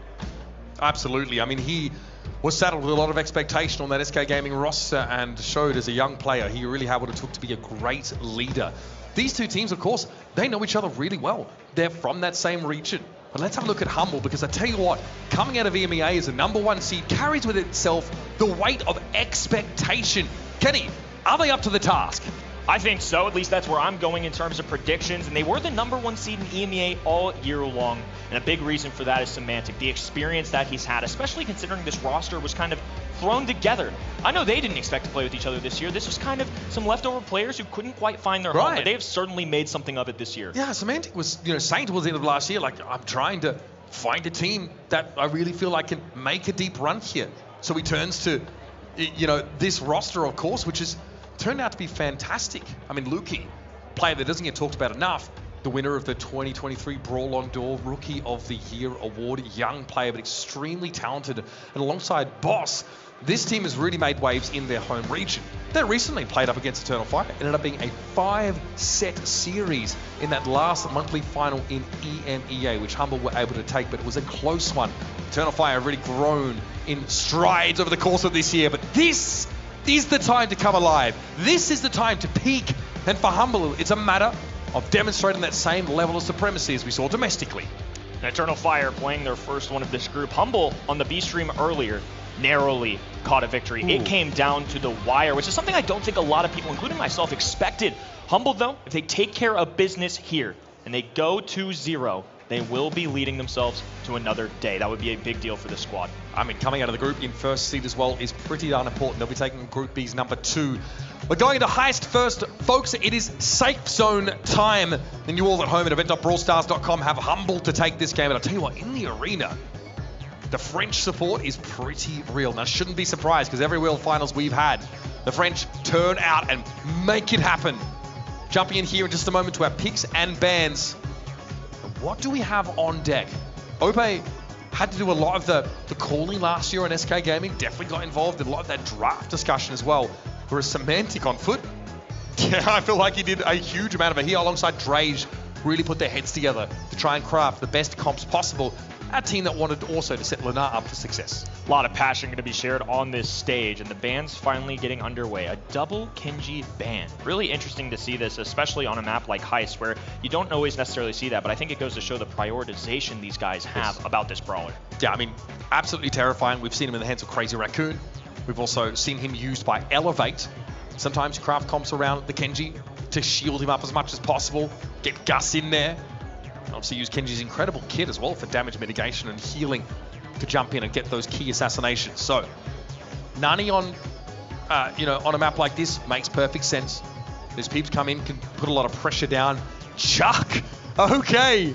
Chuck picked up tier for Humble. They've tipped their hand early in the draft. The old train conductor, and to your point, if you pick this early, you gotta watch out. There are certainly counter opportunities in a draft setting when you go this early. I'm curious if they pair one of those typical counters and just take it away. Bell gonna be the selection here. Stability, long-range brawler. This is a brawler that they also were interested in earlier today in their other match. And she offers you great map control. If you can set up, get forward, and put those nest eggs down, anytime a defender steps up, it's likely curtains for them if they get slowed down. I mean, you can basically auto-aim them at that point and knock them out.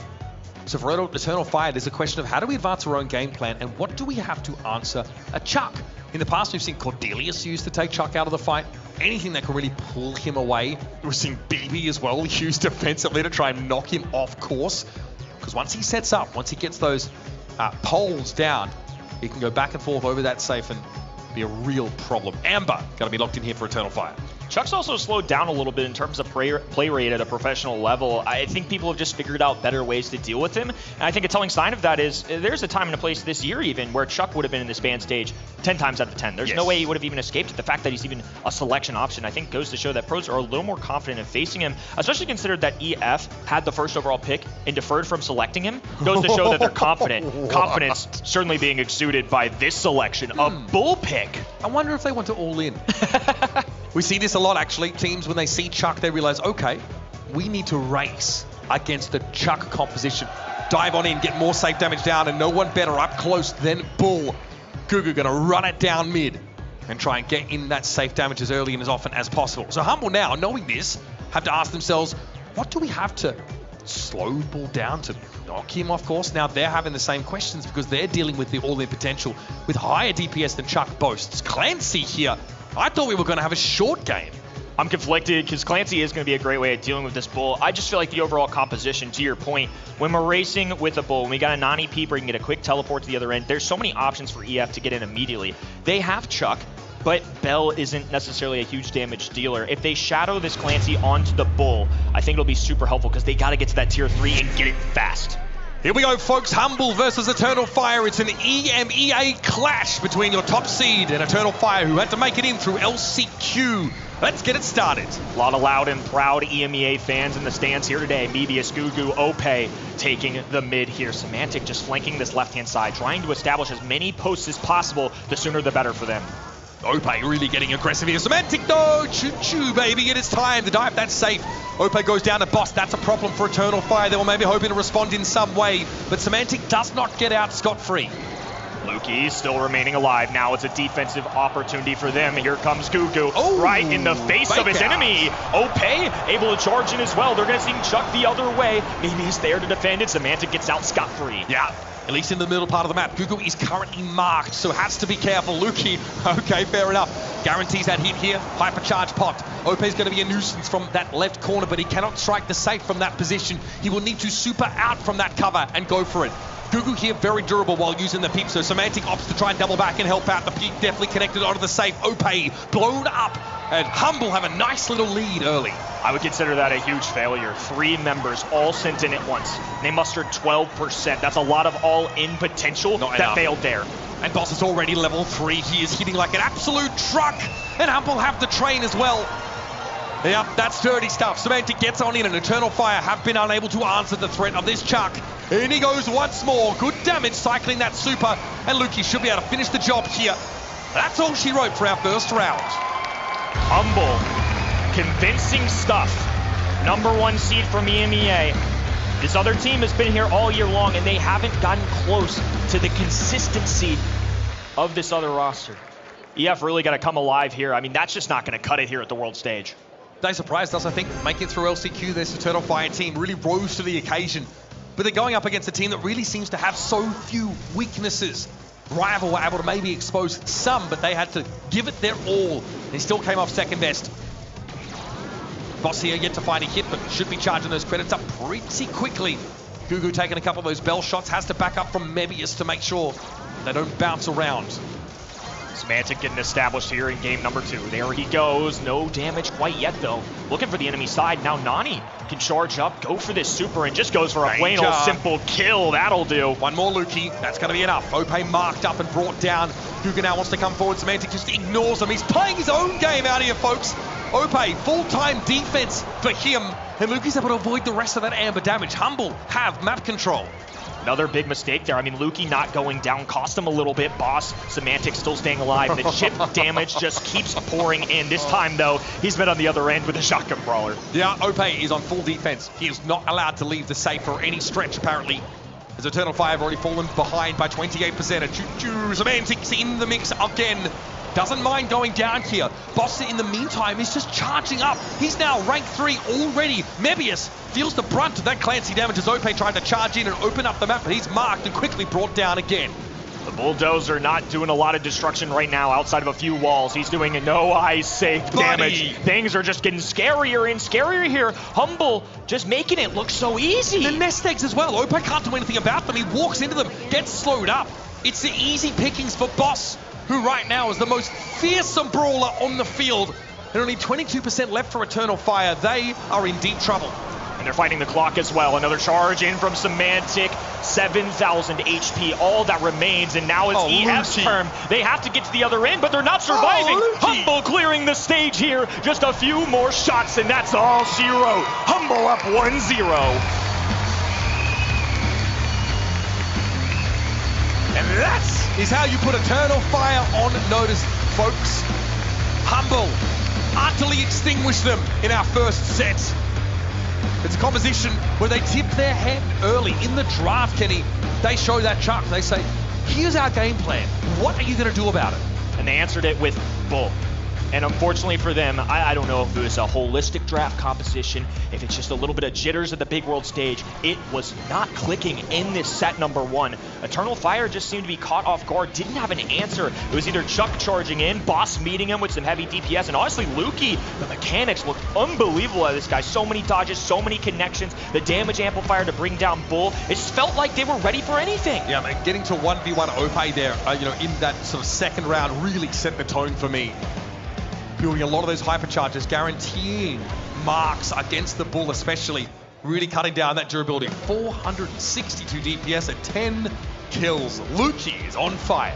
Lukey started the day off pretty cold. He was a little costly for his team in the opening set that they had in their first match of the day, but since then, he has been unreal. A pivotal part of this team's success. And the fact that a Bell has 462 DPS, that's absurd. Insane. For a Bell? Yeah, I mean, the consistency that he's being able to put that damage out, especially given that Eternal Fire aren't grouping up to allow the Bell to get free bounce damage in between them.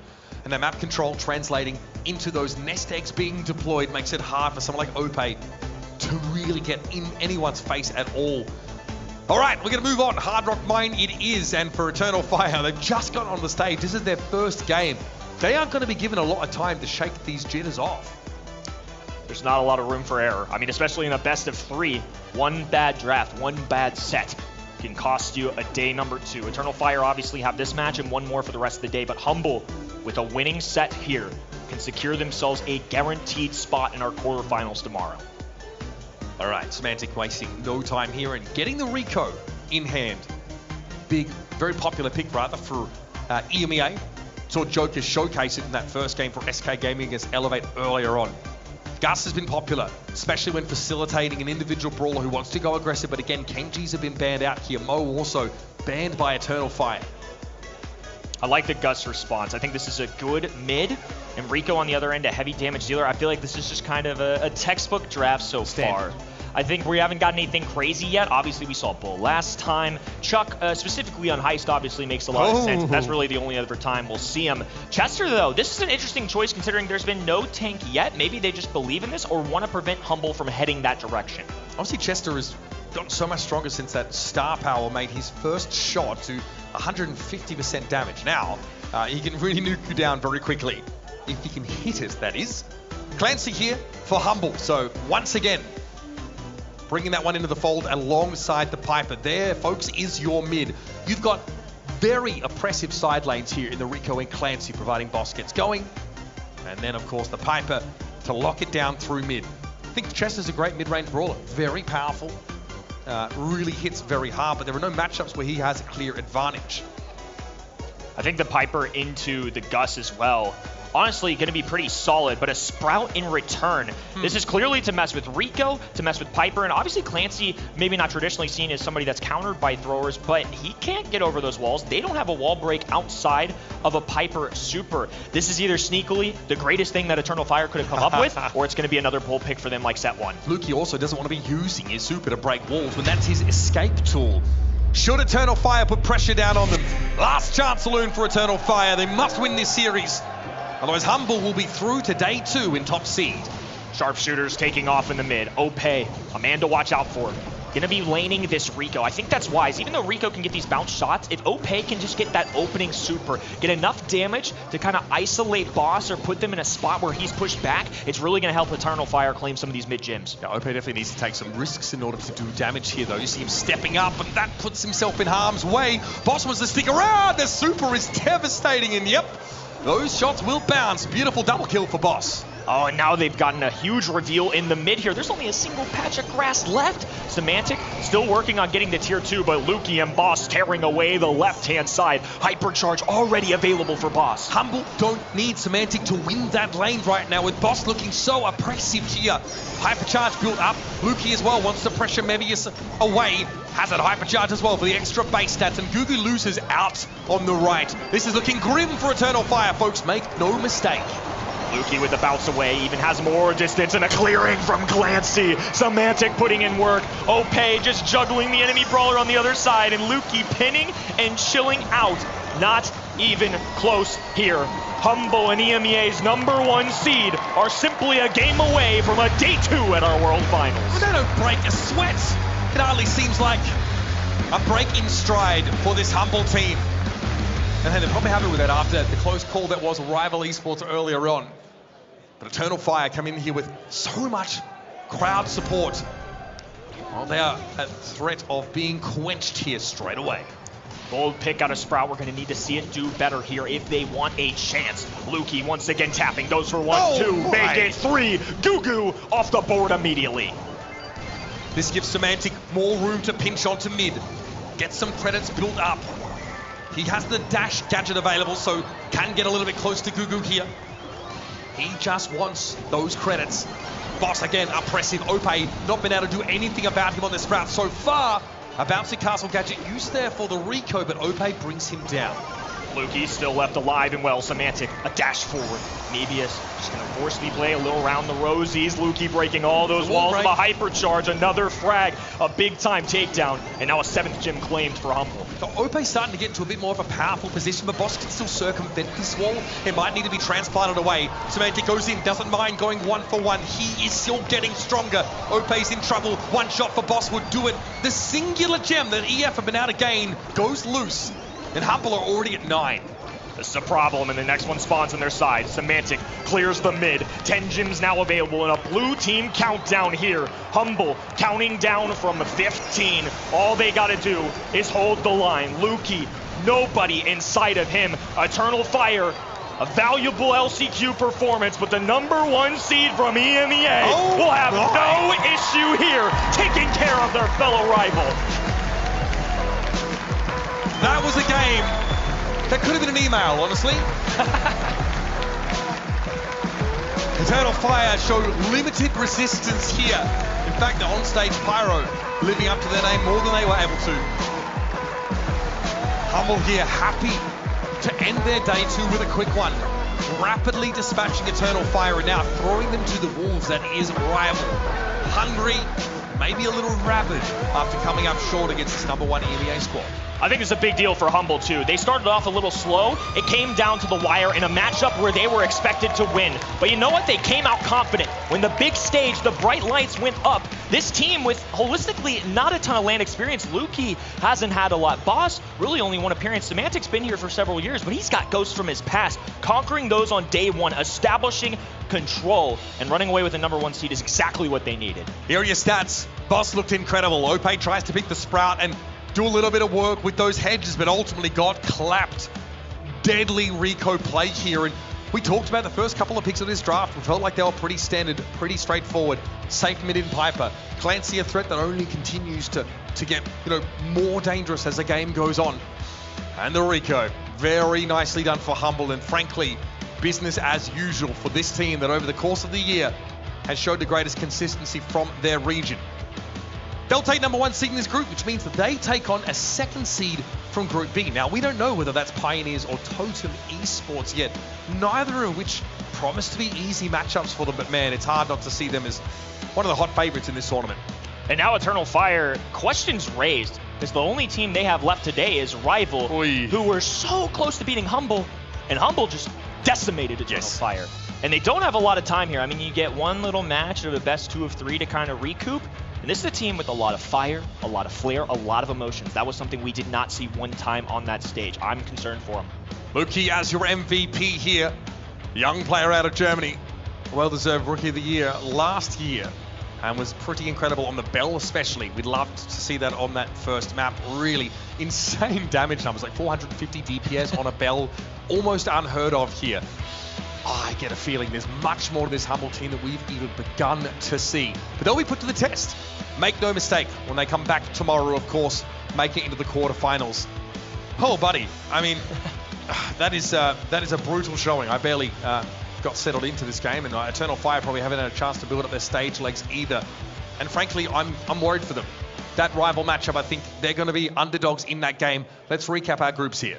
Obviously, Humble, of course, just took their final one of the day. Going to be a 2-0 lead. Now, Rival and Eternal Fire later on will be fighting for the #2 seed. On the other end, Zeta Division at 1-1. That's definitely a scary one there, but they take care of business against LG. SK Gaming, of course, just earlier ago, secured 2-0, and now Elevate and Put Esports. Very shortly from now, we'll have an elimination match. Goodness. SK Gaming comfortably emerging from that group number A. So it's do or die for either Elevate or Foot Esports. That is not a game you want to miss, and make sure you're checking it out on event.brawlstars.com, a place to watch along with us. Watch this stream, the B stream, and earn yourself some great in-game goodies. We'll be back with more action from the 2024 Brawl Stars World Finals live from Superfest after these messages.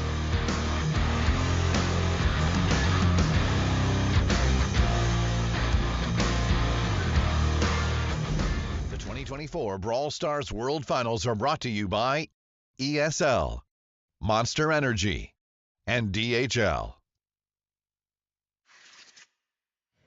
Once upon a brawl, a new evil emerged. A handsome young minstrel who once charmed crowds, now fallen to darkness, his smile but a shroud. A mischievous feline, known for his cute paws, now a master thief, unlocking chests and doors. A healing guitar and a friendly face. Now a flaming skull, kindness gone without a trace. A delicious cookie baker, one of the best. Now a haunted castle, a ghoulish guest. This automaton once served juice. Now with his sword, your head he'll make loose. A night turned into a nightmare. Nani and Peep now only want to stare. A fairy tale ending? No! A scary tale beginning!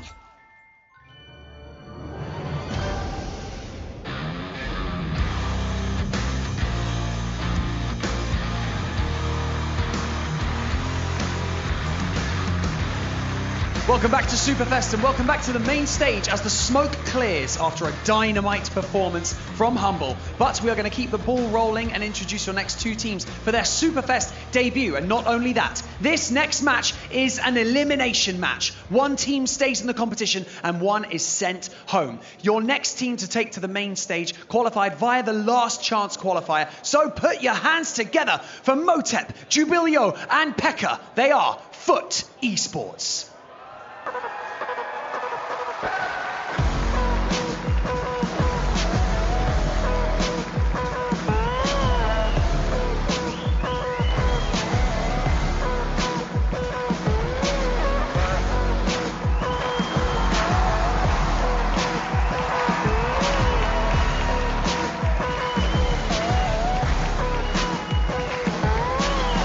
And returning to the main stage to make an impact and remain in the competition, it's Zeus, RBM, and Luffy. They are Elevate.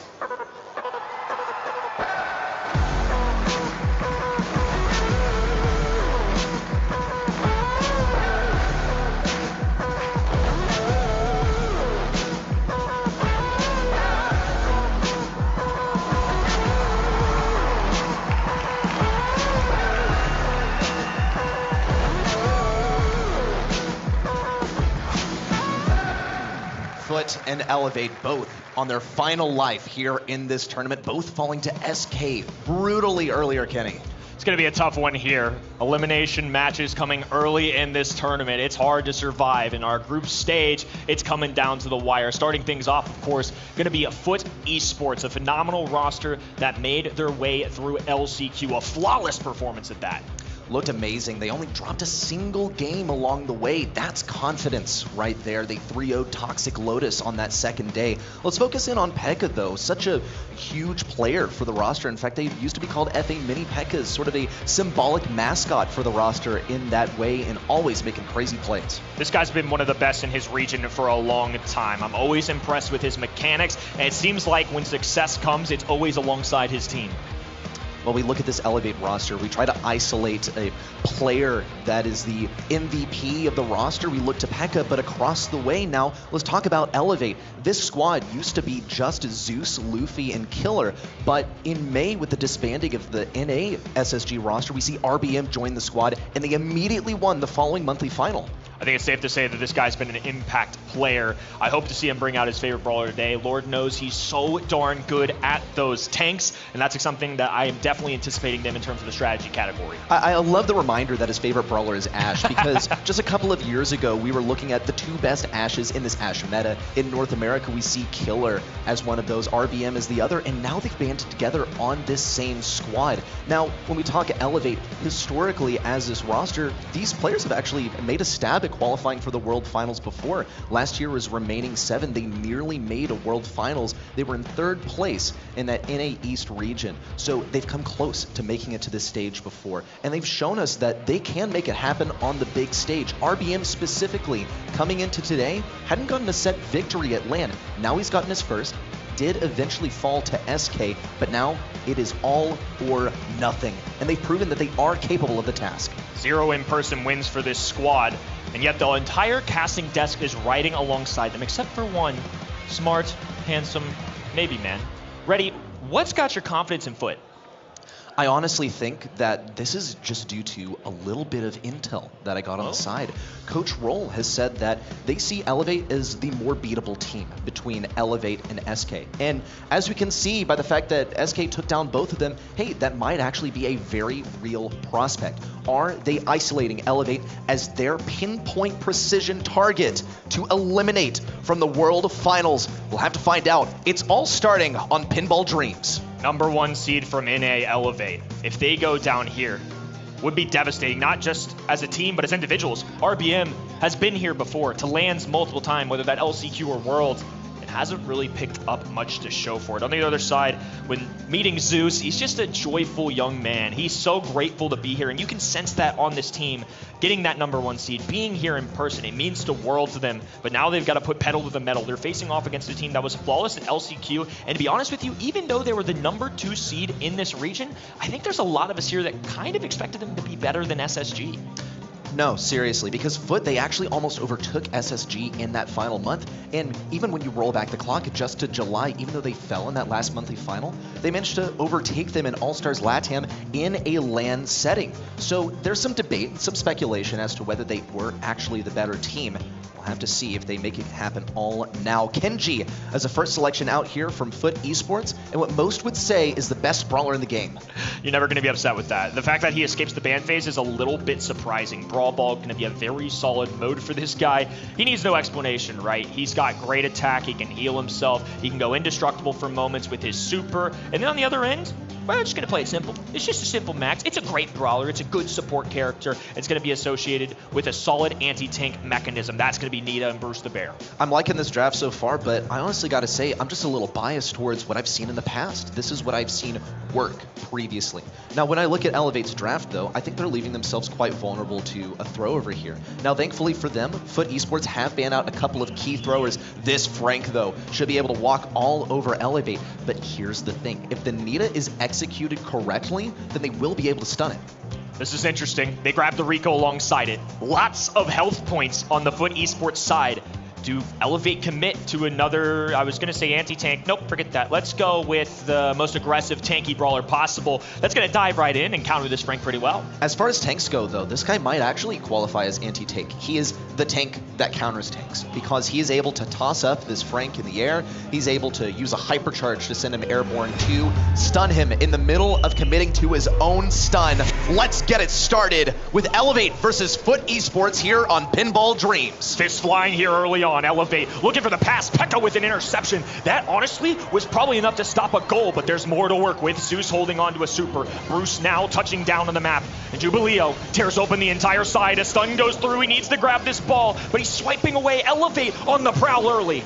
Jubileu on the back right, completely closed in. Luffy needs to escape. He's retrieving the ball, but he knows. Oh no, how did he survive? Still alive on the right side, but only for a moment longer. RBM's fishing for this opportunity to toss this one into the goal. Almost managed to break Motep's ankles, but Fit Esports now look to establish another foothold on this field. Defense successful. Foot with a moment to breathe, but it is just a narrow moment. They're recouping, reestablishing a little bit of positioning, and they have supers to work with. A hypercharge for Frank, probably the most notable. Motep swinging away, piercing shots, and a stun going through. Jubileo looking to walk it through, and the big man punches it in. Foot Esports on the board. But they gotta be careful. RBM's got this super ready to move in versus Jubileu. Luffy now with the speed forward, a pass up to RBM, but he's pulled away by Jubileu's gadget. Elevate now have to revert on this push in, potentially do something versus Pekka. What a shot from Zeus to eliminate that left lane, and now they try to establish some control once again. This ball's pocketed all the way in the back left. Elevate are gonna have to go the distance to score a goal. Lots of health points that they have to get through. Pekka survives. Motep with the long range. Gonna be able to keep up with Zeus very easily. Even though Pekka doesn't connect, they're doing just fine. Foot now have the ball in a defensive stance, but they're all the way across the other end of the map. It's gonna take the full Elevate roster to move here, and RBM with an El Primo jump is just what the doctor ordered. Hypercharge as well out from Jubileu. There's one, not two, as RBM is denied. Pekka takes to the skies. He's still got to defend this ball on the back left. Elevate had the potential to really get this moving, but with Nita so exposed, with these walls so broken open, it's going to be a tall task. 30 seconds to go. Elevate have to find a way on the other side. That's a big miss from the big man. A swipe through to recover for the teammate. A super for Motep. Not enough for a takedown, though. Luffy's got this hypercharge and the super. Gotta make a run for it now. RBM with this super, obviously looking for the back left corner. Attempts at denial from Jubileu and Pekka, and they get the kill. Zeus with a final Nita Bear out, but this one's already in the books. Foot Esports, the guardians of the ball in the back left corner. Get it done. It's game one. SA starting out hot here.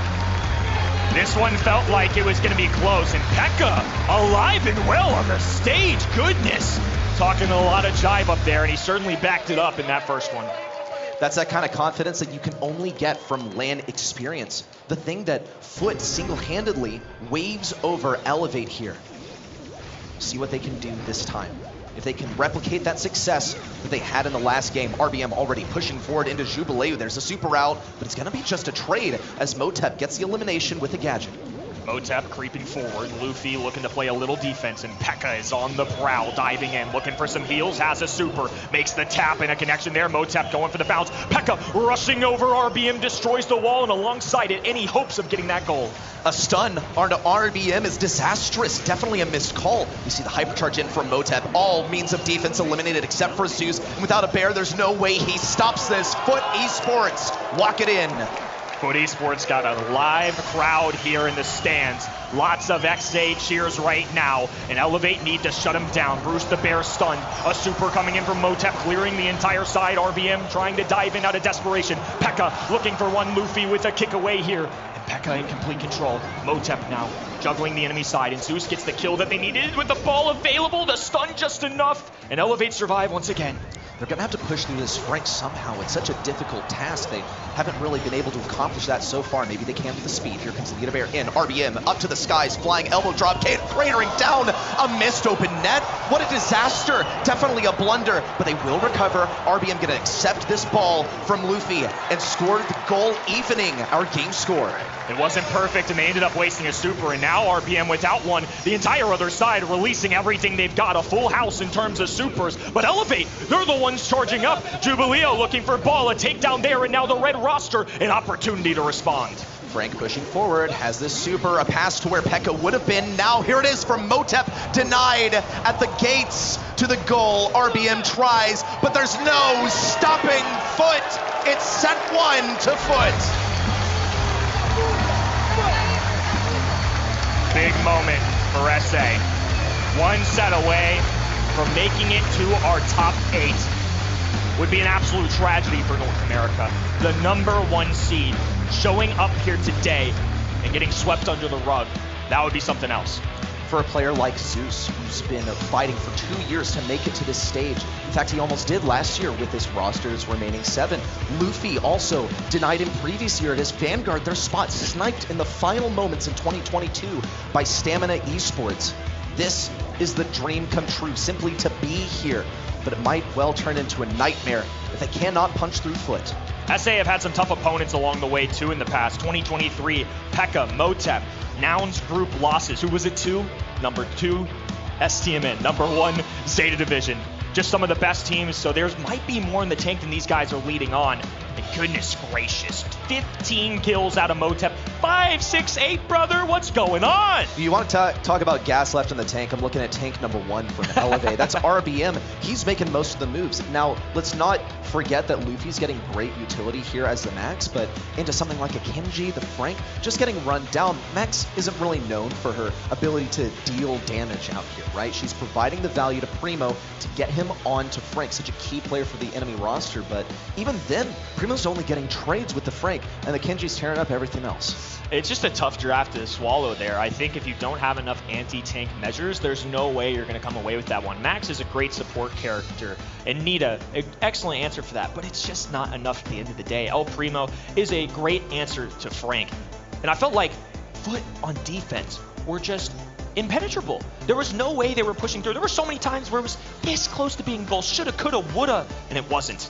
There's potential to see that same dynamic now appear here on Bridge Too Far. However, I think it's going to be quite a big departure from that hyper-aggressive play that we saw there on Pinball Dreams. This is going to be a major enforcement of 3-lane play.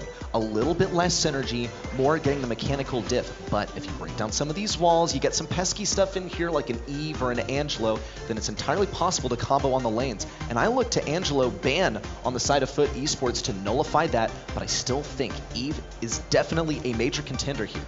Lola going to be the first overall pick. It's one that has high DPS, and this is really kind of the only place that we see her be frequented at a professional level. There's the Eve that you called out. Ready knows ball. It's official. It's a good pick, and I think being able to traverse over water, have the extra spawners as well into those traditional sharpshooters is an excellent combo.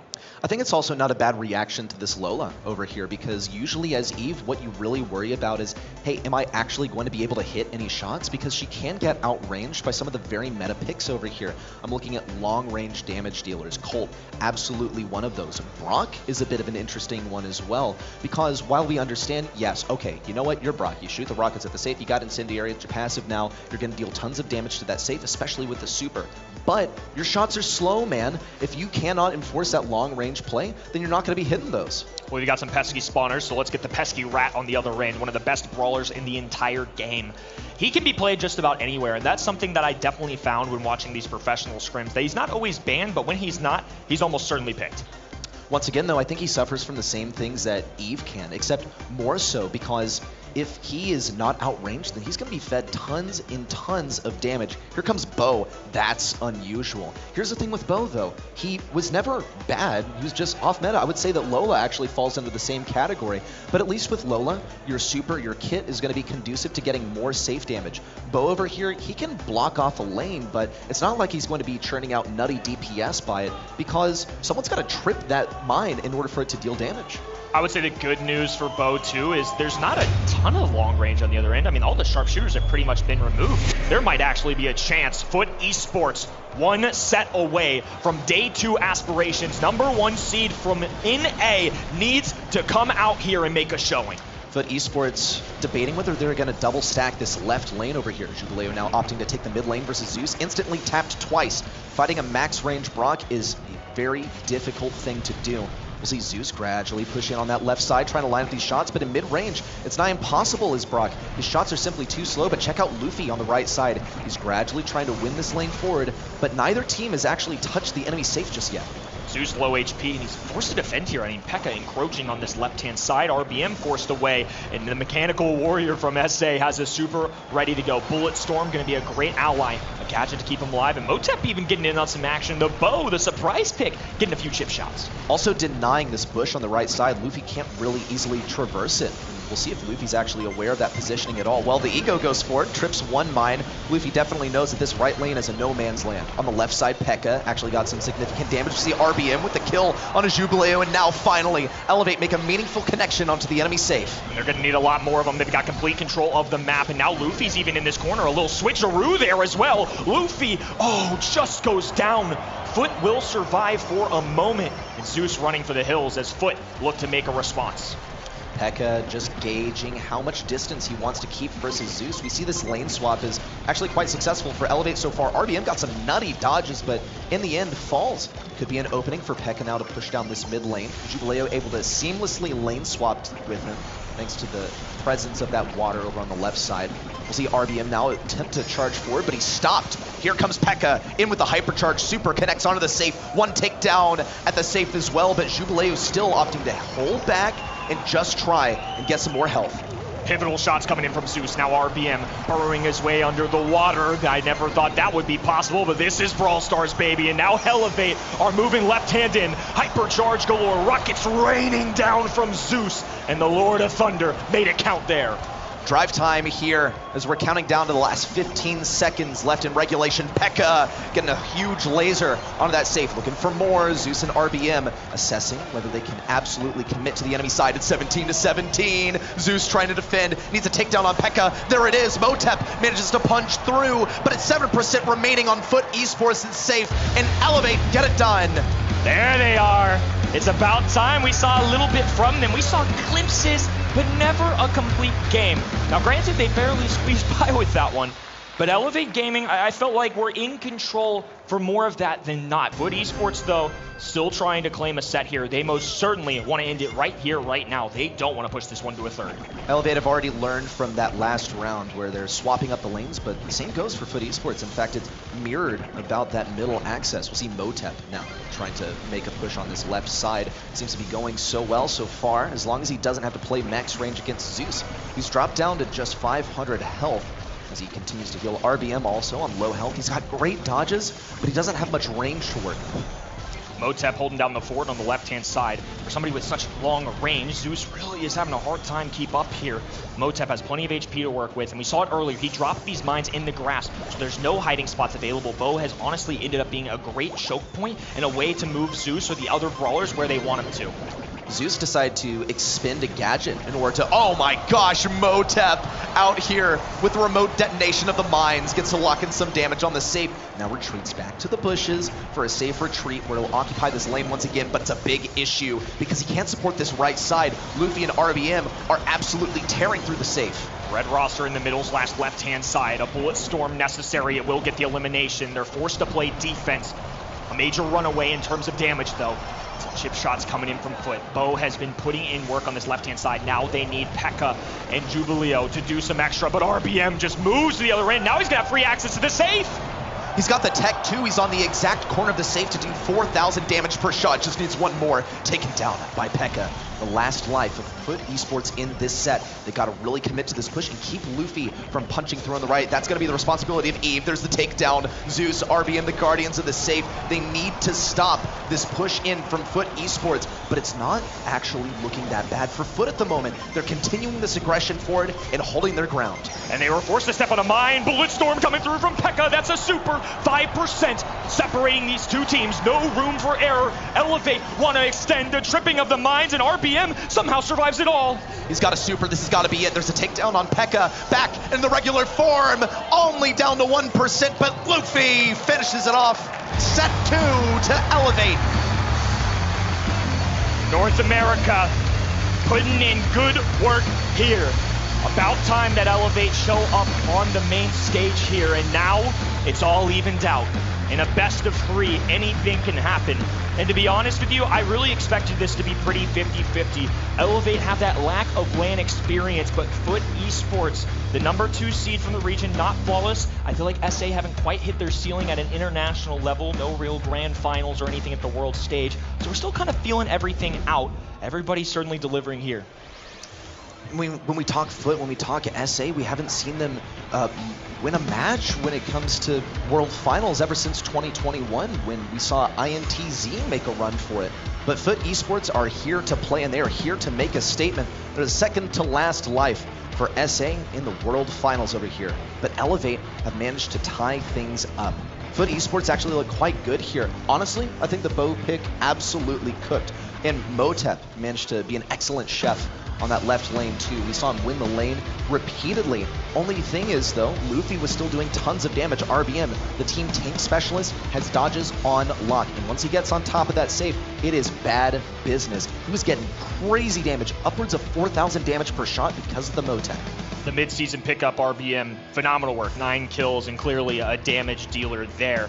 On the other end, the Eve pick worked out really well. 11 kills, 282. There was a lot to take from this. And honestly, I'll say it, the bow really wasn't that bad. Would I do that normally? Absolutely not. But given the matchups on the other side, I think that was a fair shout coming from these guys.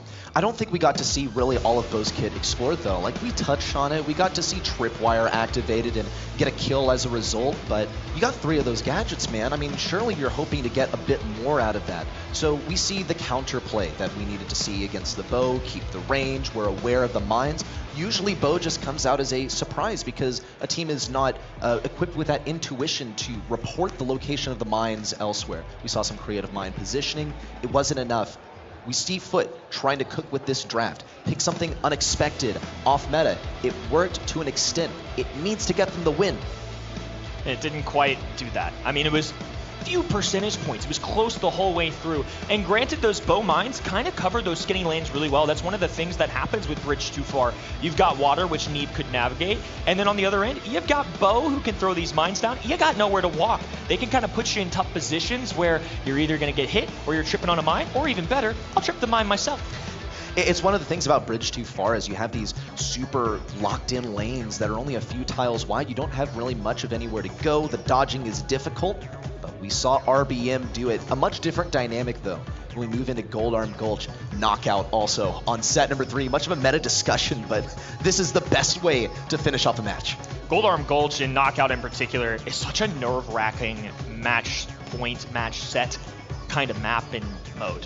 There's really no room for error. In Brawl Ball earlier, we saw insane defenses, you can make comebacks. This is a mode where every kill counts. If you go down early, if you make a bad play, if you're not hitting a gadget or a super you're supposed to hit, you could cost your team an entire set. Well, we see Foot Esports already going with a survivability round. RT, being a sharpshooter, though, does have quite high health. That, plus he's able to defend himself in close range, which is more than you can ask for a lot of different sharpshooters. So he should be well equipped for the last stages of Knockout. We'll see how Elevate respond to this. Usually RT is a pretty neutral pick. You're not going to really go for something to counter it. Gene, pretty solid selection out here as well. You're able to nullify the effects of a thrower, potentially maybe a sprout that comes in at some point. You don't have to worry about that wall anymore. And he should also be able to afford the team some survivability thanks to Magic Puffs. Another safe pick as well. I don't think there's too many counters out there for either of these. Bell's showing up more than I kind of expected to in general. This is now multiple times, at least for me personally, 3 times that I've seen her today. And in scrims, it's not that I never see her, it's just she's not at the top of the meta. I mean, given the bans though, we do see Gus gone, Angelo gone, but Piper's available. There's other choices available. So the fact that multiple teams now from multiple regions are putting their faith in somebody like a Bell, I think it makes a lot of sense. And my hot take regarding Bell is that I don't think she's as good as those brawlers that you just mentioned, because she just kind of dies to dumb stuff, if you ask me. She doesn't have knockback like Piper. She doesn't have a jump away like Piper. If someone's going to jump on her, she's just got to sit down and take it.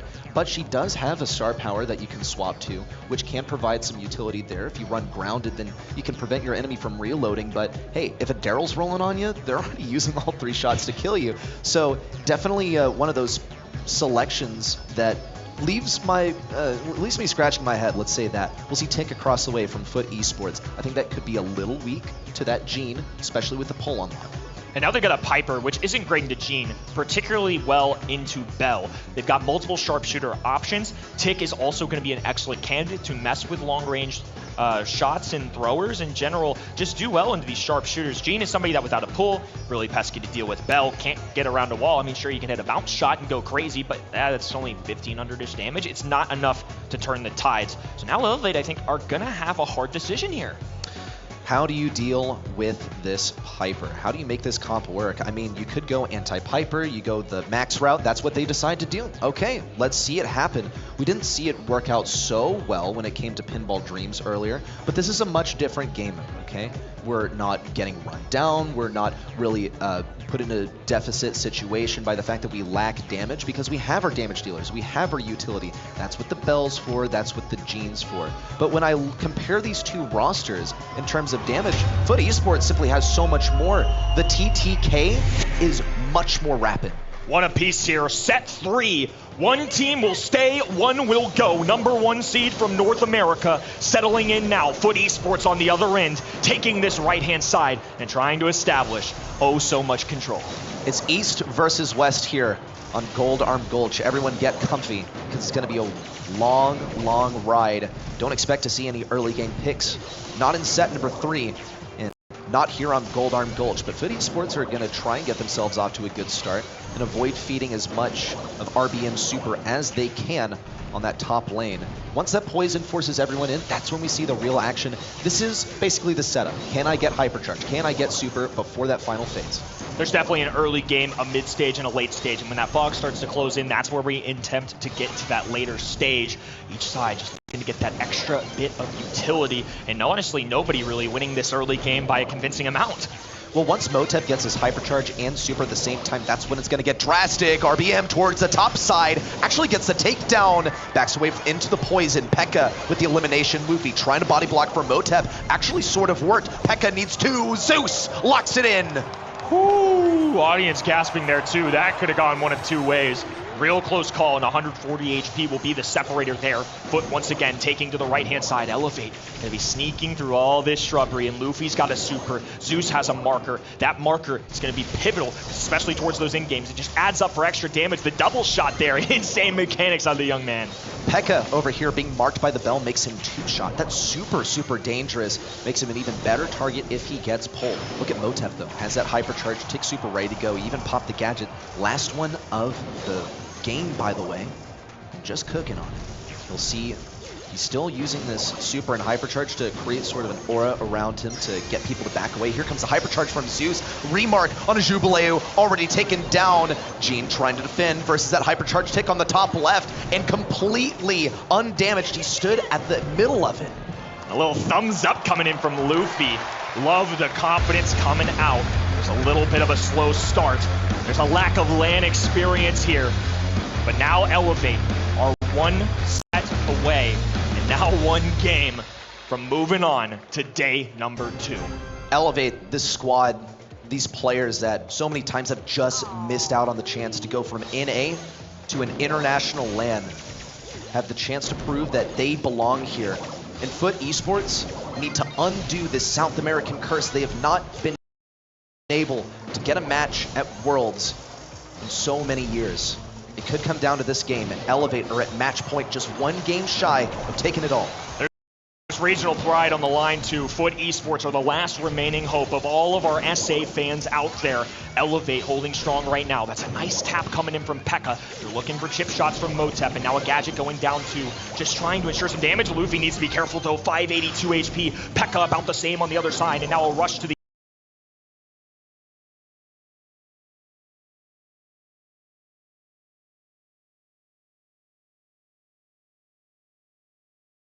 other end. The bounce shot, no good. A little risky, but no takedown there. Pretty stable game here. Foot Esports just waiting for their chance to pounce. But Elevator gradually grinding them down. Once Zeus gets this mark, he wants to use it on Jubileu. That's the highest health target on the enemy team. That's where it's going to get the most value. But now it's drive time. Poison's closing everyone in. Pull on the Pekka. Excellent collaboration from Zeus. Will Motep go down? Jubileu, the final member of the squad, and Elevate are one round away. One more to go, and North America's finest will continue on to our day number 2, and we'll exit this group alive in the number 2 seed. Foot Esports still with a chance though. Motep doing a good scouting report to this right-hand side. Doesn't quite know where Luffy is. They're trying to figure out where all the players of this blue side are. For now, they're gonna hang tight. Luffy finally make an appearance here, so everybody accounted for. 3 supers for Elevate, and 2 supers that combine so well together. Gene, Max Super have always been an excellent, such a powerful combination. You get effectively more range on the Gene pull by using them in tandem. Foot Esports, though, are getting aggressive nonetheless. Pekka even has that gadget to use. We see the speed out from Luffy. Zeus getting aggressive. Wants to mark Jubileu. Luffy's trying to close him in. Hypercharge in Super from Pekka. And a 2-tap missed by Zeus, but he gets it. It's 2v2. And Jubileu close to a kill, not quite. RBM giving him the magical puffs, they heal him back up, and now they're in trouble. Tick has to keep the distance. The pull going through, it's delayed because of RT Super, and there's just enough distance there. RBM survives. Zeus chasing down Motep here, and SA's hopes and dreams crushed here on day number 1.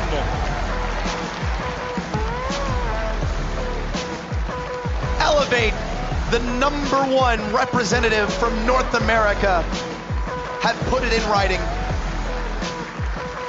They deserve to be here at the Brawl Stars World Finals. And they're going on to day 2. Fantastic showing. Foot Esports had a great run. They had the short straw in this situation. They had to go through LCQ. They popped off against the likes of Old Guards, Tribe Gaming, getting away there. Toxic Lotus 3-0 victory, but this is the end of the line here.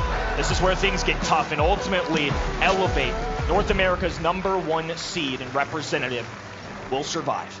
This is a great draft for Elevate. This is what they've gained a reputation for in North America, is simply having these killer drafts. And yes, Killer is working on the drafts. As he stepped aside for RBM to do the tank work for the team, he has been absolutely cooking, and he has been the lab so consistently with their analyst, and it is absolutely showing. This combination, this draft that they were able to secure, and the way in which they managed to do it is stellar. It came down to this final moment where Motep just couldn't quite hold on. The kill category, not close though. We had some back and forth affairs throughout this entire match, but one thing is clear: when push came to shove, Zeus showed up. First ever LAN experience too, and I gotta say, into the likes of Pekka, a highlight, a star player for SA, into a brawler where Piper should be favored. Guess who won out every single time? It's the young man on the left-hand side. That has to be a mechanical diff right there, because Piper into the bell, I mean, surely that wins just about every time, especially equipped with homemade recipe. Zeus, you earned it, buddy. What a game, what a set here on the bell. Insane stuff. SA knocked out. I don't know if anybody really would have expected not one, but both teams to kind of go down here early. Elevate, remain alive. This Group A was a tough one. I mean, obviously SK Gaming was a different beast of their own, but at the end of the day, it's a tough one out here. That's just part of the World Finals. Well, on the B stream, we have an absolute do-or-die match going on the B stream between Rival and Eternal Fire. This one surely is going to be exhilarating. Rival can keep themselves in the game. Eternal Fire, much of the same.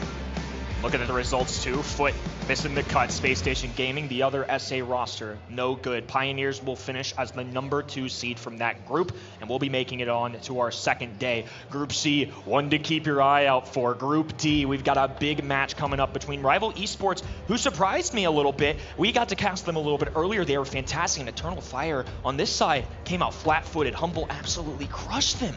Meanwhile, in Group C, we have Crazy Raccoon and Luminosity going head-to-head. There's a potential for a 3-way tie over here. Baby. And that's when it comes down to the set diff. But if that's equal, then it comes down to the game diff. And we go to damage diff if it comes down to the game diff. And I don't think that's going to happen, but anything is possible here at the Brawl Stars World Finals.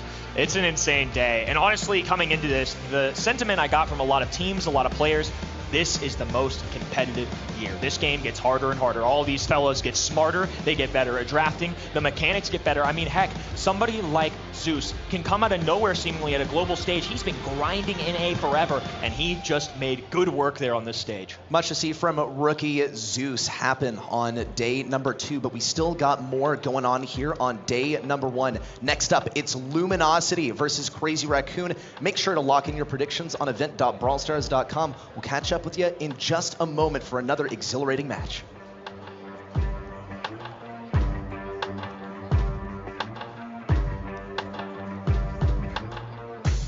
The 2024 Brawl Stars World Finals are brought to you by ESL, Monster Energy, and DHL.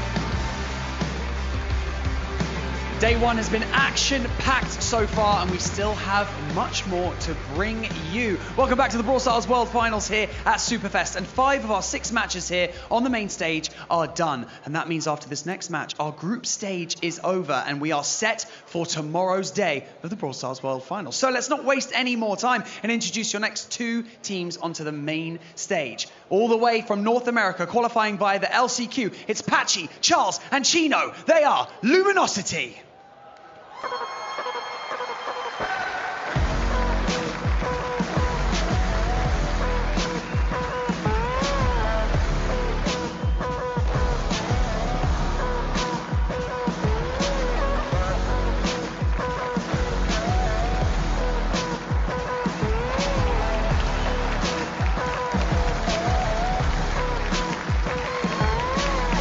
And their opponents returning to the main stage, looking to close out a second match under the lights. It is Tensai, Shitampo, and Moya. They are Crazy Raccoon.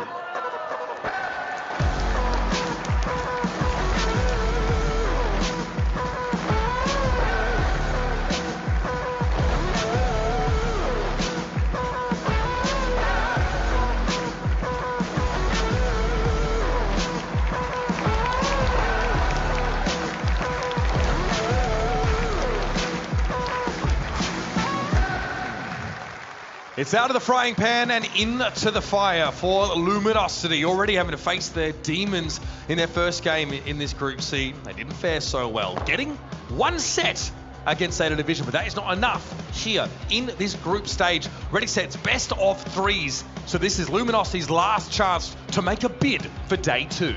It can go so quickly, honestly. I actually got the chance to speak with Garo of Zeta Division backstage, and he pretty much just told me, phew, that was a close one. Luminosity were really sticking it to him, and they can do the same against Crazy Raccoon Patchy over here, the thought leader for the squad, team captain and team drafter. He has earned this team a reputation in North America for being some of the greatest drafting minds in the entire region. Last year, Luminosity fell to Zeta Division fairly early on, but they did show their quality, at least securing a top 8 position. Back then, they were a top seed in North America. Now, no longer. They had to fight their way through the LCQ, prove themselves against the very best, and well, guess what? We've got more of that coming for them. Crazy Raccoon will be their opponents in this game, who showed us a beautiful level of brawl in their matchup against Zeta Division, overcoming their own demons as the team that knocked them out and ended up claiming the World Finals last year. Tensai attending 5 different World Finals, 2 World Champions to his name. It's Chitampo, the player that we have our eyes on, a difference maker, mechanical warlord, an all-round terrifying competitor. Every single member of this squad is a mechanical mastermind, highly regarded and regarded everywhere actually as the best in the world, but that's on the mechanics front. Cite Tampo is certainly a standout in that place. However, where they do struggle is on the draft. That is where Luminosity ultimately succeed. So this is the greatest test. Draft or mechanics, which one wins? Now, definitely many of us behind Crazy Raccoon here. We also had predicted them to win against Zeta Division, but we knew it was going to be close. One thing you can say about Crazy Raccoon is that it was a scrappy affair up against Zeta. There was no shortage of mistakes that Zeta were able to punish on occasion, and in general, a slow start in that series for our APAC #1 seed. But Crazy Raccoon come from a region that is teeming with quality opposition. They've been forged year after year, and in 24, especially into living weapons. And they're back for more. Tensai's back for his 3rd World Championships. Luminosity need to dig deep and show us something special if they're going to get through them. Now, there is a 3-way tie potential in this Group C. There is. If we see an LG win, then we can see it come down to a tiebreaker. That's when the set diff starts to become a very real reality. But if Crazy Raccoon take the win, then all is fine and well. They get the 2-0. They're going on as #1 seed from the group in day 2. That's right. That's crucial. It's how many sets you win in a winning series. If it's a 2-1, well, that's when things get a little bit more interesting. We're off to Brawl Ball first, folks, and you at home agree that Crazy Raccoon are the team to watch in this group of death. And Luminosity, jokingly, I think some of their players tweeted out today, haha, it's World Finals time to get grouped, haha, they knew they were going to be up against it. See a moment of calm here for them now as we jump into the draft. We'll start off here with Surge. A brawler that's going to be benefiting from some of the bushes, but against mechanical players like Crazy Raccoon, absolutely can be kept on level 1, especially if they decide to outrange it. So there's some difference in how the Surge can be approached. Which gadget do you run, for instance? Do you run the shield? Do I go for the instant level up to hopefully guarantee myself some value in the later stage of the draft? But with Frank now making an appearance for Crazy Raccoon, first of all, unusual pick for Crazy Raccoon. Yes. Second of all, going to guarantee that Surge gets his level. It's been a pick that we've seen Zeta Division go for quite often, right? Pioneers also really try and secure the Frank. In APAC in general, in fact, while the whole rest of the world was picking Frank earlier this year, we didn't really see attendance. That we saw more Meg still being picked up in that region. But as two to combine, this is pretty terrifying. You've got great mobility. Obviously, Frank's hypercharge is devastating. It opens up a lot of the map. But there isn't anything here specifically that outranges the Surge. And in fact, you've picked a tank into this Surge. Chino probably not unhappy to see it. No, not at all. Though I do wonder how these initial lanes are going to line up. Into the stew, then it's entirely possible actually that Surge is denied the value. It's also tough for Surge to actually switch lanes due to his very low speed off the beginning of the match. We'll see Gus now come out from Luminosity. Definitely a prudent selection over here for them. Stew a lot of times on this map can find himself relegated to a lane. Now he might have to switch over to mid. Gus is also just good in general, but he's also a favorite of Crazy Raccoon and the APAC region at large. Daryl, I think, if executed properly, is the way to deal with the Frank. And now you have also a great pairing for the Gus. Send Daryl in. Daryl is comparable health pool to Frank when he has the shielding from Gus. And of course, if he has that tar barrel, he can be a real nuisance. Slow people down, get in their face. 2 charges of that super means he can cross the map pretty well. Max, classic pick here for Crazy Raccoon. Man, these guys clearly feel the need for speed. This is very true, and it's very much an APAC pick out here. Tensai on the Max is a legendary combination. Give that to the Frank. He's got a bunch of health walking to your side, and Charles is going to be pretty contested to deal with that. Patchy, I think, is going to be lacking in some of the damage as well. Chino can, at the later stages of Surge, manage to get some of that value, get his Hypercharge farmed up as well. But I am actually very concerned for Luminosity when it comes to this Crazy Raccoon draft. That said, we don't see them play this stuff very often, so will they be able to execute on it? Now, this is a very in-your-face composition from Crazy Raccoon, while the Frank is a bit of an uncommon pick for them. We know what their Stu and Max comps tend to look like. And again, like looking over towards the bands, you notice that Crazy Raccoon don't want to deal with any of the new brawlers. Right, Kenji, Mo, Clancy, all banned out. I think Shitampo was, Tensai, they were asked in an interview, what do they think the impact of those brawlers would be out of 10? It was 10 for both Kenji and Mo and 7 for Clancy. So they definitely had them on their radar. They don't want to deal with them whatsoever. Luminosity with maybe a targeted Sandy ban as well. We've seen that come out from Crazy Raccoon on occasion. This is, of course, a bit of brawl ball, so expect to see it be hot fighting from the get-go. We'll see Moye look to try and open up the map, and again, I want to see what Frank looks like in the hands of this team. It is a rarity, but perhaps they've seen something here at Worlds or in the scrims in the lead-up that have given them the inkling they want to head this way. It's definitely an unusual selection here for a Crazy Raccoon, something that you would more see in the rest of the world outside of APAC. So the execution is going to be the biggest unveiling of a mystery that we've seen today. Luminosity, on the other side, I still see great potential for them to be run down by this Frank selection. He boasts so much health. He's also able to break open these walls. So as long as Frank actually isn't playing in close range against this Surge, then there's potential that Chino gets stuck on level 1 the entire time. Definitely the right player to put on the squad. CR. They're simply walking in a straight line all the way to the enemy side. Love the tar barrel there from Patchy. That would allow him to snarl up Shitampo. Oh, what a shot. Oh, my goodness, from long range. You've got to respect Patchy. The man's on one already. He stood still to get pinpoint precision on that shot as well, but they're running the same risk as last time. Luminosity are backed up to their own goal, but Chino is on level 3. He'll be able to contend at reasonable range against the Crazy Raccoon squad, who are gradually descending upon them. Sitatampo has gotten his Hypercharge for free. He's going to pop it for additional tankiness. Stunned out of it. Patchy, 1 super down and 1 to go as they try to barrel to the enemy side. That would have been it. That would have been a stun on all of Luminosity there. Had that Frank super gone through. Great stun there from Luminosity.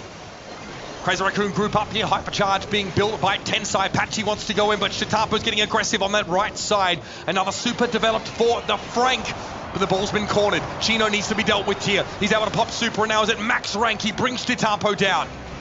Patchy with the tar barrel trying to slow down this charge. Fumbled on the goal line, but the super away clutches it up. Great clear from Luminosity. That was looking a little bit dicey, but the map has been opened up.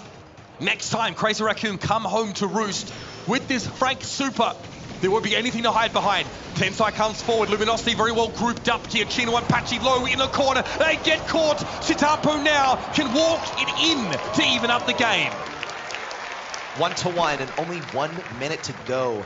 This map has been absolutely blasted open. It's going to be a little difficult for Chino to get in range, get some value out here. Here comes Patchy, though, automatically going for the aggression. Sitatampo shuts him down, but does end up trading in the end. Hypercharge out from Tensai. Too much damage. A missed bank in the back right corner. What a disaster. Charles given a reprieve there, able to recover the ball and get us back to parity.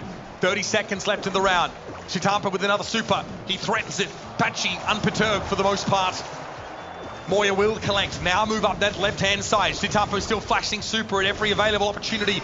Patchy wants to come forward though. He gets himself a gust super in. He comes. Shitapo stunned up yet again, unable to dispense with the super. But with 10 seconds left, Crazy Raccoon are going to struggle to gain possession.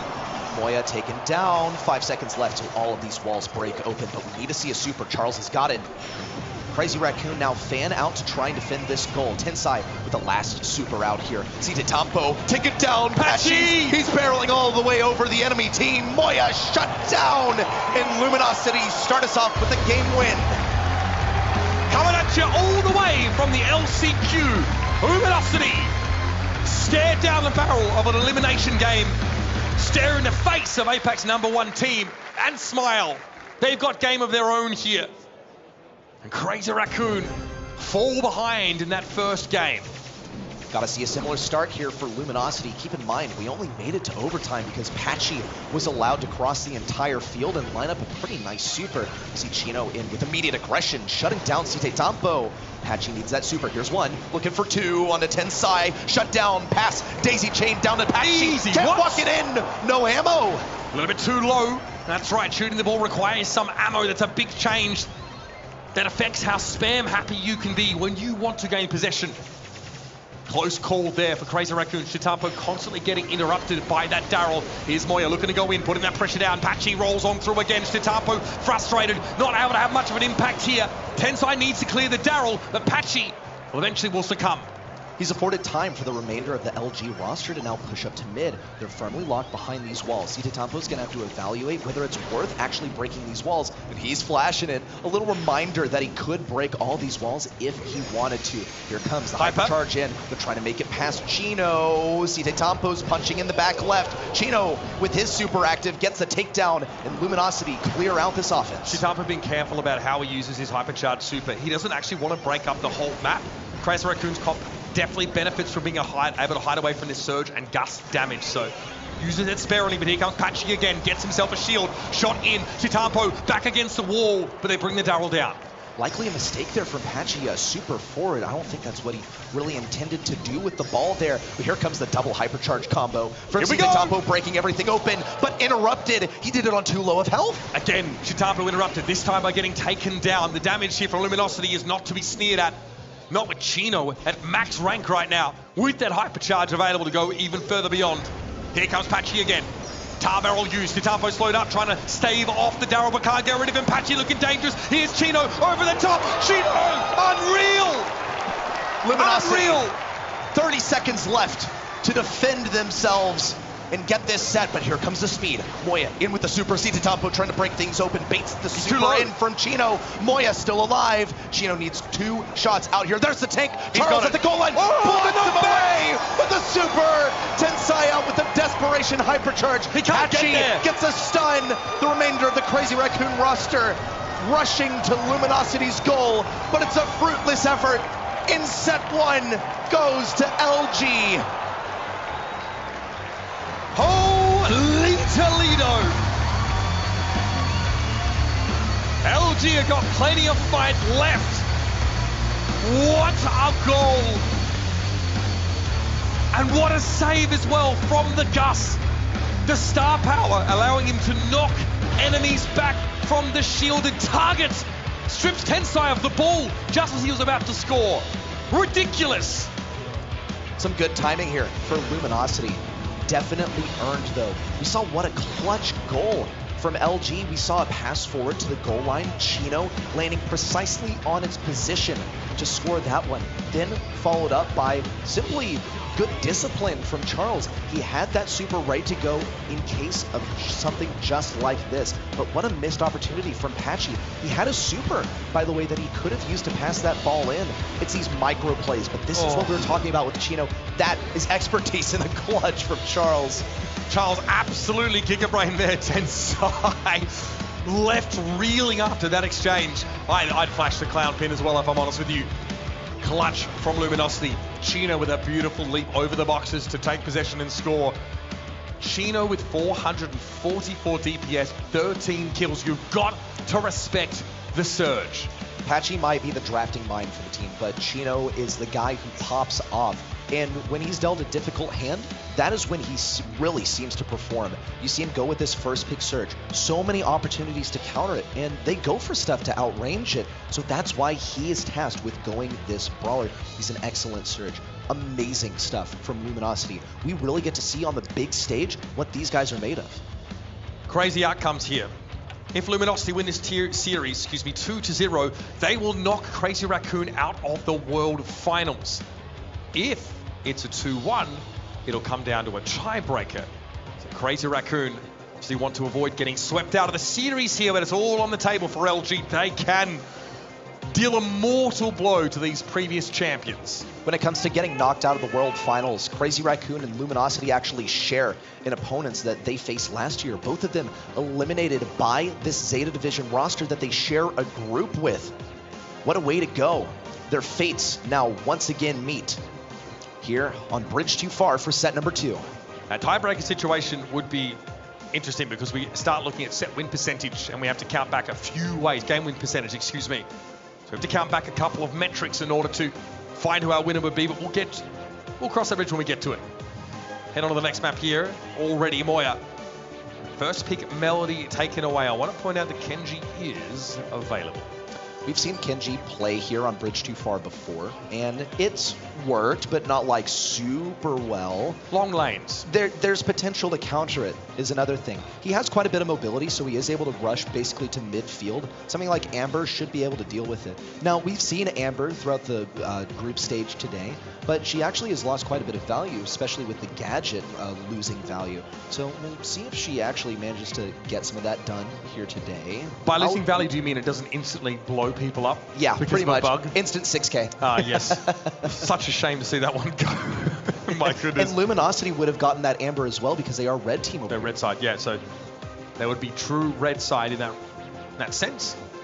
And yes, that Amber gadget was doing some funky things if you stand on your opponents. But not an issue here, so Moya can happily try and run up on Chino. And that is where Amber is at her weakest, when someone is strafing or when someone closes the gap quickly on her. So far, Crazy Raccoon know they're playing some long lanes here. Want to pick some brawlers up that can have success. With Daryl banned away, they're probably not looking to go all in here, so 8-Bit definitely good at controlling some of these straightaways. 8-Bit's a really solid mid over here. He gets that damage booster down. He'll be able to gain some value by having the range, having the damage to shut things down. Into a Piper, it can be a little bit questionable.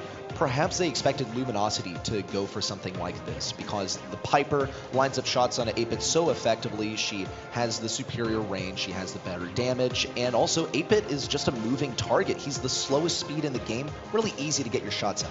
E, one of the few brawlers that can actually play corners on this map. Make use, of course, the stretches of water on either side of the lanes to come from angles that other brawlers cannot. It does allow her also remediate some of her range limitations, but with a star power that changes the order of her eggs, meaning that the heaviest and hardest hitting one comes first.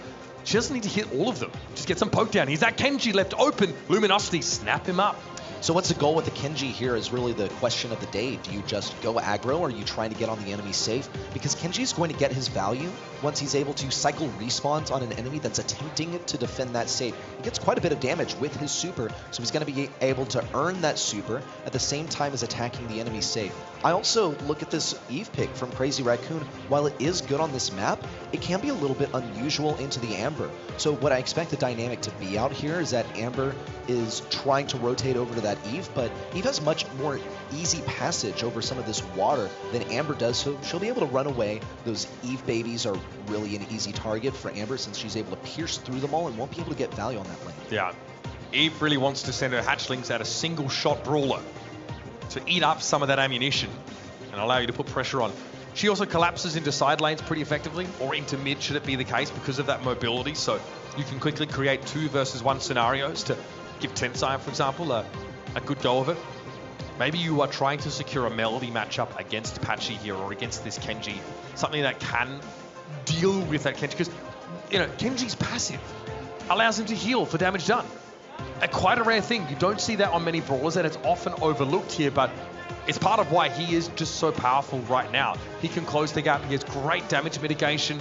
His star power lets him basically negate the first hit he takes within a certain interval. So in longer games against less brawly games, he can eat up the sharpshooter damage and get close. I'm tempted just to say that Kenji as a brawler can do pretty much everything. The only thing that he can't do is accomplish one of the biggest demands of this map, which is have long range, okay? But he can extend his positioning with his superior mobility. He's alternatively dashing and sending out these slashing attacks. You see which lane he decides to go for, actually double stacking the lane with the Amber over here on the left. Yeah, and again, you can respond to this as Crazy Raccoon with the E pretty well. Shitapo is just pushed in this right-hand side, though, got a bit of free poke damage, but here comes Charles aggressing towards Tensai, who can keep the Kenji at arm's length, but Charles wants to dodge some of these shots, and now he's on the safe. The slash and dash comes out. He's not quite able to connect, but Tensai eventually finds him, though, and this is dangerous. Patchy, undetected, uncontested. A lot of free damage being put down on this CR safe. Charles already laying so much into the safe, but they had to ignore the melody in order to make that push happen. Ooh. Now it's dropped down to 25% on Luminosity's side. They're going to have to churn out the damage faster than Citetampo can get to their own side if they want to win. Costly trade for Luminosity, but they got themselves a bit of a slim lead now, though it's getting ugly. Crazy Raccoon, their safe goes low. Luminosity down to 15, 7, 5 for CR, and they get there somehow. The all-in from Crazy Raccoon, a 2% margin. They take the round. Costly decision to leave that melody on the safe. She does unreal damage, and all she's got to do is be there alone and walk counterclockwise while all of her notes hit that safe. We saw Citetampo get that so quickly. He's running up this lane that was uncontested last time. Now we see LG pretty much roll the dice, decide, yeah, we're going to double stack the right instead of the left side this time. Citetampo adjusting his positioning to try and defend. Versus Charles managed to do it too. Great defense. Moye also here. Essentially carte blanche when it comes to that safe pressure, but Chino makes the right move, responds to the threat of the 8-bit, wins that fight out. Homemade recipe there for Chino, available, uses it for Tensai, is able to jump away and avoid the shot entirely. Charles doesn't love the hatchlings, but can cut through them.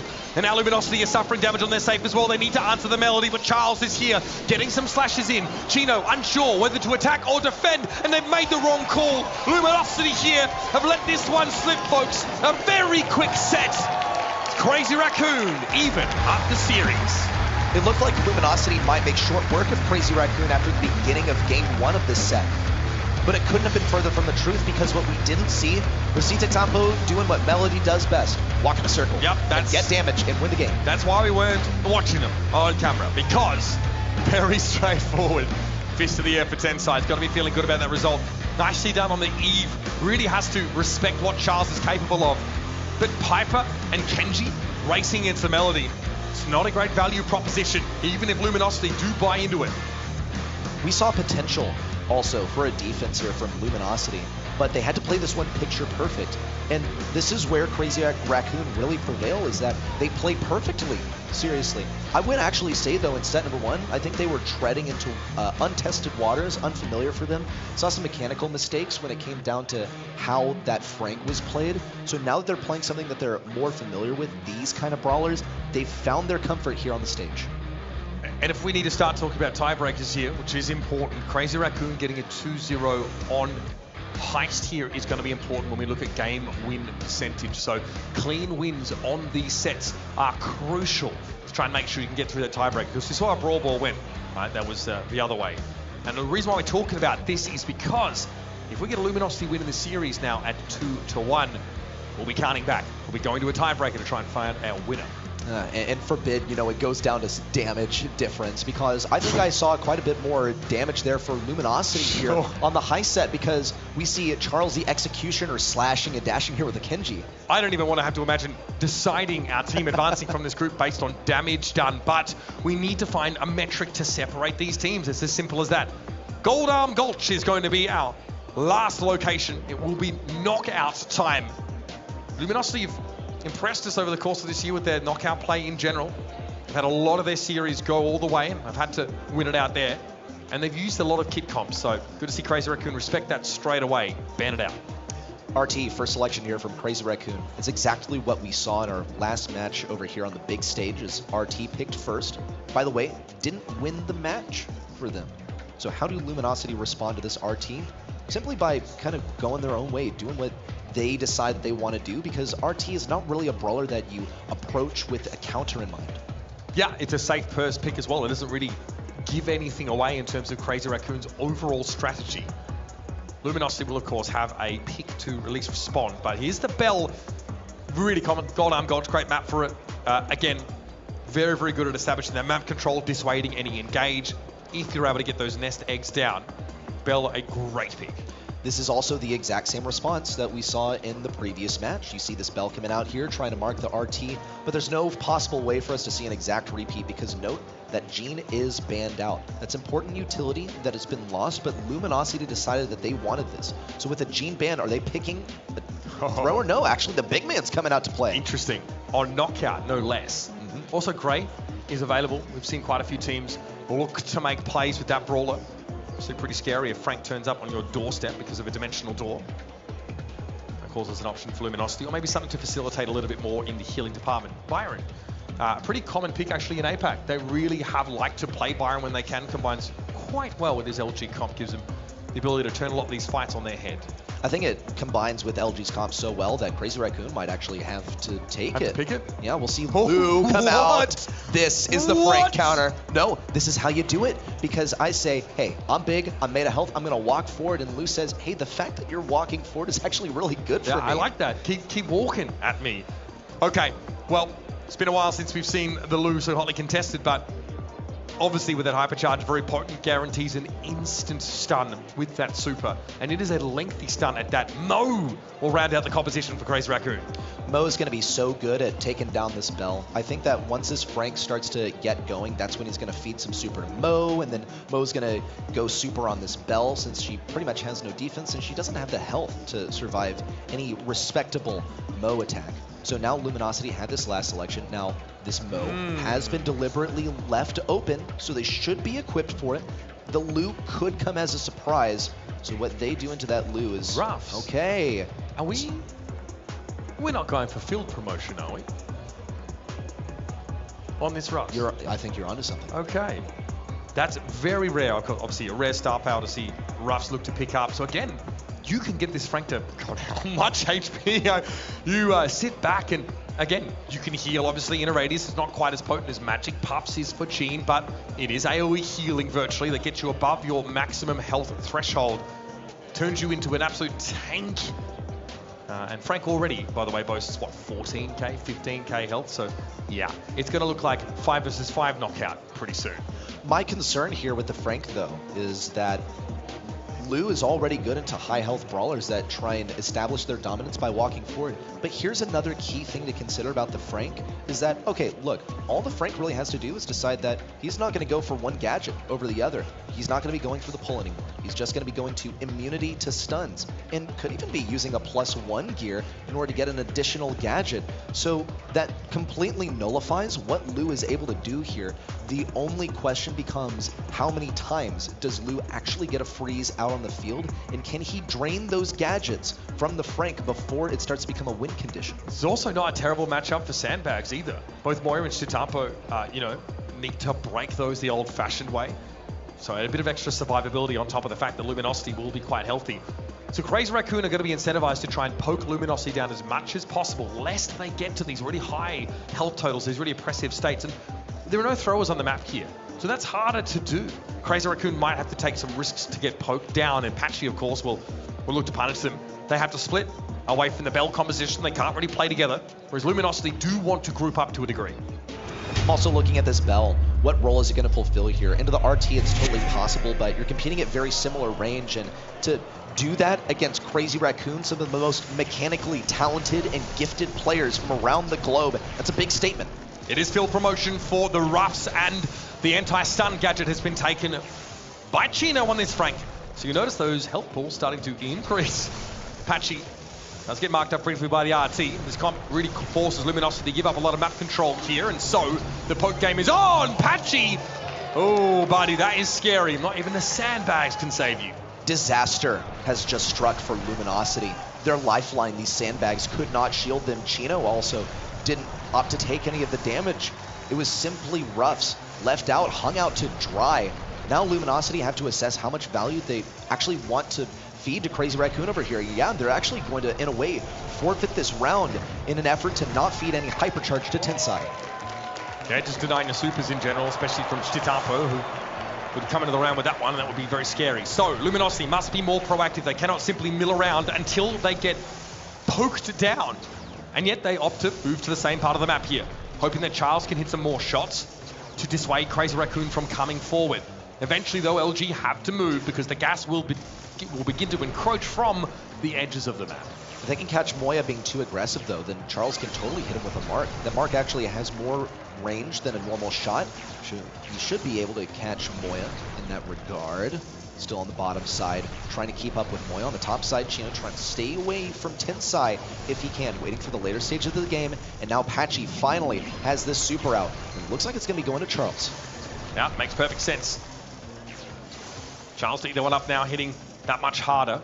Doesn't have a hypercharge yet on this bell, so cannot guarantee a hit from the mark, or near enough to, as it becomes a homing projectile.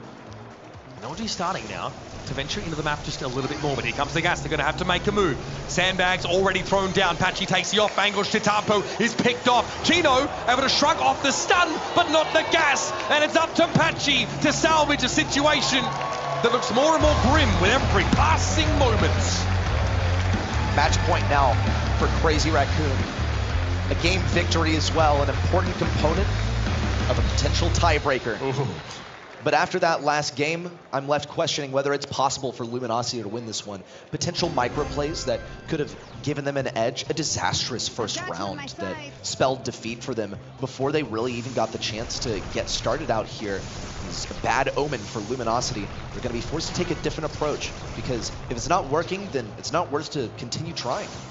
One thing's for sure, Chino won't be able to be stunned by Tensai. It's going to be virtually impossible. Patchy just straight up wins the poke game. We'll have to see that. Now they want to collapse. Moya quite low as well. Takes a shot there from Charles. And here comes Patchy from behind. Shitabo goes in with a super. Charles is a little bit low, but he and Patchy will retreat back away to fight another round. Well, Luminosity have found that their initial strategy simply doesn't work. They're going to try something new, and they immediately are rewarded with success. So they go back to all reliable, the river. Patchy go kill strategy. Yeah, the Patchy immediately win a lane on the left side with a total pick away from the normal team fight strategy. All right, we take those. LG know that there's a sense of inexorability though about that gas coming in. If they continue to play towards the edge of the map, they'll be forced to move in to the line of fire. Good damage on Tensai there. He's marked as well. Marked man, he's going to be two-shot by Charles, especially with his damage booster available because of the treat that Patchy just dropped for his teammate. That's a bank shot from Charles on a Cite Tampo. Just keeps him vulnerable, really forces them to back up. You might actually see Luminosity bid to take mid-control, an unusual play for them. Look at Charles, he's tapping. He's got a hypercharged super. So good. Here come the sandbags again. Charles can guarantee another marked target here on Crazy Raccoon. And the gas begins to encroach. Tensai playing at the fringes of it now, but that's Shitapo trying to go in. The Mo is not successful. Tensai and Moya have to play in that gas. And we are evened up in this third and final set.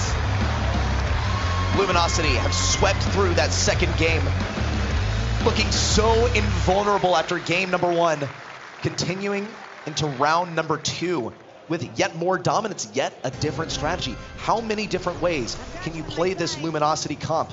We're about to find out. If they decide to go back to that same thing that they tried in game number one that ultimately led to failure. Remember, 2-1 means we need a tiebreaker if Luminosity win to decide who will advance out of this group of death. And it has delivered, folks. Chino, dangerous! In comes Shitapo. Not a good start here. He missed the cider for Luminosity. Tensai just trying to get a super over here. Thankfully, Patchy's gotten a super for the next round. Tensai being denied. That's actually one kill for Patchy, so not too bad for the guy. But Luminosity are now staring at death's door.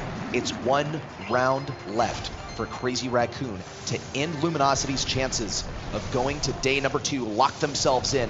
Different approach this time, though. Luminosity, for the first time ever, all committing to the left side. They may have changed sides of the map, but the strategy mostly looks the same. Play through these bushes here. Look to get an edge in one of these side lanes, we'll call them, as we flip the map 9 degrees.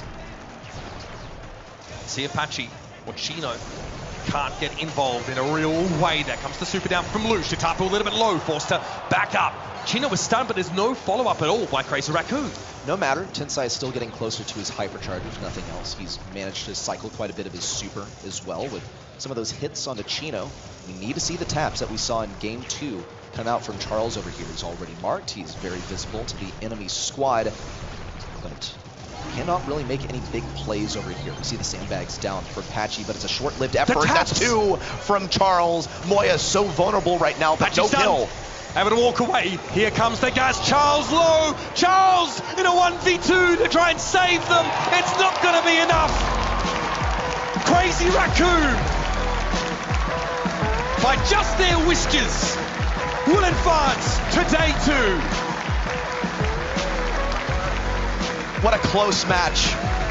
Luminosity, they've fought all year to get here, fighting through second places in their home region, denied in reverse sweeps, only for things to come full circle, reverse swept on the world stage.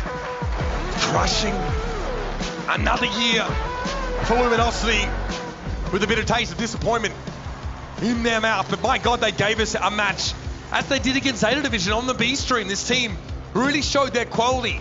They've been doubted constantly by so many detractors. There's a team that chokes when they go onto the main stage. When the important games come around, they go missing. Well, they were here. They were definitely true competitors. But Crazy Raccoon, man, you make one mistake and they will punish you. And maybe that first round that Luminosity let go here on this knockout map, maybe that's the one that does them in.